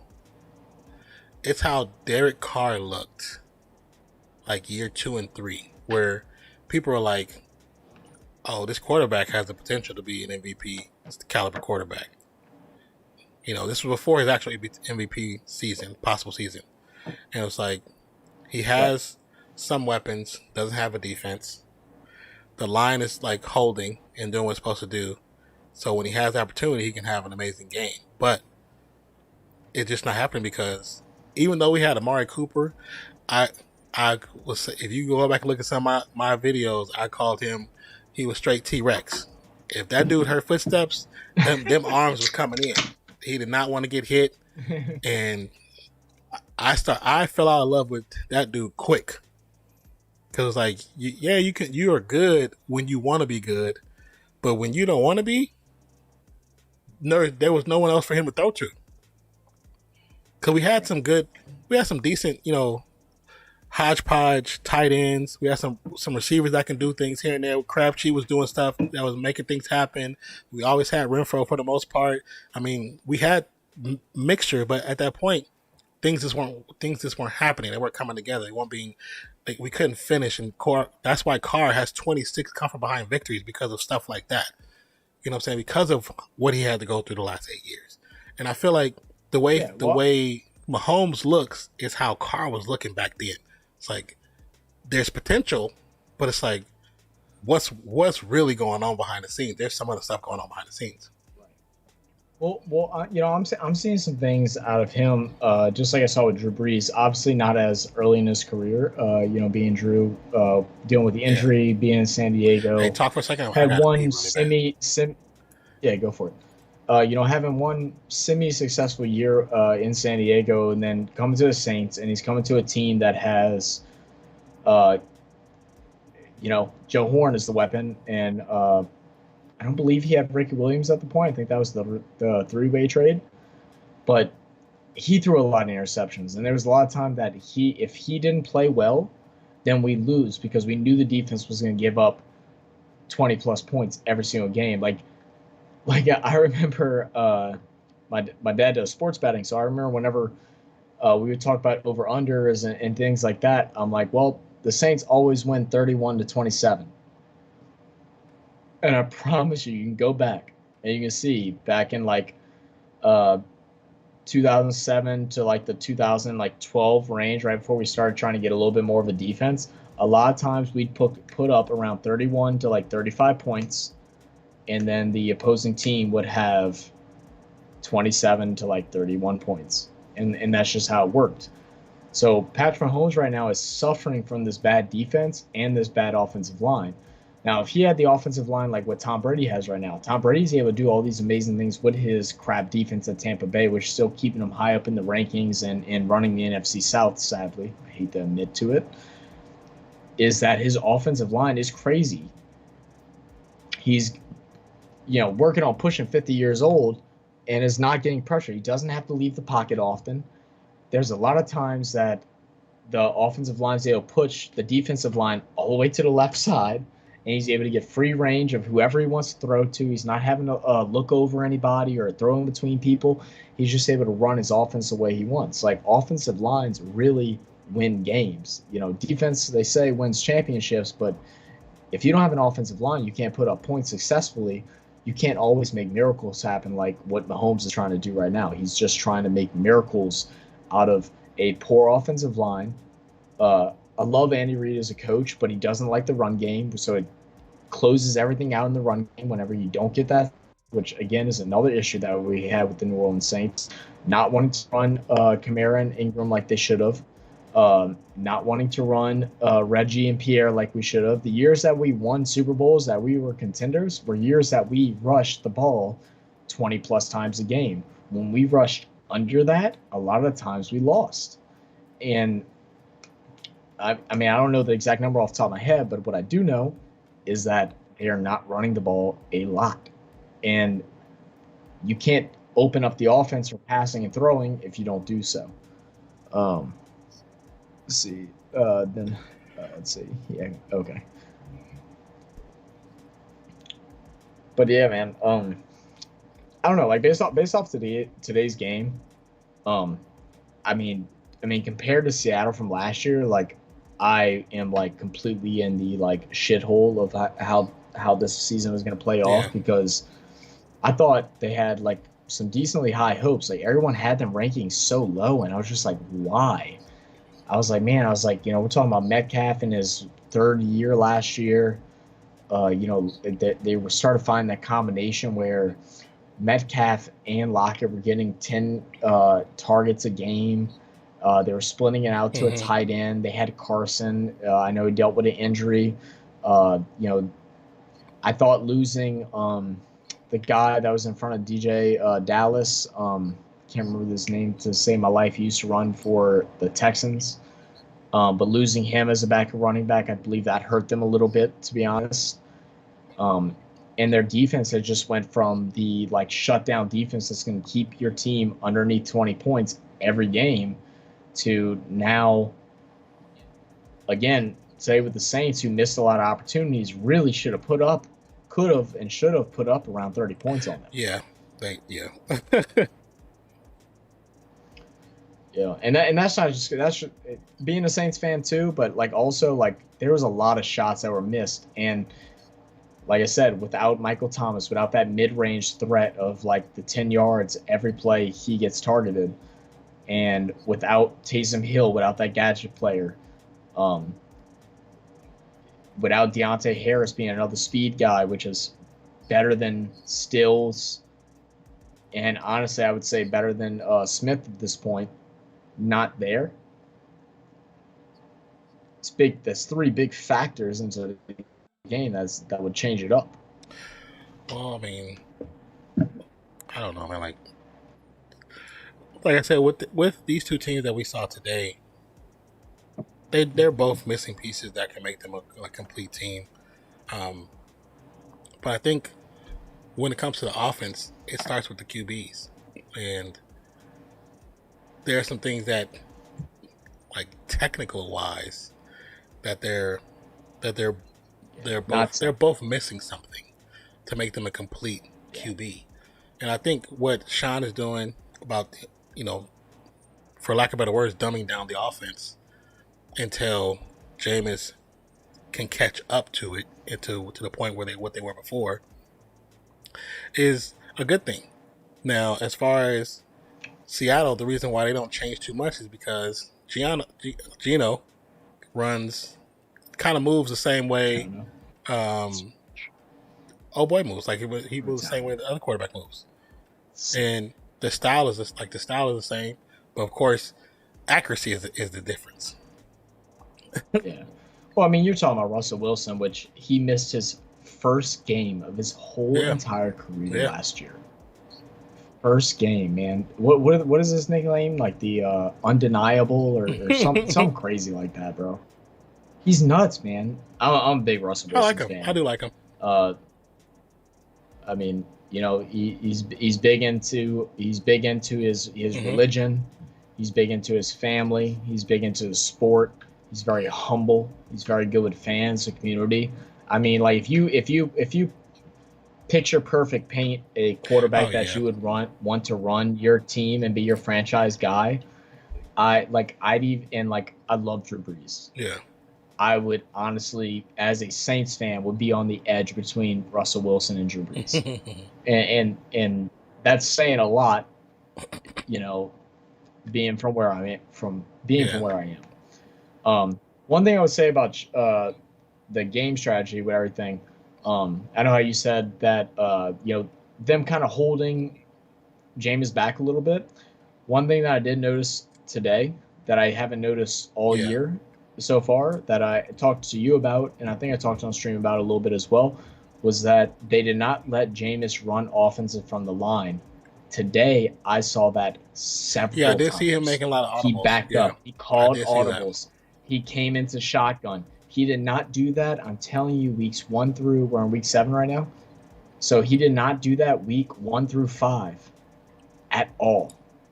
It was very rare. He was definitely a lot more in charge. Now the biggest thing for him is going to be, like you said, those little technical skills that he's missing. And then also just building a little bit of confidence, because there was that goal line play where he attempted to throw the ball to Callaway. I believe it was in either late third or early fourth. And he hesitated on throw to Callaway, and he had Callaway wide he was open. wide open. His blocker left him, and he was wide open, and he hesitated, and he gave enough time for, I believe it was Wagner, to be able to pack it down. And he was wide open. It's those hesitations is what hurts James. Yeah. He has to be confident with his throws, and I think that's good. In from where he developed before the bye week to now, I saw a totally different quarterback. He didn't have the best game. I think he threw around 50-60%. I know he had a lot of dump offs, so maybe it was a little bit upper in the 60s, but I saw him taking a lot more shots. It was almost every drive he took at least one big downfield shot. There was a lot of times where I saw him make some smart plays with throwing the ball down. There's one play specifically. There's one play specifically. Again, it was like third, fourth quarter where this was right before the Traquan Smith offensive pass interference. This is the play right before where they ran a set where he had a design play to where he had two looks. It was the Traquan downfield or the check down to Kamara, and he looked at the downfield, saw it was coverage. I believe Traquan was arguing that there was like some type of defensive pass interference or defensive holding on that play, and that's what caused the offensive pass interference the next play. But he checked that look, and he did it really quick. Looked at it, didn't see it, looked back down at Kamara, saw that he was covered, spiked it to the ground in front of his toes. And that's nothing he needs to start doing a little more of, because in that either that series or the series before, he was trying to go for the receiver on the go route, but everybody deep was covered. But you're talking about the one where he only threw the ball like maybe 5 yards over his head? Is that the one you're talking about? Yeah, but on that play, he didn't go through all his progressions, and the reason why you can tell that is because they were playing a zone in the middle. There was nothing covering the middle, and the running back was literally sitting in the middle of the field, and there wasn't a defender close to him within 15 yards. And it's like, if he just would have finished his progression, because he went for the first two and tried to go for the the haymaker for the Hail Mary shot from the jump. It's like, if you would have went to that third one, that was your check down, would have gave you not only the first down, but he would have picked up an additional 15 or 20 yards because there was nobody close to him. Yeah, and he had like 3-4 yards of space. I remember that exact play because we were yelling, and so that was like an argument that I had too with just some family members and friends that aren't super big into football. They watch it, but they don't understand. And those of you that might not understand in chat fully is that the quarterback position is the only position I say that may arguably be harder than the quarterback position, in my opinion, is the cornerback. Just because cornerback has to do so many things as far as they have to be able to backpedal, they have to run fast backwards, be able to guess where the player's going, be able to read feet, read knees, read cuts. But the quarterback has to go through so many checkdowns while knowing that there's 350-pound men running at them with the strength of a semi-truck coming at them and be able to do those things. And so I think that goes back to the comfortability where he feels confident. He has to feel comfortable in the pocket because when he looks comfortable, he looks really good. The play where he snapped the ball and he fumbled it. Yes. But he was able to pick it up and he grabbed it and he threw it to AK. AK got 7 yards. We got a first down the next play. I was like, whoa. Yeah, that was actually a good play. I did not expect that from James. Not at all. The play I was talking about earlier was the part where that scares me of Winston, and I think is also what hurt Winston a lot in Tampa Bay, was that whenever he goes to like this dude has arm strength out of this world. He really does. And so there was one play where he had three. I think he had two or three. I think it was three. He had three wide receivers lined up to the right. I believe it was Callaway wide right, Traquan, and then I want to say it might have been tight end Juan Trotman, and then he had Stills over on the left. His target zone was on the right side, so he had the closest guy to the line come in, run a quick like little 5 and out. One guy ran a little short post, and then it looked like the other guy was going either for a just straight route out, or maybe was going for like a little bit of a longer post, and they were all covered. So he went to go throw the ball away. It's a smart play. I'm not sure what Stills was doing. I think they had empty backfield, so like it's not like there was any checkdowns. But he went to go throw the ball away, but he threw the ball like 5 or 10 yards above them. Yeah. If you happen to have a hanging safety back there, that's a pick, possibly pick 6. You throw that ball over their heads to where no one on the field can catch that ball. I always say, you look to the stands when you throw that ball. Put it at risk. You look to the stands and you pick somebody on the 12th row and you throw it to them. As long as it is in the direction of a player, you're not going to get intentional grounding. Throw that thing. It was only like a 30-yard pass, and I know James can throw the ball 67, 67 yards, but I know he can throw the ball like 40, 50 yards. Throw a beam over all their heads, and then get to the next play. Man, it had me holding my breath whenever I saw him throw that up, and knowing that because they had 3 defenders stacked in single coverage, and then they had another safety help. I knew nothing was going to be open on that right side. I was hoping either they were going to go to the left side towards, like I said, I believe it was Stills, I don't remember exactly, or if they had one guy running a I can't think of the exact route, but like a long out and then a very hard cut across. I can't think of the name. But like some towards the middle is what I was thinking. Or I thought they were going to try and get like Jawan Johnson, which is Saints like, because that was a similar set they used to run with Jimmy Graham, where they'd have him pull out and run that little streak in the middle in a zone defense and open up the middle of the field, which is one thing that I'm waiting for the Saints to do, because Jawan Johnson has the hands, he has the build, he has speed. When are they going to open up Jawan Johnson and start making that play? Because we're missing something in the middle of the field right now that we're not getting. A lot of the plays are going sideline to sideline or quick slants and switch cuts. We're not really getting any middle of the field action in the game. Yeah, it's rare. The only time you get middle of the field action is if I'm the right. If I'm the defense, I'm knowing. And they're going to figure out. And I know Sean Payton's a smart coach, so he's gonna get it going too. Especially, like I said, when Michael Thomas comes back, I mean, I really think we're going to see a different offense. I'm hoping it's a big difference. I don't think it's going to be a huge one, but I'm hoping it's a big one. If I'm the other defense, I'm holding my 2 middle linebackers close up to the run and keeping one as a spy on the running back on Kamara. And then I'm having my defensive backs, my safeties, my cornerbacks, playing more outside the field because they're not throwing the ball into the middle at all. They just aren't. And the way they were playing, they was giving them such a big zone. It's like you could have ate them up on the inside, and you would have made them adjust their whole defensive gameplay. Yeah, for sure. Well, I'll tell you what, though, I'll take a Saints W tonight. I will do that.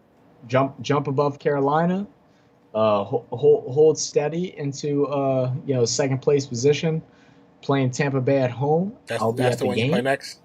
So Tampa Bay, Sunday night, Halloween should be interesting. I'll be dressed up as Spider-Man, bro. Look, if you see Spider-Man on the field, he said it wasn't me. Well, we'll know when you can't make the next week of streams. Oh man, they'll let me go the next day. Come on, man. No, I'm ready for that game, man. I think I saw a lot out of Marshawn tonight, especially, and we all know that. Did you know that Mike Evans was adopted? I know that. No. You know that? Yeah. Marshawn adopted him like 3 years ago whenever he joined the league. Yeah. He adopted him, calls him son. Mike Evans calls him dad. Mike Evans, every once in a while Marshawn will let him catch a ball, but like 4 times in the last 6 appearances, it really ain't much. That's too funny. It ain't much. So we're not worried about him. One person I'd say I am worried about is Antonio Brown, and I don't wish injuries on anybody, but I will say I wish that he's still injured for next week. Because that's not wishing injury on him, but I hope he's Yeah, still because he was injured for starting to next look like week. his old self I in the last think, couple games. But yeah, yeah, he was scaring me. He was scaring me. But I'll say Fournette is not going to get that run on the Saints defense. Our interior defensive line is disgusting. Demario Davis is disgusting. Quan Alexander's back, and then we also have the new rookie, the white boy. I can't remember his damn name. That's been playing out of his damn mind. Um, so they're one of those guys who are going to be yeah, running spy on him. And then, you're talking about, like I said, Davenport came back this week. He didn't get any sacks, but he had a lot of pressures on the quarterback. Cam Jordan always is going to do his thing. We did lose one interior lineman yeah. I saw on the that defense, happened early in the game. but the other guy, the other dude that popped in came in the very Yeah. next play and got a tackle though. So like we are deeper on the defensive front than what a lot of people give us credit for. So we are going to hold Fournette. I hopes that we're going to hold that down. But I am worried. I am worried about the long shot to Antonio Brown because they can't put Marshawn Lattimore on him. No. It's going to be up to PJ, who had a really good game today. I think CD is another good guy to mark him up and get in his head. Just being Antonio Brown's kind of a crazy guy and like kind of loses his temper a little bit. CD does too. Number 22. He does too, but he likes it and he lives for that. So like I'm okay with it. And one thing I'll say is that Roby came out and played today. The pickup cornerback that we picked up from the Texans a couple weeks ago, we gave him some real action today, and he played much better. And then Adebo has actually been playing much better as well. I mean, between Adebo and Roby, they stuck on Lockett for the majority of the game today, and I believe Lockett only had 4 receptions. Now, when we're talking about Geno Smith and Tom Brady, we're talking night and day. But they are playing good defense, which is very surprising being a Saints fan because I can't name a cornerback other than Marshawn McKenzie and Jesus, it's terrible because I used to work out with him. I used to work out with him all the time. I used to talk shit with him. You're talking about for something Lewis, Keenan Lewis. Other than those three, I can't. In the last 20 years, I can't name a cornerback that has done anything for us. Interesting. A lot of our defense came from our line and our middle linebackers, and then we've always had decent safeties, but our cornerbacks have always struggled. So if Roby and Adebo can do their job, and Marshawn, puts his son in timeout, I think we'll have a decent game because I think Jameis will hit some of those long shots because Tampa Bay's secondary is so bad, and our offensive line is looking much better. And Jameis is also going to look for a little bit of revenge. I mean, revenge is a deep and dirty, dark thing, man. I know he wants to shut everyone up. Yeah. And there is a lot. There, I'm part of a NFC South fans rivalry page, right? There's still a lot of Tampa fans that love Jameis, and I like them because they stick to their home. They stick to their home people. But there's a lot of people that talk shit, and I know Jameis wants to show up for them. So it'll be an interesting game in the Dome. Halloween being it's not a primetime game, but it is America's game of the week. So it's going to be a big game at 3:25. And hopefully we'll have a good performance by the Saints and we'll get a win, and then we'll only be one game behind the defending Super Bowl champions. I mean, I hope y'all get a win because I'd rather see y'all win than see how they win. just to be honest. I'm glad we're on the same page. You know what? Man. And as far as look, if we win, I might go streaking in the quad. Hysterical. I think as far as just to talk about Geno, just for a quick second, they have a lot of things they need to work on because their defense is atrocious. Like you're last in the league. Oh, it's You're giving up 433.6 yards a game. Now, if it wasn't raining and Jameis just had a better game about him, he probably could have lit them up. There was a lot of balls on both sides, like I said earlier, especially in the second half. That there was a lot of balls that were like kind of lofted because they couldn't get that sharp spiral onto them, and they just kind of had to float them up, even on the short game. And there was one pass in particular in the early third quarter that Jameis made. I don't think it was like crazy long, but I think it was like a little 25, 30-yard pass. But he kind of like just kind of tossed it up there, and you could see the wind take it, especially on the field goal kick. The 50-yard of that Myers, but yeah, that one too. But the 50-yard of that Meyer even made, he aimed to miss it, and it came back in, and then it knuckled, back. I was like, oh wow, because there was 14 to 20 mile per hour wind over in Seattle. It was a crazy storm. They had a different kind of wind, a name for it. They called it like a boom storm or something like that. Yeah, it's like some type of cyclone that's coming through. It's supposed to bring heavy rain, and thunder, and lightning too. So luckily there wasn't thunder and lightning to postpone the game. So, but the winds, I don't know if you've seen when they showed the, they show the end zone, that 12th man end zone. That's like the weird pointy looking end zone. It's like there's flags up and down it on the right side or left side. And so when they showed it from the end zone, it was actually the flags on the right side were blowing one direction and the flags on the left side were blowing the total opposite direction. So there was two winds. Going through the stadium at the same time. So that explains it. It was literally two winds. Like the flags on the right side, you can tell they're going towards the back of the stadium. And the ones on the left side, you can see they were coming. The points were coming towards the camera. So I was like, I've never seen it before in a single stadium, two wind directions in a single stadium. So that was definitely different. I've never seen that before. Right. Yeah, never seen something like that before. For sure. Yeah, it was an interesting. It was an ugly game. Yeah, I won't deny that. It was an ugly game. Like I said, I'm glad the Saints come on top because we normally lose those ugly ones. But I'm happy the way our defense has played. We were talking about Geno in Seattle. I mean, Seattle is just like, man, like what happened? It's just what happened. Like I know a lot of people are trying to throw a lot of shade on the coach, on Carroll, and I actually enjoy Pete Carroll as a coach. I don't know how he does with like recruiting and like picking up or what control he has on that, but it just feels like their defense has just fell apart.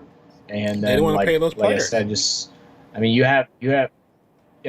And like I said, if Russell Wilson was there, the Saints lose. I mean, I just in my opinion, I think they'd lose that game if Russell Wilson was there. I think he would have made some better plays, but and then even Carson would have been a little bit of a difference, even though Saints' run defense is top tier in the NFL.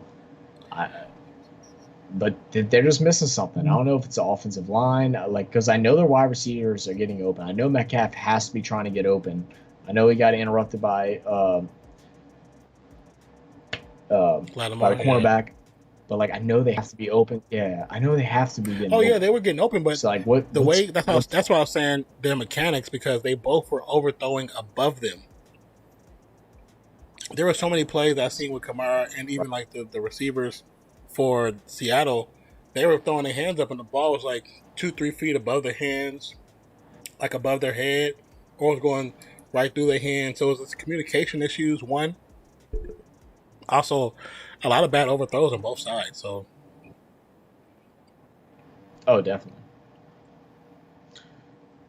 But yeah, man, it was it was an ugly one. It was an ugly one. A win was a win. Like I said, I'll take the win, and I'll take the win. Like I said, I think Seattle is. I think after this loss here, when's Russell Wilson supposed to get back? They were expecting like 6 to 8 weeks, right? Have they changed that any? I saw some of the pregame and said halftime. They said it's supposed to be taking that pin out of his finger, maybe this week. Oh wow. Well, that's still Yeah, gonna be at least 2 weeks. So maybe 4. Maybe they're giving him that 5 weeks. Um, yeah, I mean that'll yeah. change them up a little bit. I mean, who they got? Who they have in the division? They have San Fran. Is it Who else is there? is that LA's division? The Rams? That is San Fran Rams, and then one other team. Um, And I believe I is, know the Rams are leading it. I is that think Cardinals San too? Fran after the loss tonight are right behind. No. No, I don't believe so. I don't believe so. I could be wrong. I could be wrong.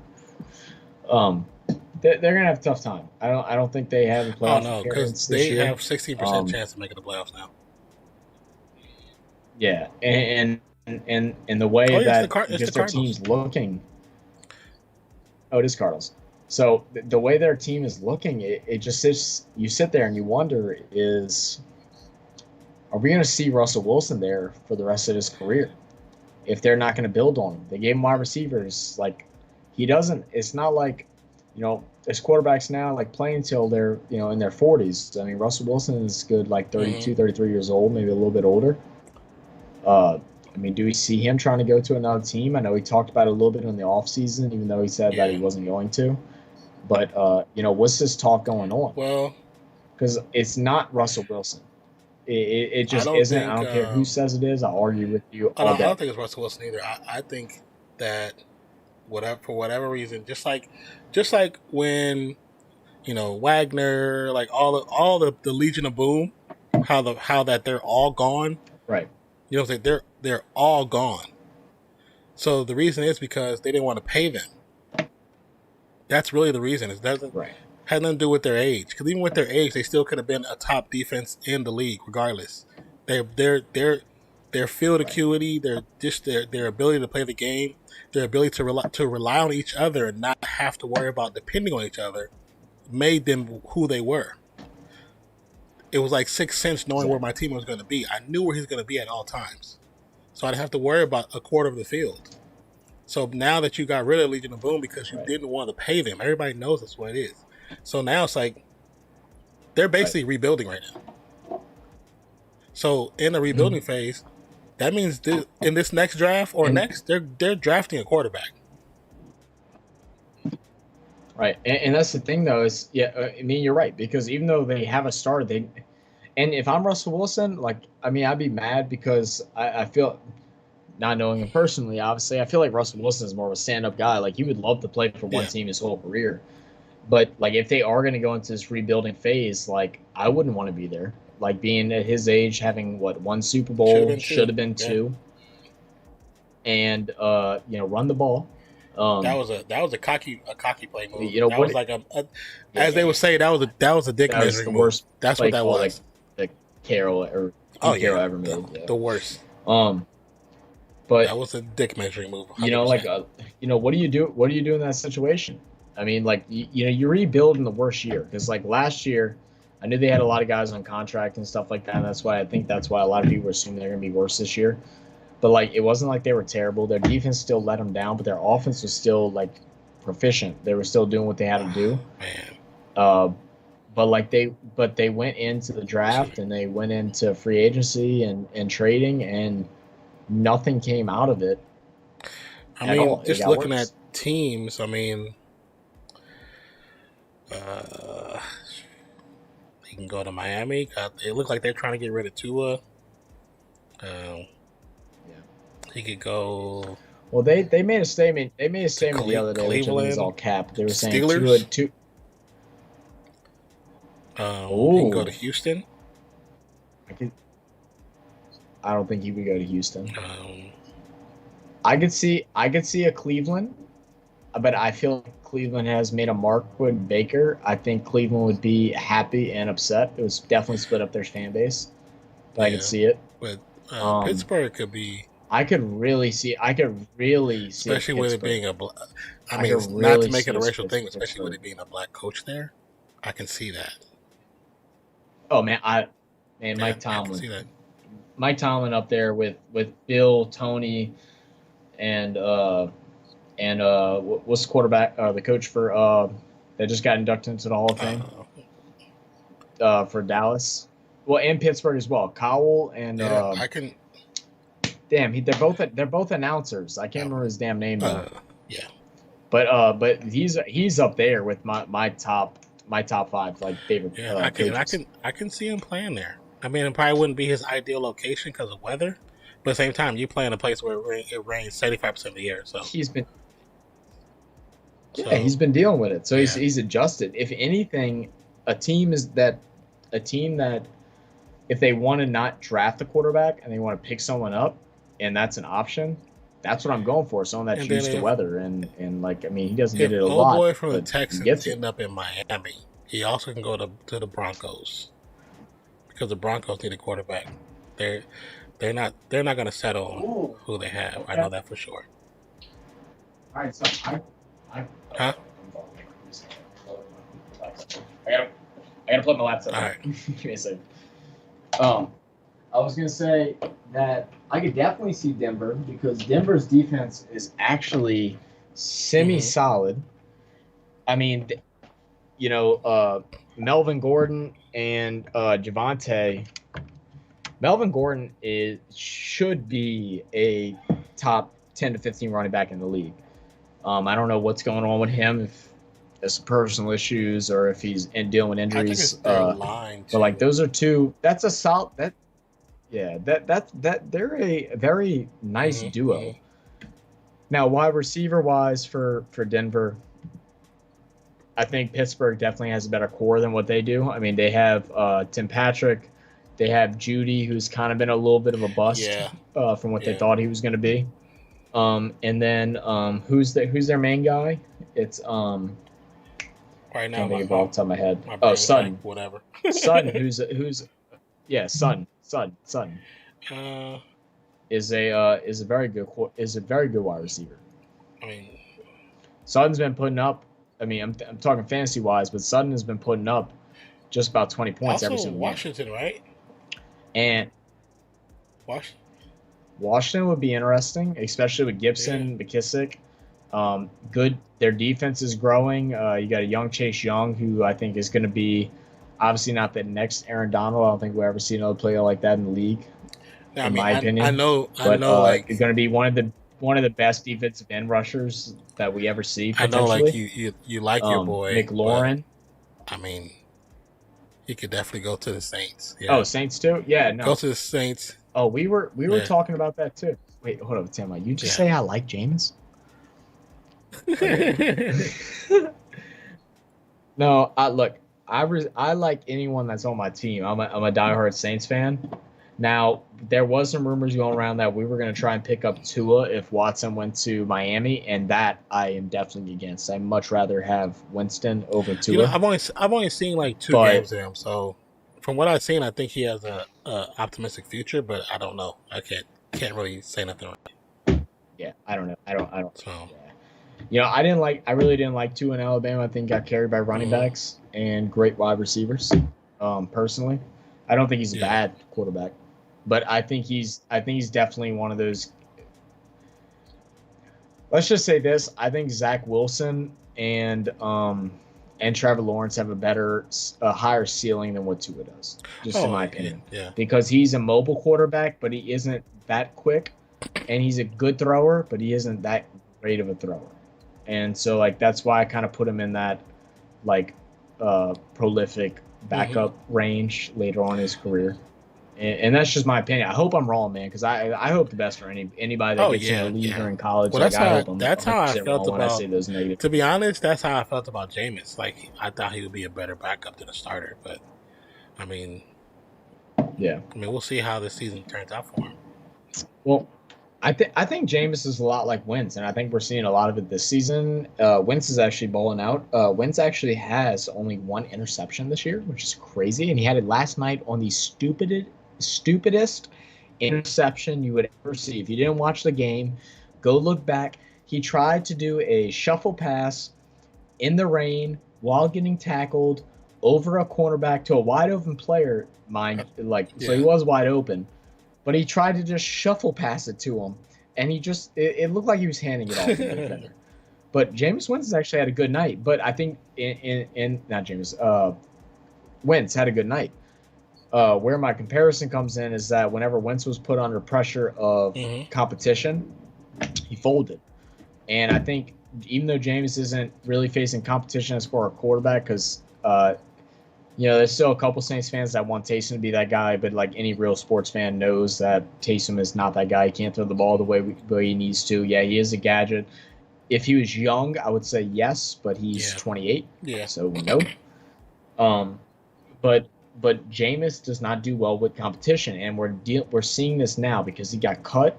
Now he's come back. Now he's scared to make mistakes. Yeah. And we got to see if he gets his confidence back, because when he's confident, I much rather him as a confident quarterback, with some smarts and a good coaching, than a scared quarterback like he was the first 5 weeks. Well, I mean, I would assume. Where today he definitely was a little more dangerous, which I liked. I thought we've seen the best Winston today, other than like I said, he overthrew a couple passes by a couple yards. If he didn't do that, we're talking about a totally different game. Well, I mean, I would assume that he wouldn't. I would assume he wouldn't be worried about his position, because they've already said multiple times that Taysom that he's not going to be a starter. Well, but Peyton rides Taysom, and that's just facts. He rides Taysom, and I like it and I hate it. He's a running back. He's really a fullback. Taysom. Let's just be honest. He's really a fullback. Taysom is a guy that's dangerous because he knows how to throw the football, but he doesn't know how to throw it well. So when you run him in that backfield, and especially when playoffs come, and I think that's a big part of, because Sean Payton's a very smart offensive coach, and Sean Payton plays long game. And so you see every time Taysom comes in, except the other day where he actually had a couple throws, and then one that was a throw option, but he ended up running it in because none was open.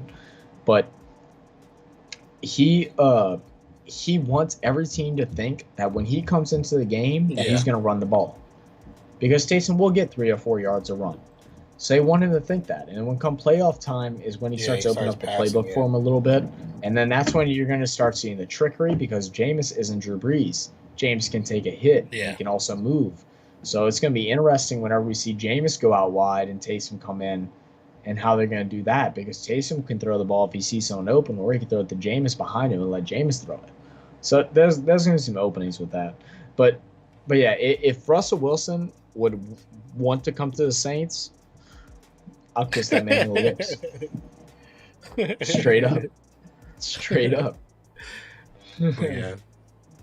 I'll take that all day, and that's not hating on. That's not hating on. No, that's just knowing what. Being honest. That's just knowing what he can do. But like I said, I don't. That's just knowing as much as just because of me being an old school head when it comes to football, I like to see players retire with their teams that they started with. I think that's awesome to do that. I just don't see him there in Seahawk heaven for another 3-4 years. I just don't see it, because I'm also not a Pete Carroll fan either, so that's just me. I don't like Pete Carroll because of how he deserted USC. Because when the whole thing, when all the drama started coming out, it was said that he was warned before the players were warned. And that's why he signed that contract with Seattle and bounced, because he knew the sanctions were coming. So he knew the sanctions were coming, so he left the team. He left the team high and dry. It's to me, I was like, that was a coward's move, man. Yeah. And the players didn't even know it was coming. And I think just for me working in football, and hearing the other coaches talk about this, I knew it was true. You know what I'm saying? These are people that know him personally. Right. Yeah. You know what I'm saying? You had that off. Yeah, these are people I know him personally. They know his family because they all used to work together. So I'm like, yeah, you kind of, that was a coward's move, and you left all these kids to take the brunt of the pain, and now none of them are in the league. None of them. Oh, you're talking about when they paid Reggie? Yeah, they paid Reggie. But also when Reggie stayed with Matt Leinart, they considered that a gift because Leinert's dad was paying for the rent, and then Yeah. Okay, I remember now. You're refreshing it me. was I it was a remember couple other things that happened Yeah. too, but those are the two major factors. Because one was dealing with like $1 million home, so Right.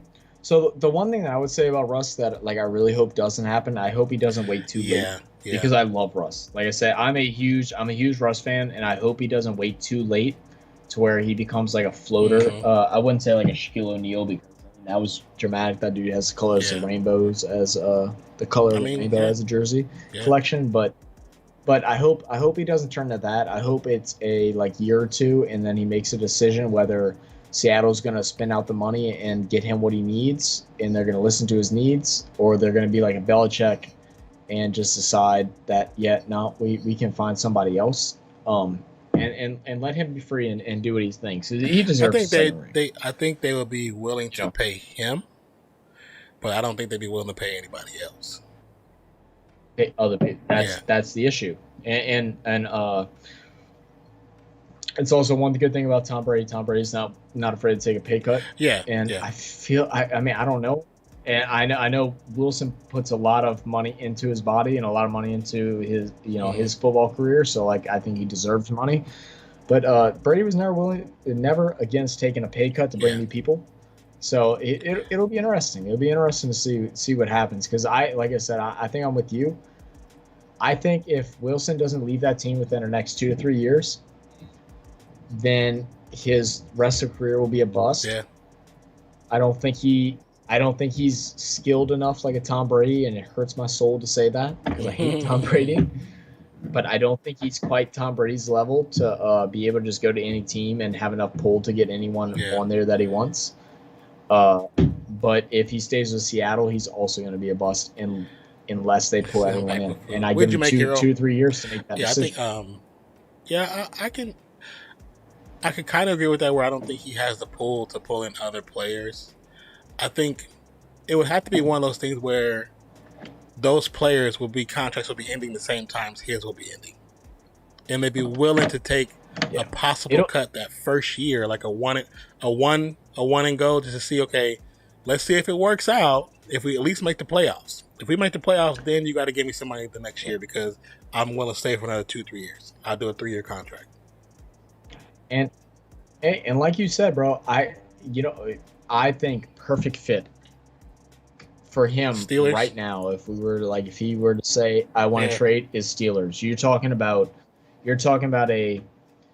I haven't watched a whole lot of their games, but I know Tomlin's willing to work with his quarterbacks. Yeah. He's let Ben Roethlisberger bully him his whole entire career, because Ben Roethlisberger is apparently an asshole according to a lot of sources. They've been saying that since he. But you're talking about wide receivers like Claypool, who would love to play with a Wilson and would succeed so much. A Deontay Johnson, a Juju Smith. You're talking about the new running back and Najee, who's just absolute dog. And we all know Steelers' defense is always top notch. Even like this year, they're not playing great, but that's the only reason why they were a 10+ win team last season, was because their defense. It wasn't that's like after. If that's where he would go, that's the move. It's like after. I love. That's like after. After they played the Raiders, and he was saying, "Oh, I got the pectoral tear. I don't know where it came from." Like, dude, we all know where it came from. You got cracked by Haskins and Crosby at the same time in the third quarter, and you went down, and it took you 5 minutes to get up. That's where that shit came from. Don't act like. Stop trying to pretend like you're not getting old. Age is the enemy of any sports athlete. So because of go ahead. Hold on one. Say come to Guam. I gotta book a flight. I gotta book a flight so I can get some eggs. I want some eggs. But I think Ben's time has come. I think he was done last year. It was done. It was done. He was done a year or two before that. I think they lost trade value in not getting rid of and like again. Like you said, I mean, I guess it's the same situation as Drew Brees. I mean, I think we had trade value in Drew Brees, but we would never let. I mean, Ben brought what two Super Bowls to Pittsburgh.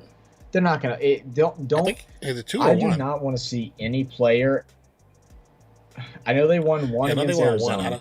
I don't know. I think that was the whole reason of him staying here this year. Well, he wanted to win another one. which yeah. I think they had three. They had 3 appearances though, right? Or was it only 2? Say it one more time. I know it was 1 against Arizona, and I said, was it 2 or 3 appearances? I know they won the one against Arizona because I'll never forget two appearances. I'll never 3 forget deep playoff pushes, and 2 ended up in Super Bowl runs. Super Bowl. Okay. Yeah, because I'll never forget the Santonio Holmes toe tap touchdown against Arizona. I'll never forget that. I remember watching it and losing my mind, and was just like I went outside of practice. I was like, how do you do that? Like losing my mind. But in the same aspects as like Drew Brees. I mean, we knew Drew Brees was going downhill. Yeah, when he couldn't make those. But like one thing I don't want to ever see for any quarterback, or you know, I think last year was definitely the telltale. I think the year before that he was still a little bit okay and enough to like make the run, especially with the defense that we had and the offense that we had. It was very unfortunate that we lost to Minnesota that year, and we played absolute garbage. That was the worst game we had played all season, was in the playoffs. I was at the game, and I hated myself that game. I was terrible. The Tampa game we deserved to lose. And then the year before that, you have the Rams deal. And then the year before that, you had the Minnesota Miracle. So, you couldn't give up on him quite yet. And again, as much as he's done for our city and stuff like that, like you're not going to get rid of him. You're going to let him finish out his career. I don't want to see any quarterback or any player in that sense go through something like Eli Manning did with Daniels, with Daniel Jones, where you cut this guy off that won you 2 Super Bowl rings against the best, I don't even think I could say arguably anymore, the best quarterback in history being Tom Brady. And I think I just threw up a little bit in my mouth saying that. But you're gonna pull in a rookie instead of just letting him play his career out. Unless there's talking going on, let that man play his career out, man. He is a arguable Hall of Famer. I don't know if I consider him that, but he did so much for your if he would be for your state, Hall of Fame, it would be like you don't do that one of the second or third ballot. It wouldn't be first ballot. He's not. Yeah, it would definitely be third. It would definitely be third. It would definitely only because he just, even though he's had 2 championships. You know what I'm saying? Hero, you keep talking that shit. I just saw that. You're gonna make me mad. Okay, stop. I was at the game. I was arguing with Minnesota fans all day. Even though he's had like 2 great, two great championships, and one of the more entertaining championship games I've seen. Period. He still had some of the worst seasons I've seen too. The dude. Yeah, that's what I'm saying. I'm definitely not signified Hall of Famer, but I wouldn't be mad if he made it. But I also wouldn't be like ecstatic, like, oh, he deserved it. Kind of like there's in between. But I mean, but that's what I'm saying. It's just not right. It's not right that you do that to a player, in my opinion. But that's why I said let him play out a season. Daniel Jones was a rookie. Let him just sit behind him. He's still going to learn a lot from Eli. I mean, you're talking about Eli's coming from a football family, because apparently their brother Peyton and not Peyton, but not Arch. What was his name? Arch is the young up and comer. The other one, I can't remember his name, but which is Arch's dad, was in high school, was the #1 top recruit for wide receiver. And he ended up, I don't know, he had some severe injury in high school, which made him not play college. And then now he does goofy interviews with football players. It's actually kind of funny. Oh, they're all the whole family. Every single one. I love the way I love the way they are with each other. But that's why, like, dealing with New York, I felt like New York, Detroit, maybe even Jacksonville. I think ownership in those places, they need to lose them teams, because they're destroying those teams. Maybe Jacksonville. Jacksonville is contemplating selling their team to London for a while. Well, Jacksonville's ownership needs to GTF. I didn't know they were contemplating selling to London. I knew London was an option for. London was trying. I know London. They wanted to have an expansion team in London. I know that. London was trying to buy Jacksonville. Which, first off, it would not work in the NFL because if I'm a player, I'm not moving to fucking London. You'd have to actually, It would never work. create 5 expansion teams. And if I'm right, and if I'm an opposing team, I'm not flying 14 hours to London. Well, that's just it. You would have to restructure. The season. You would have one. I think to make it work, you'd have to have several. You would have to have several teams to pop up in the UK. It wouldn't just be one team. It had to be several teams to make it work. And then on top of that, you would have to restructure the season, just like how they had 17 games. It had to be like 18 because you have to give people almost double bye weeks just to recover from being out there for so long. Because they're going to go out there, and when they go out there, they're going to... Which the NFL isn't going to do because they... So just thinking when they go out there, they're not going to just play one team. They're going to be out there for several weeks, and they're going to play several teams before they come back. And that's going to be an extreme change on the system. And the NFL will never do that because they already don't have the season set up, which I know is I'm not saying the easiest thing, but it can't be hard to set up to where whenever a team plays Thursday night, they should have a bye week before them. That's how it should be. They should not be having to play a game on the day that they're actually recovered, because it takes, when you're, especially for these older guys that are in their 30s, it takes more than 3 days to recover and go play contact sports. And that is my biggest argument with the NFL. I say it. I've been saying it every year for the last 4 years that I do not understand why they don't. The NFL does not set it up to where if you play Thursday night, you have a bye week before then, or something in that sense to where you're not having to play 3 games afterwards. Yeah, it should be something where. I mean, even if you have to extend it by 1 week, and that 1 week is every team has a second bye week, just to give them the time, right? The time, and it's like no fan's gonna complain if they get 1 more week, even though 2 of those weeks they're not playing. Just the fact that the games are still happening, you know what I'm saying? Well, the thing is that they're still going to get TV views. From real football fans, they're still going to get TV views. I mean, I'd be interested to see what the actual statistics are on that, on people that just watch, even though their team's on a bye week. But you're talking about reducing injuries. You're talking about reducing a lot of things that make people want to tune in to watch the game, which will increase those numbers. And what NFL fan doesn't want to watch more football? Real football fans. I wish football was year round, but I don't want it for the players. But as a fan, I wish it was year round. I wish I could watch this shit every single day. If it was my choice. Watch it. Yeah. Right. I could watch this shit I get home from work or school or whatever it is, and I know there's a game on. I'm gonna go do it instantly. Well, they say that there is a correlation between the depression and the end of football season. There's a major correlation with football fans. Talking about while they're in when the season ends. Oh really? Yeah. The fans. Yeah. Yeah. Scientific correlation between depression, how the rates skyrocket at the end of seasons. Yeah. Well, to look from a player standpoint, I don't think players would disagree with having the extra week off. Yeah. Even though the season might be longer, I don't think they would be against an extra week off.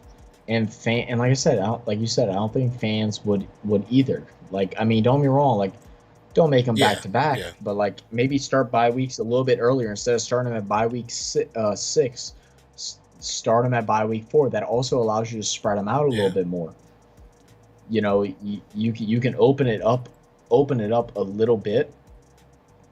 I don't know. I just think if we're going to go towards the NFL, what we're doing now is player safety and things like that.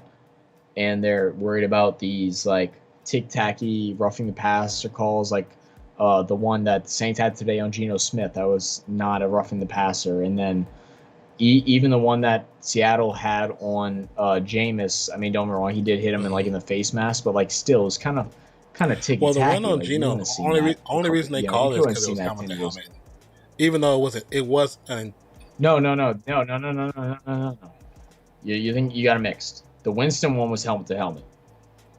The one on Geno, Davenport was coming in, and the blocker actually pulled him backwards, and he tripped over the defense or offensive lineman's legs. And after he threw the ball, he like had his hand out, falling down, and grabbed his jersey, and like he was being pulled to the ground after he threw. Is what that roughing passer call was. Oh, okay. Yeah, the helmet to helmet was on James. It was another one called where one of the defenders from the Saints had Geno's foot. Geno was already about to go down, and two players came at him, and one was helmet to helmet, and one was like the side. Even though the helmet to helmet was unintentional, they were just finishing the tackle. That's what I was talking about. I might have missed that one because I missed a little bit of the game. But yeah, okay, no, that's fine. But the other one that they called him Davenport was like literal horseshit. He just tackled him like 2 seconds after not even 2, like a second after he threw the ball, because he was falling down, and you're not gonna tuck your arms to your chest and just be like, all right, well, let's duck and roll, baby. Well, especially when you're in the action of doing it, it's hard to stop and just. It's like some of the rules don't make sense because they're physically impossible to do. It's like yesterday in the Raiders game, quarterback decided to slide late. So when he decided to slide, the defender was already diving at him. So once he got through the baseball slide, his feet started coming out. Then he gets hit by the defender. They threw a flag. It's like, how do I stop myself? Right. If the QB decided to slide late, even the announcer's like, that's not really a good call, because how does somebody stop themselves from doing that? You want me to just run up to him and touch him, 2-hand tag? So if I 2-hand tag him and he's still on his feet and he takes off for a touchdown. I mean, at this point, let's just add flags on their waist. I know that's how bad it is, and I'm telling you, those rules is because of Brady. Those are called the Brady rules. Yeah. It is because of Brady, and that's because when he broke his leg. You know, yep, I remember. And like I get it, and I get it. Like I really do. I understand the whole point of like protect the players. I'm all. I'm definitely. I'm all about that. But whenever it interferes with the natural play of game, and interferes with, like, I mean, we even get scientific, interferes with physics and like the science of things. Like it doesn't make sense. Now, like, don't get me wrong, like if Davenport would have fell and smacked Geno in the face, no, that 100% flag. I'm down for that. I'm down for that. Would I like it as a Saints fan? No, but I'm down for that. You have to protect to a point. So as a defender, you're supposed to. Oh, I got tripped up. Oh, I can't tackle him. Can't grab him. I gotta cover myself. Let me roll over to the left. Let me avoid him with everything I can. Whenever my job is to tackle him, let me not do my job. Like there's just certain things that like they gotta fix, and they're not going to. Like they're gonna go more towards player safety, and that goes back to the whole point of they're going to player safety, but they're still making these guys, which the average NFL age has to be around 28 years old. I'm 25. I went through the football. I went to go throw the football the other day. I threw it for about 2.5 hours. My shoulder hurt for 3.5 days. Yeah. And I'm not throwing bombs. I was throwing 20-yard passes. Oh yeah. Just kind of chilling, bro. And my shoulder I felt like I threw that shit out. Yes. Like, and you're making them play a game 3 days or 4 days after they just played their last one. I'm just now recovered. I can't even go through That's what I walkthroughs. never, You I know, never like understood. it just don't make Oh, sense. I never understood that about. You're old, hero. Stop it, hero. Stop I never it. understood some of the some of. I'm not. I'm 21 at heart. I never understood some of like how they do the scheduling because, like, dude, sometimes schedules like it's set up for teams to fail. It's set up for some teams to actually fail, and it's like you're doing this on purpose. It's like, Well, I noticed it. I noticed it on our schedule too. It was more set up for us to succeed. We're scheduled back-to-back Thursday night games. well, I mean, you know what really made it. So we truly only have one 4-day break, whereas a lot of teams have 2 Thursday games and they have 2 4-day breaks. We're set up to win.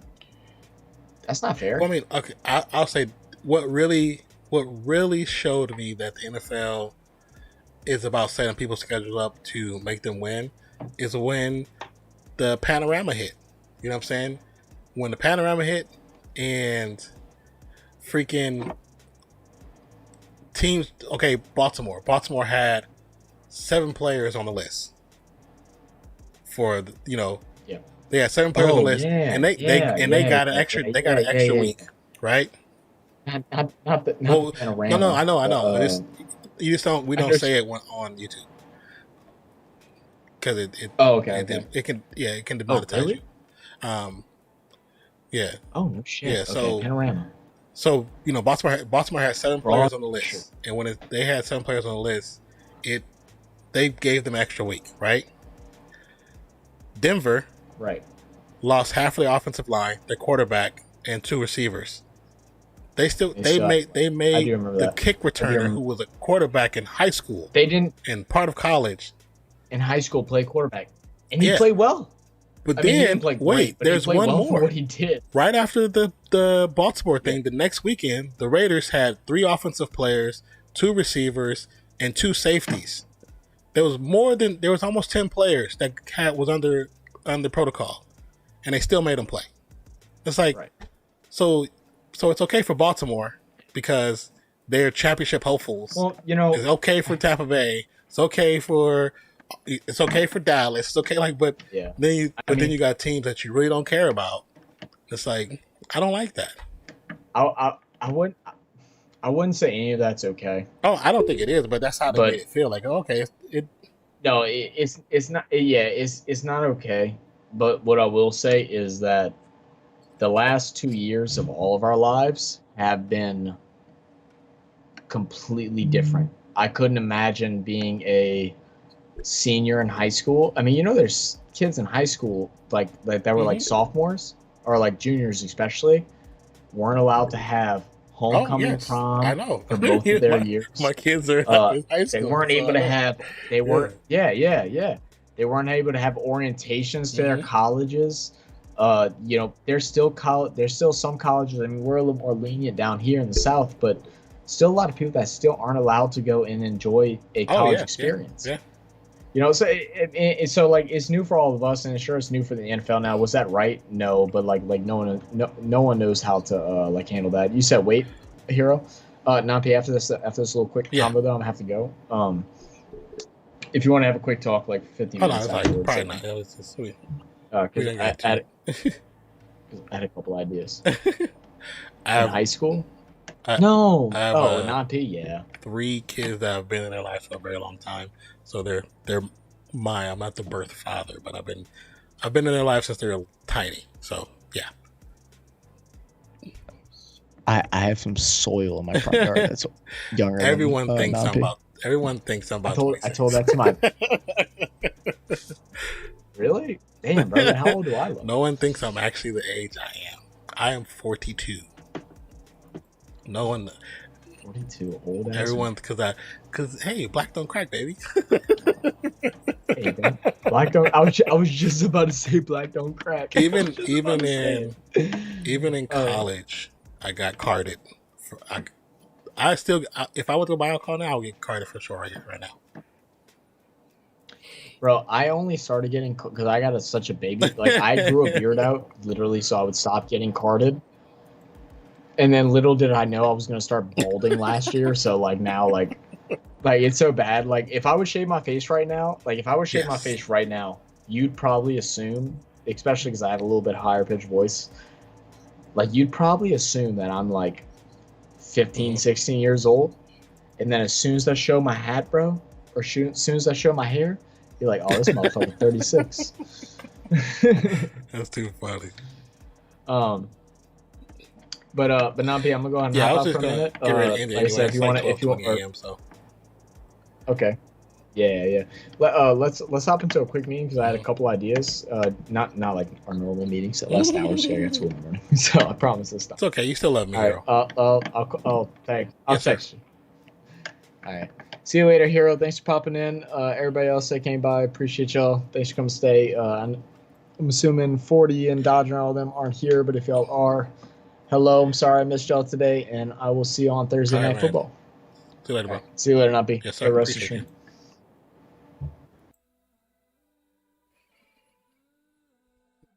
Yeah, I've known Levels for a little while. We've met on Fortnite. And just being really good friends ever since. But yes, Hero. I am an older head. I am none but love for you, Hero. Like seriously, none but love. But yeah, today's game was actually kind of crazy. It was in some spots had some exciting points. In some spots it was just like a lot of lulls. I think it's like we were talking about the weather, the teams themselves, just the makeup of the teams. There's all kind of good and bad. No wonder I felt. So just to tell you, I know some people were looking, but so the person I was in a relationship with for several years, when we met, she had 3 kids. One was already a teenager, and the two youngest ones were like super young. So she said, oh, yeah, it's definitely fun to listen. I'm lost after the time. Well, I mean, I appreciate you listening. You know what I'm saying? I appreciate listening. So, and when we met and started dating, they were super young. So, you know, you don't fall in love with just the person. You fall in love with everything that's connected to that person. And I love them too. You know what I'm saying? Even though me and their mother aren't together, still love them. Like normally they would spend summers with me, but like COVID definitely changed a lot of that. So I think last summer was the first summer that I didn't really get a chance to get them because there were so many outbreaks here in different areas, and I didn't want to risk them, and then they didn't want to risk me. You know what I'm saying? Well, thank you. So I see you good on you though for taking care of them, man. Oh yeah, definitely such a good man, good person. Thank you. I appreciate the Hero. I think you're an amazing person yourself. You have such a great personality. Yes, that was a good call. Okay.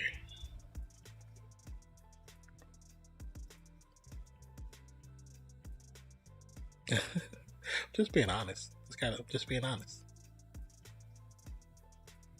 But yeah, while we're sitting here, I think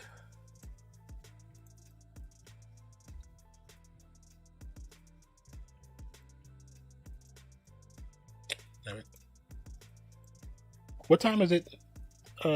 What time is it there, Hero? I think I asked you before, but where does your name come from? Azor Hero. Where does that come from? Like I feel like I've heard it somewhere before, but I'm not sure. Or I've seen it somewhere, like the spelling of Azor, but who knows? It's 3:24 p.m. Holy crap. So you're 15 hours ahead? That's a wonderful question. I've always wondered. But usually you're like elbow deep into Apex, so and like we'll say something I forget to ask. My OG gamer tag was Mexican Hero. Oh, okay. I've always loved Hero, but needed to change the Mexican part. Azor. Okay. Trying to be people's hero. That's cool. I like that. I like that. Alright, that's pretty cool. People's Hero. You should have Zoro's just because blue is my favorite color. Ah, I got you.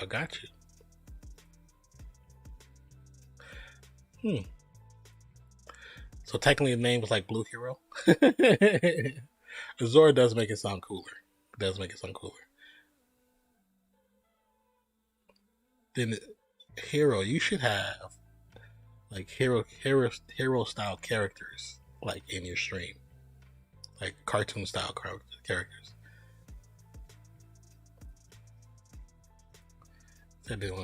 You couldn't be basic. Your personality won't let you be basic. Never. If that's what you want to do, you should do that. You should have one like drawn after you, where it's like your stream mascot, I guess you can call it. That's how I always like that. You crack me up in your streams. You definitely crack me up. But yeah, definitely you should have several characters. I think that would be dope. That would be really dope. Create your own little like it could be a storyline, but it doesn't have to be a storyline. But just kind of like a backstory for your character, so somebody's gonna ask. You know what I'm saying? It's funny because I want to actually work on some characters, but my character is not for like stream. I actually have an idea written out to create a comic book, and that's what I'm kind of working on. I'm working on the story. And, you know, I don't have to do that. Yeah, do it. Try it. Like, just see what you come with. What's like I can't remember her name. So if you ever need a character, let me know. Well, you can draw. Yes, you could definitely be a character. That's not a bad idea. Autumn. That's like the name. Let me see, hold on. Do I have it up? No, I don't have it up. Oh, Hoppy. Hopeful Hoppy? That's her name, right? Yeah. Cause you know how her logo is kind of like the Superman sigil. I told her, I was like, you have the sigil. Your whole thing is about heroism, and you should make a character. Like, make a character be your thing. Like, I think that's dope. That's the girl who drew my emotes. Oh, okay. Ah, I got you. But yeah, my character, the idea, this whole comic book. I watched this I watched this anime cartoon on Netflix after hearing about the character, the real person that it's based off of. So the idea after watching it, I felt like I thought of a better idea than what the anime did on Netflix. And so my idea is based off the real person as well. But it's not really, it doesn't need that person to exist, but it's based off that person. You know what I'm saying? Like, the characters in the book are like descendants of that person. So the story doesn't need them, but he'll kind of be a part of it. But what I'll do is I'll give him the same name because it's a real person, so I can kind of utilize that name. But I'll make it where the story is like they'll call him something else. So you'll know because you read it like once or twice who the real person is. But as the story progresses, he'll just be called something else. So that's. But I've been wanting to. I always have ideas, but what I realized.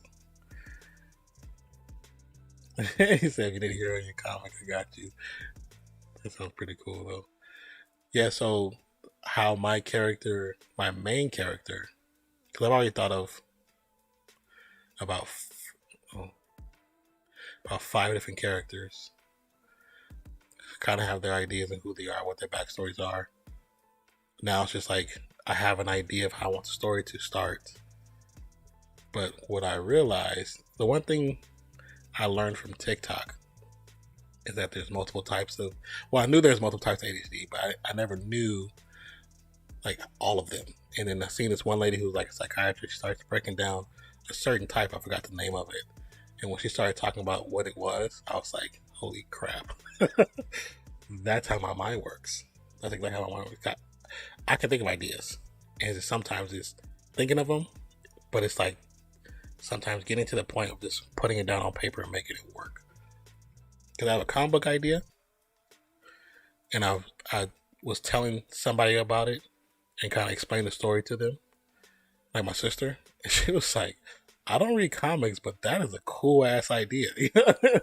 And then I told her I have another idea, which is for like a book, like an actual book. And that one is, both are meant for kids, basically. The comic can be anywhere teen, but the book, I want to write it for young kids, basically. He said, I definitely read your comic and book. See now I got to really work on it.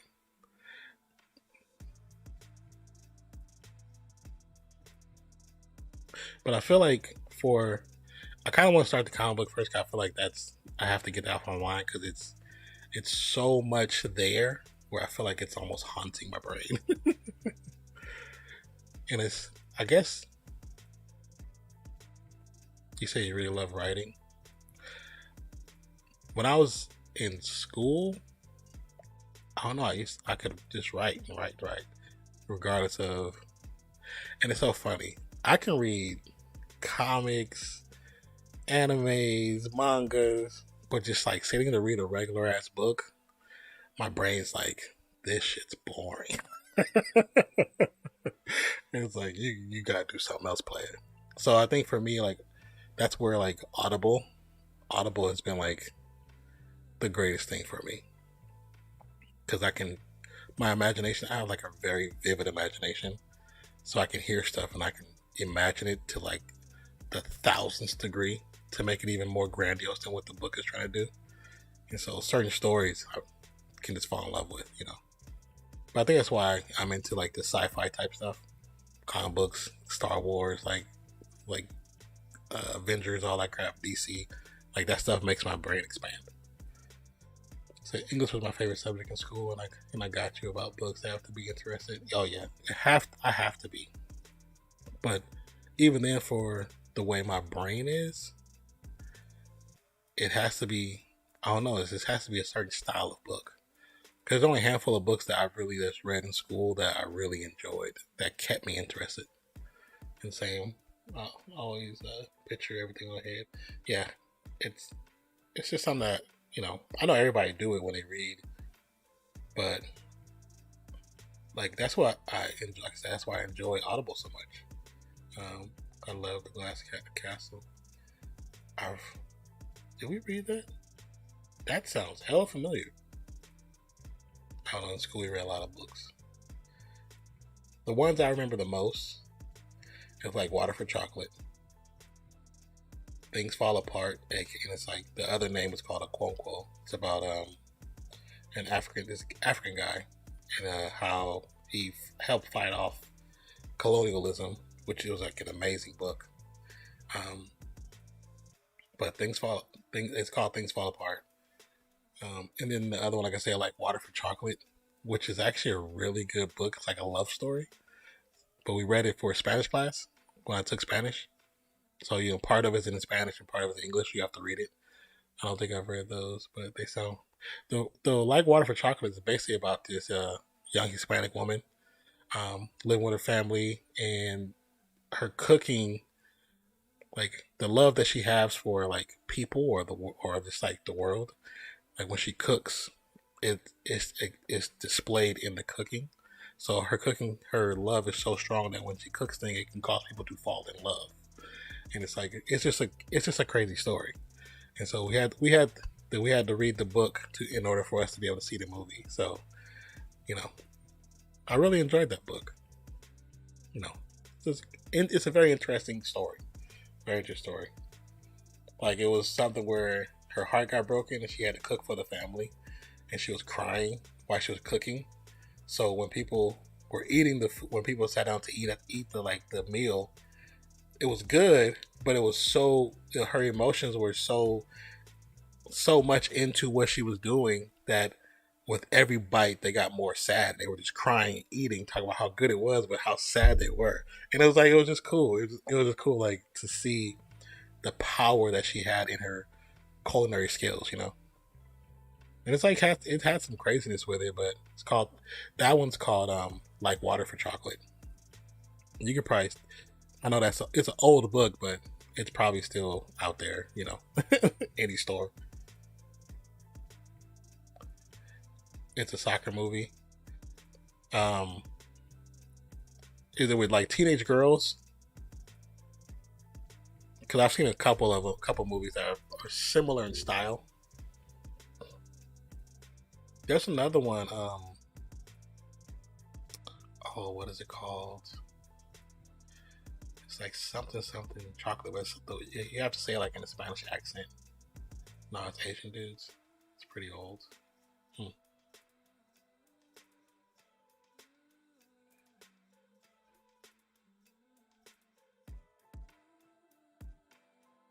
What?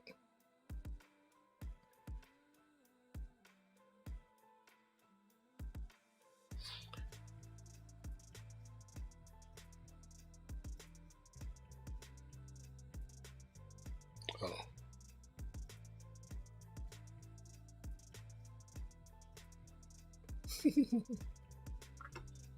But yeah. So like I said, it's a couple ideas that I have that I want to work on, I want to work towards. And sometimes it's just like kind of what's been going on in the world. Like I really started thinking about the ideas right before the madness happened. Like I thought about them before, like much longer before. But they really started getting heavy on my mind right before all the madness. And then with the madness, losing the job and not really being able to find one and still trying to, scavenge and try to, it's like it's hard to sit down and decipher all the madness and put it on paper. Because sometimes you just don't, your mind's not in it, you know what I'm saying? I think that's a big reason why I stream like sports stuff, less games now. Because it's more relaxing. Unless I play like Spider-Man or, something that's super simple, like a super like just for chill, relaxed games. But I mean, I personally have always been like a chill, relaxed guy. You know what I'm saying? That's just me. But yeah.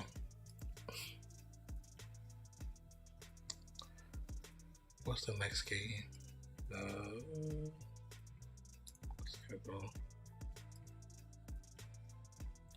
So what are you doing? You're not streaming. That's crazy. You're really 15 hours ahead.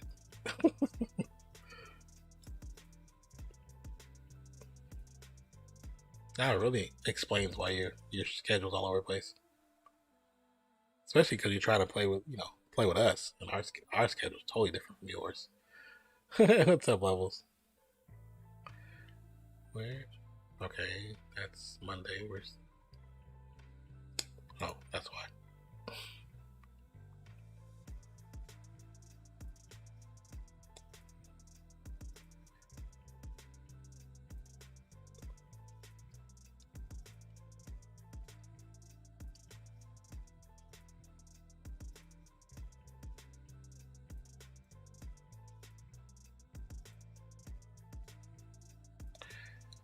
You said I'm either working out, sleeping, or editing stuff for TikTok. For me to stream at night, for y'all, early morning. Yeah, I think the times where I couldn't go to sleep, I've seen you get on, and I probably had you up and like just lurk until I passed out. Because usually I'm, my schedule and fancy schedule is all jacked up. So.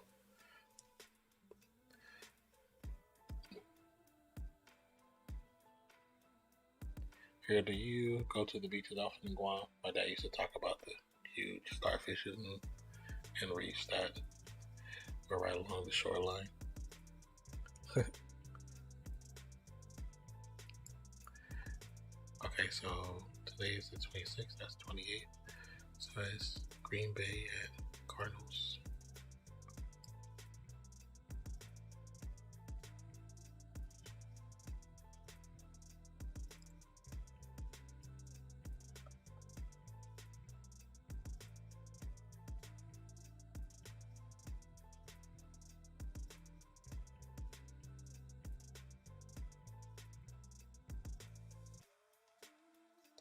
Fun fact, we have blue starfish? I've never seen blue starfish. That's pretty cool. Is it just the color that's different, or are they just like actually different?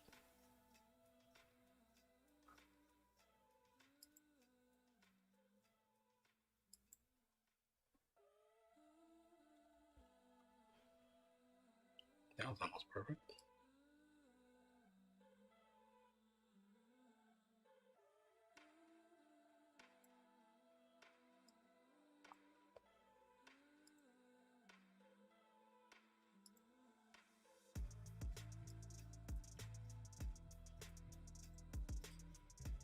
I bet my dad says that there's nothing like it.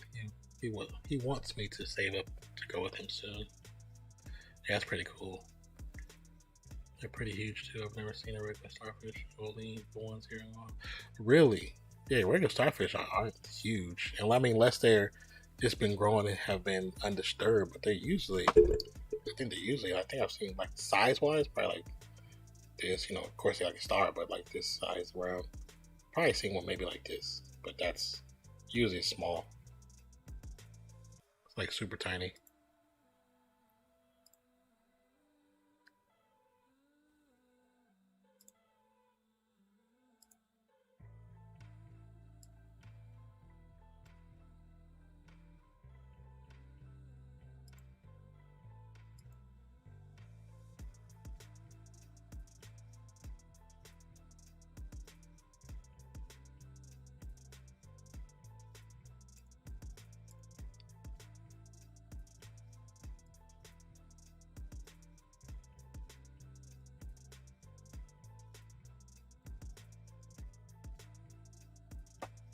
Yeah, Cardinals Packers will be a really good game. It should be, yeah.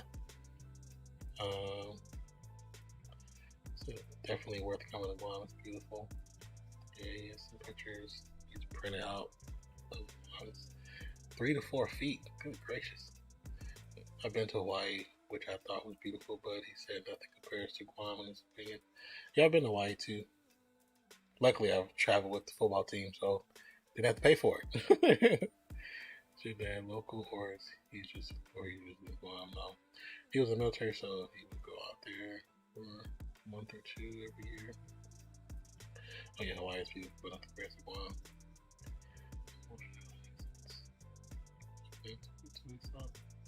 Weeks up off time. He was there.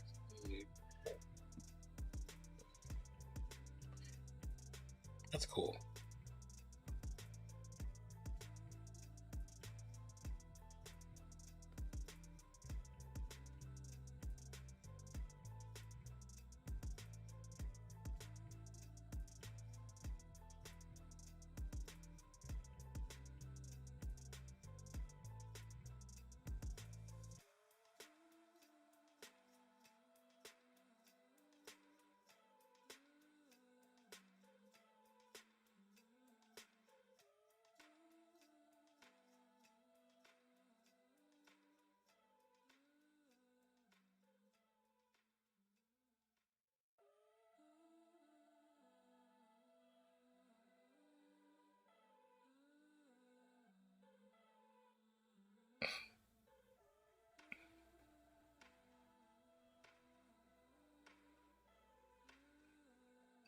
I always get random messages on Instagram from somebody saying, "Hey, would you like to be?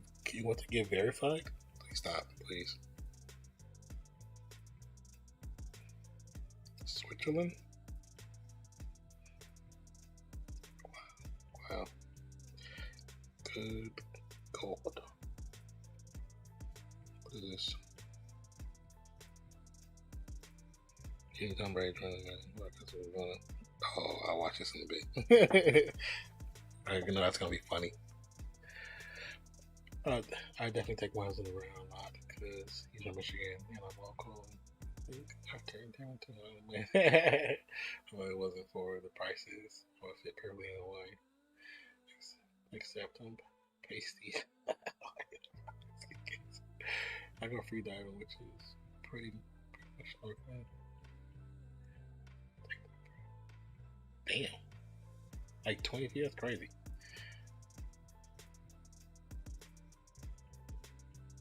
That's pretty crazy. 20 feet?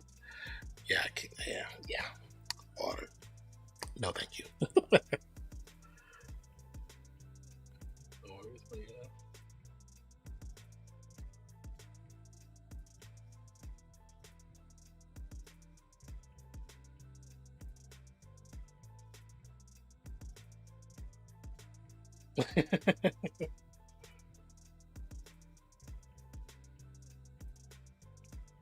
Oh yeah, you definitely don't want to don't want to push those boundaries. So you swim on, that's crazy. That's cool though. Yeah, I kind of assume that with certain sharks, some are just, they're not like docile, but they got no reason to mess with you. Then they ain't got no reason to mess with you.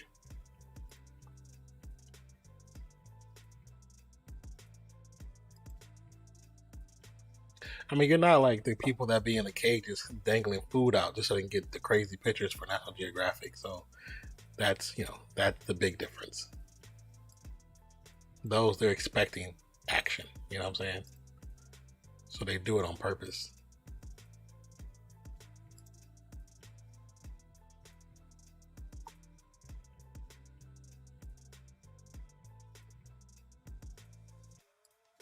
So yeah, we just swim with them. That's crazy though. To swim with the sharks. It's cool. Crazy, but it's cool. I'll have to dig through some old pictures and put some pics on the stream when I get back to them. That'd be cool. Stay Farm City. That's what it was. I couldn't remember the damn name.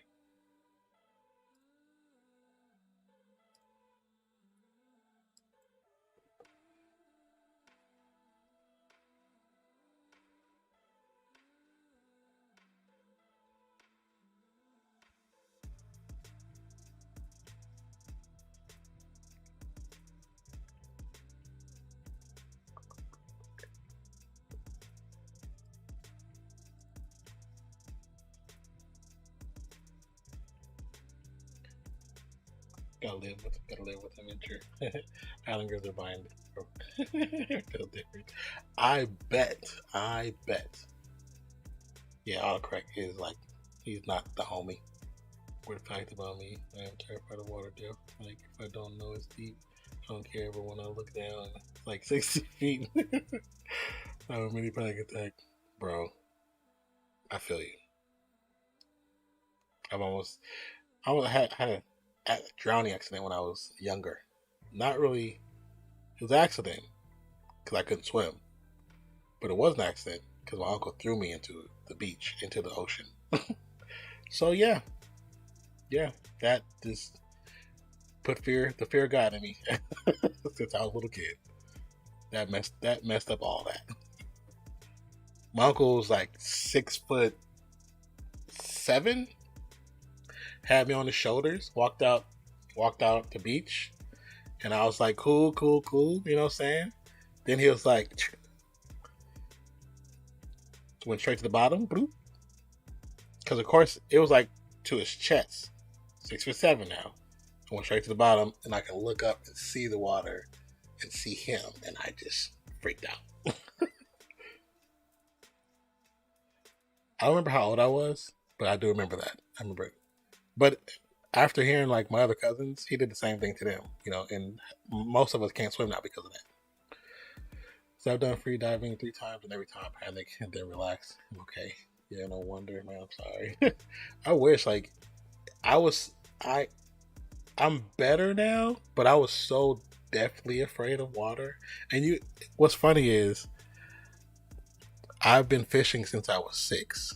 Like on piers and boats, rock walls, and like even like places I know that I couldn't fall off, but because I was surrounded by water,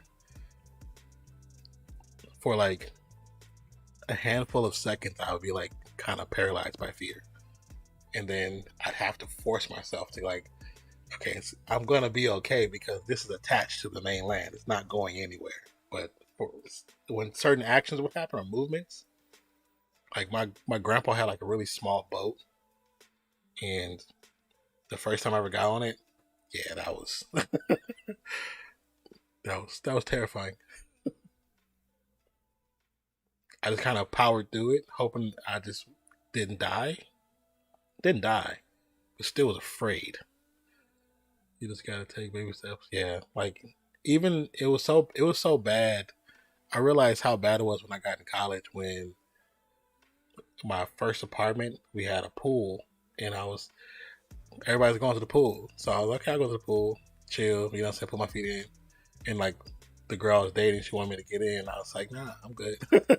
And she was like, why not? You don't trust me? I said, I'm gonna say something that's gonna hurt your feelings, but right now, no, I do not trust you. I said, it has nothing to do with you. I just don't trust anybody around water. Like, I don't trust anybody. I said, if Jesus himself crip walked down past his feet, I'd be like, back up, player. I just had a fear, you know what I'm saying? See, my dad, an older friend of mine, decided to go in the ocean during a double rig and tried to use the PS raft about to swim water. The big wave flipped and I was underwater.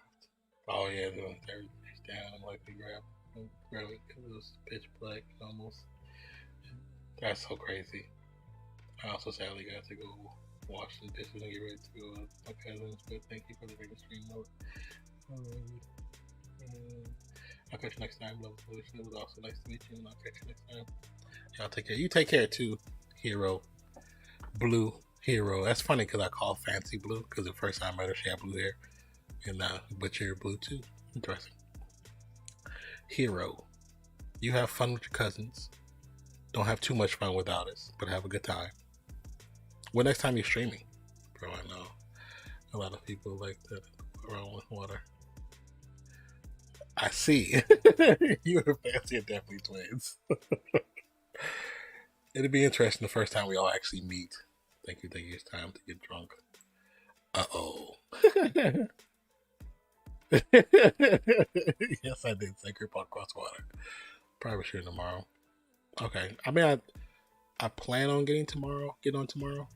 So I might just play some regular games. I haven't played regular games on stream in like a month. So TwitchCon next year. Oh yeah, we got to. That's really the goal. I'm hoping that they don't like minimize the number of people that's gonna be there because of what's going on in the world. So I'm hoping things are a little bit better so it can be more open like it normally has. Even though I've never been to it before. And really, the sucky part is, I guess, there's two streamers I always wanted to meet just because of this how I personally feel about them. And now both of them are on YouTube. So I'm like, great. Said, good morning. Yeah, good morning. Good evening.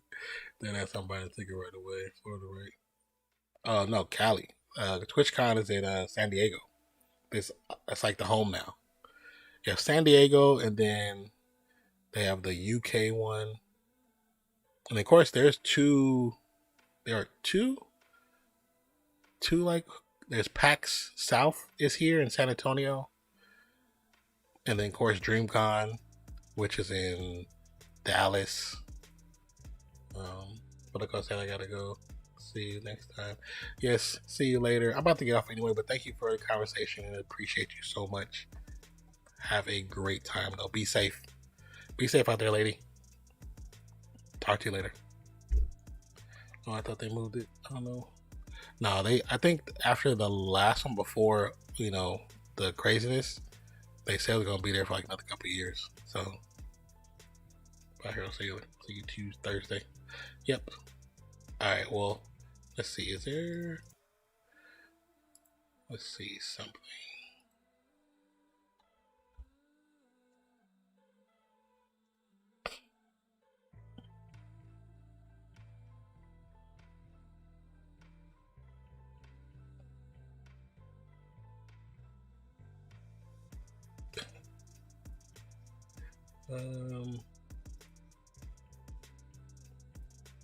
Serious Plan New World. Oh yeah, man. Okay. Why the recommended channels I have are channels that 3 of them I already follow. So why are those recommended when I already follow them? That doesn't make any sense. Actually, no, 3, 4, 5, 6. As I expanded, 6 of them I already follow.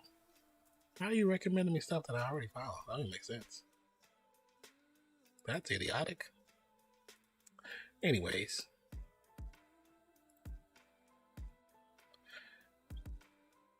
You said, maybe it was the Dallas one. Yeah, DreamCon is, do you know who RDC World 1 is? He does like the skits and stuff.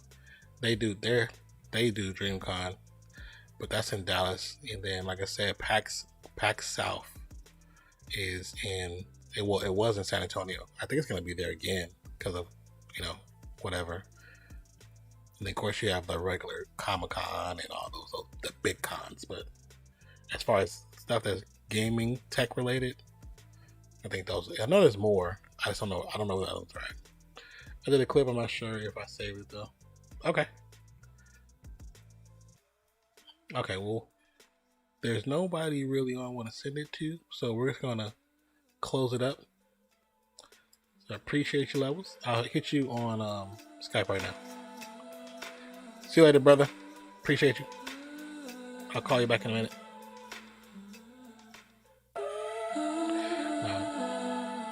I just heard about something gaming wise that was driving distance for me. Could just be tripping. That might be PAX South. Look up PAX South. I think PAX South is in San Antonio.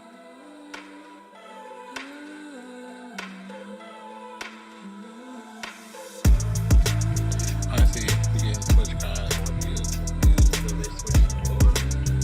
Oh, yeah.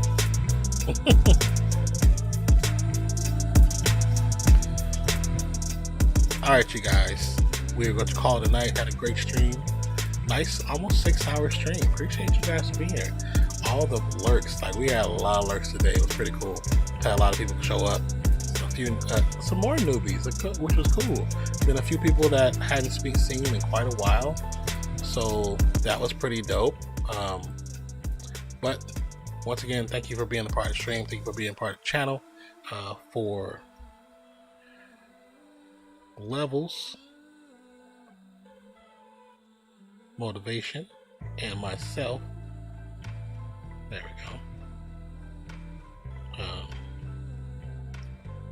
My name is Nonpfixion, and this is Real Fan Sports. Hope you have a wonderful day, night, evening, morning, noon, wherever you are in the world today. We'll definitely catch you on Thursday, where the Packers meet the Cardinals. See if Cardinals can stay undefeated. Appreciate you. Love you. Catch you on the next one. Peace out, y'all.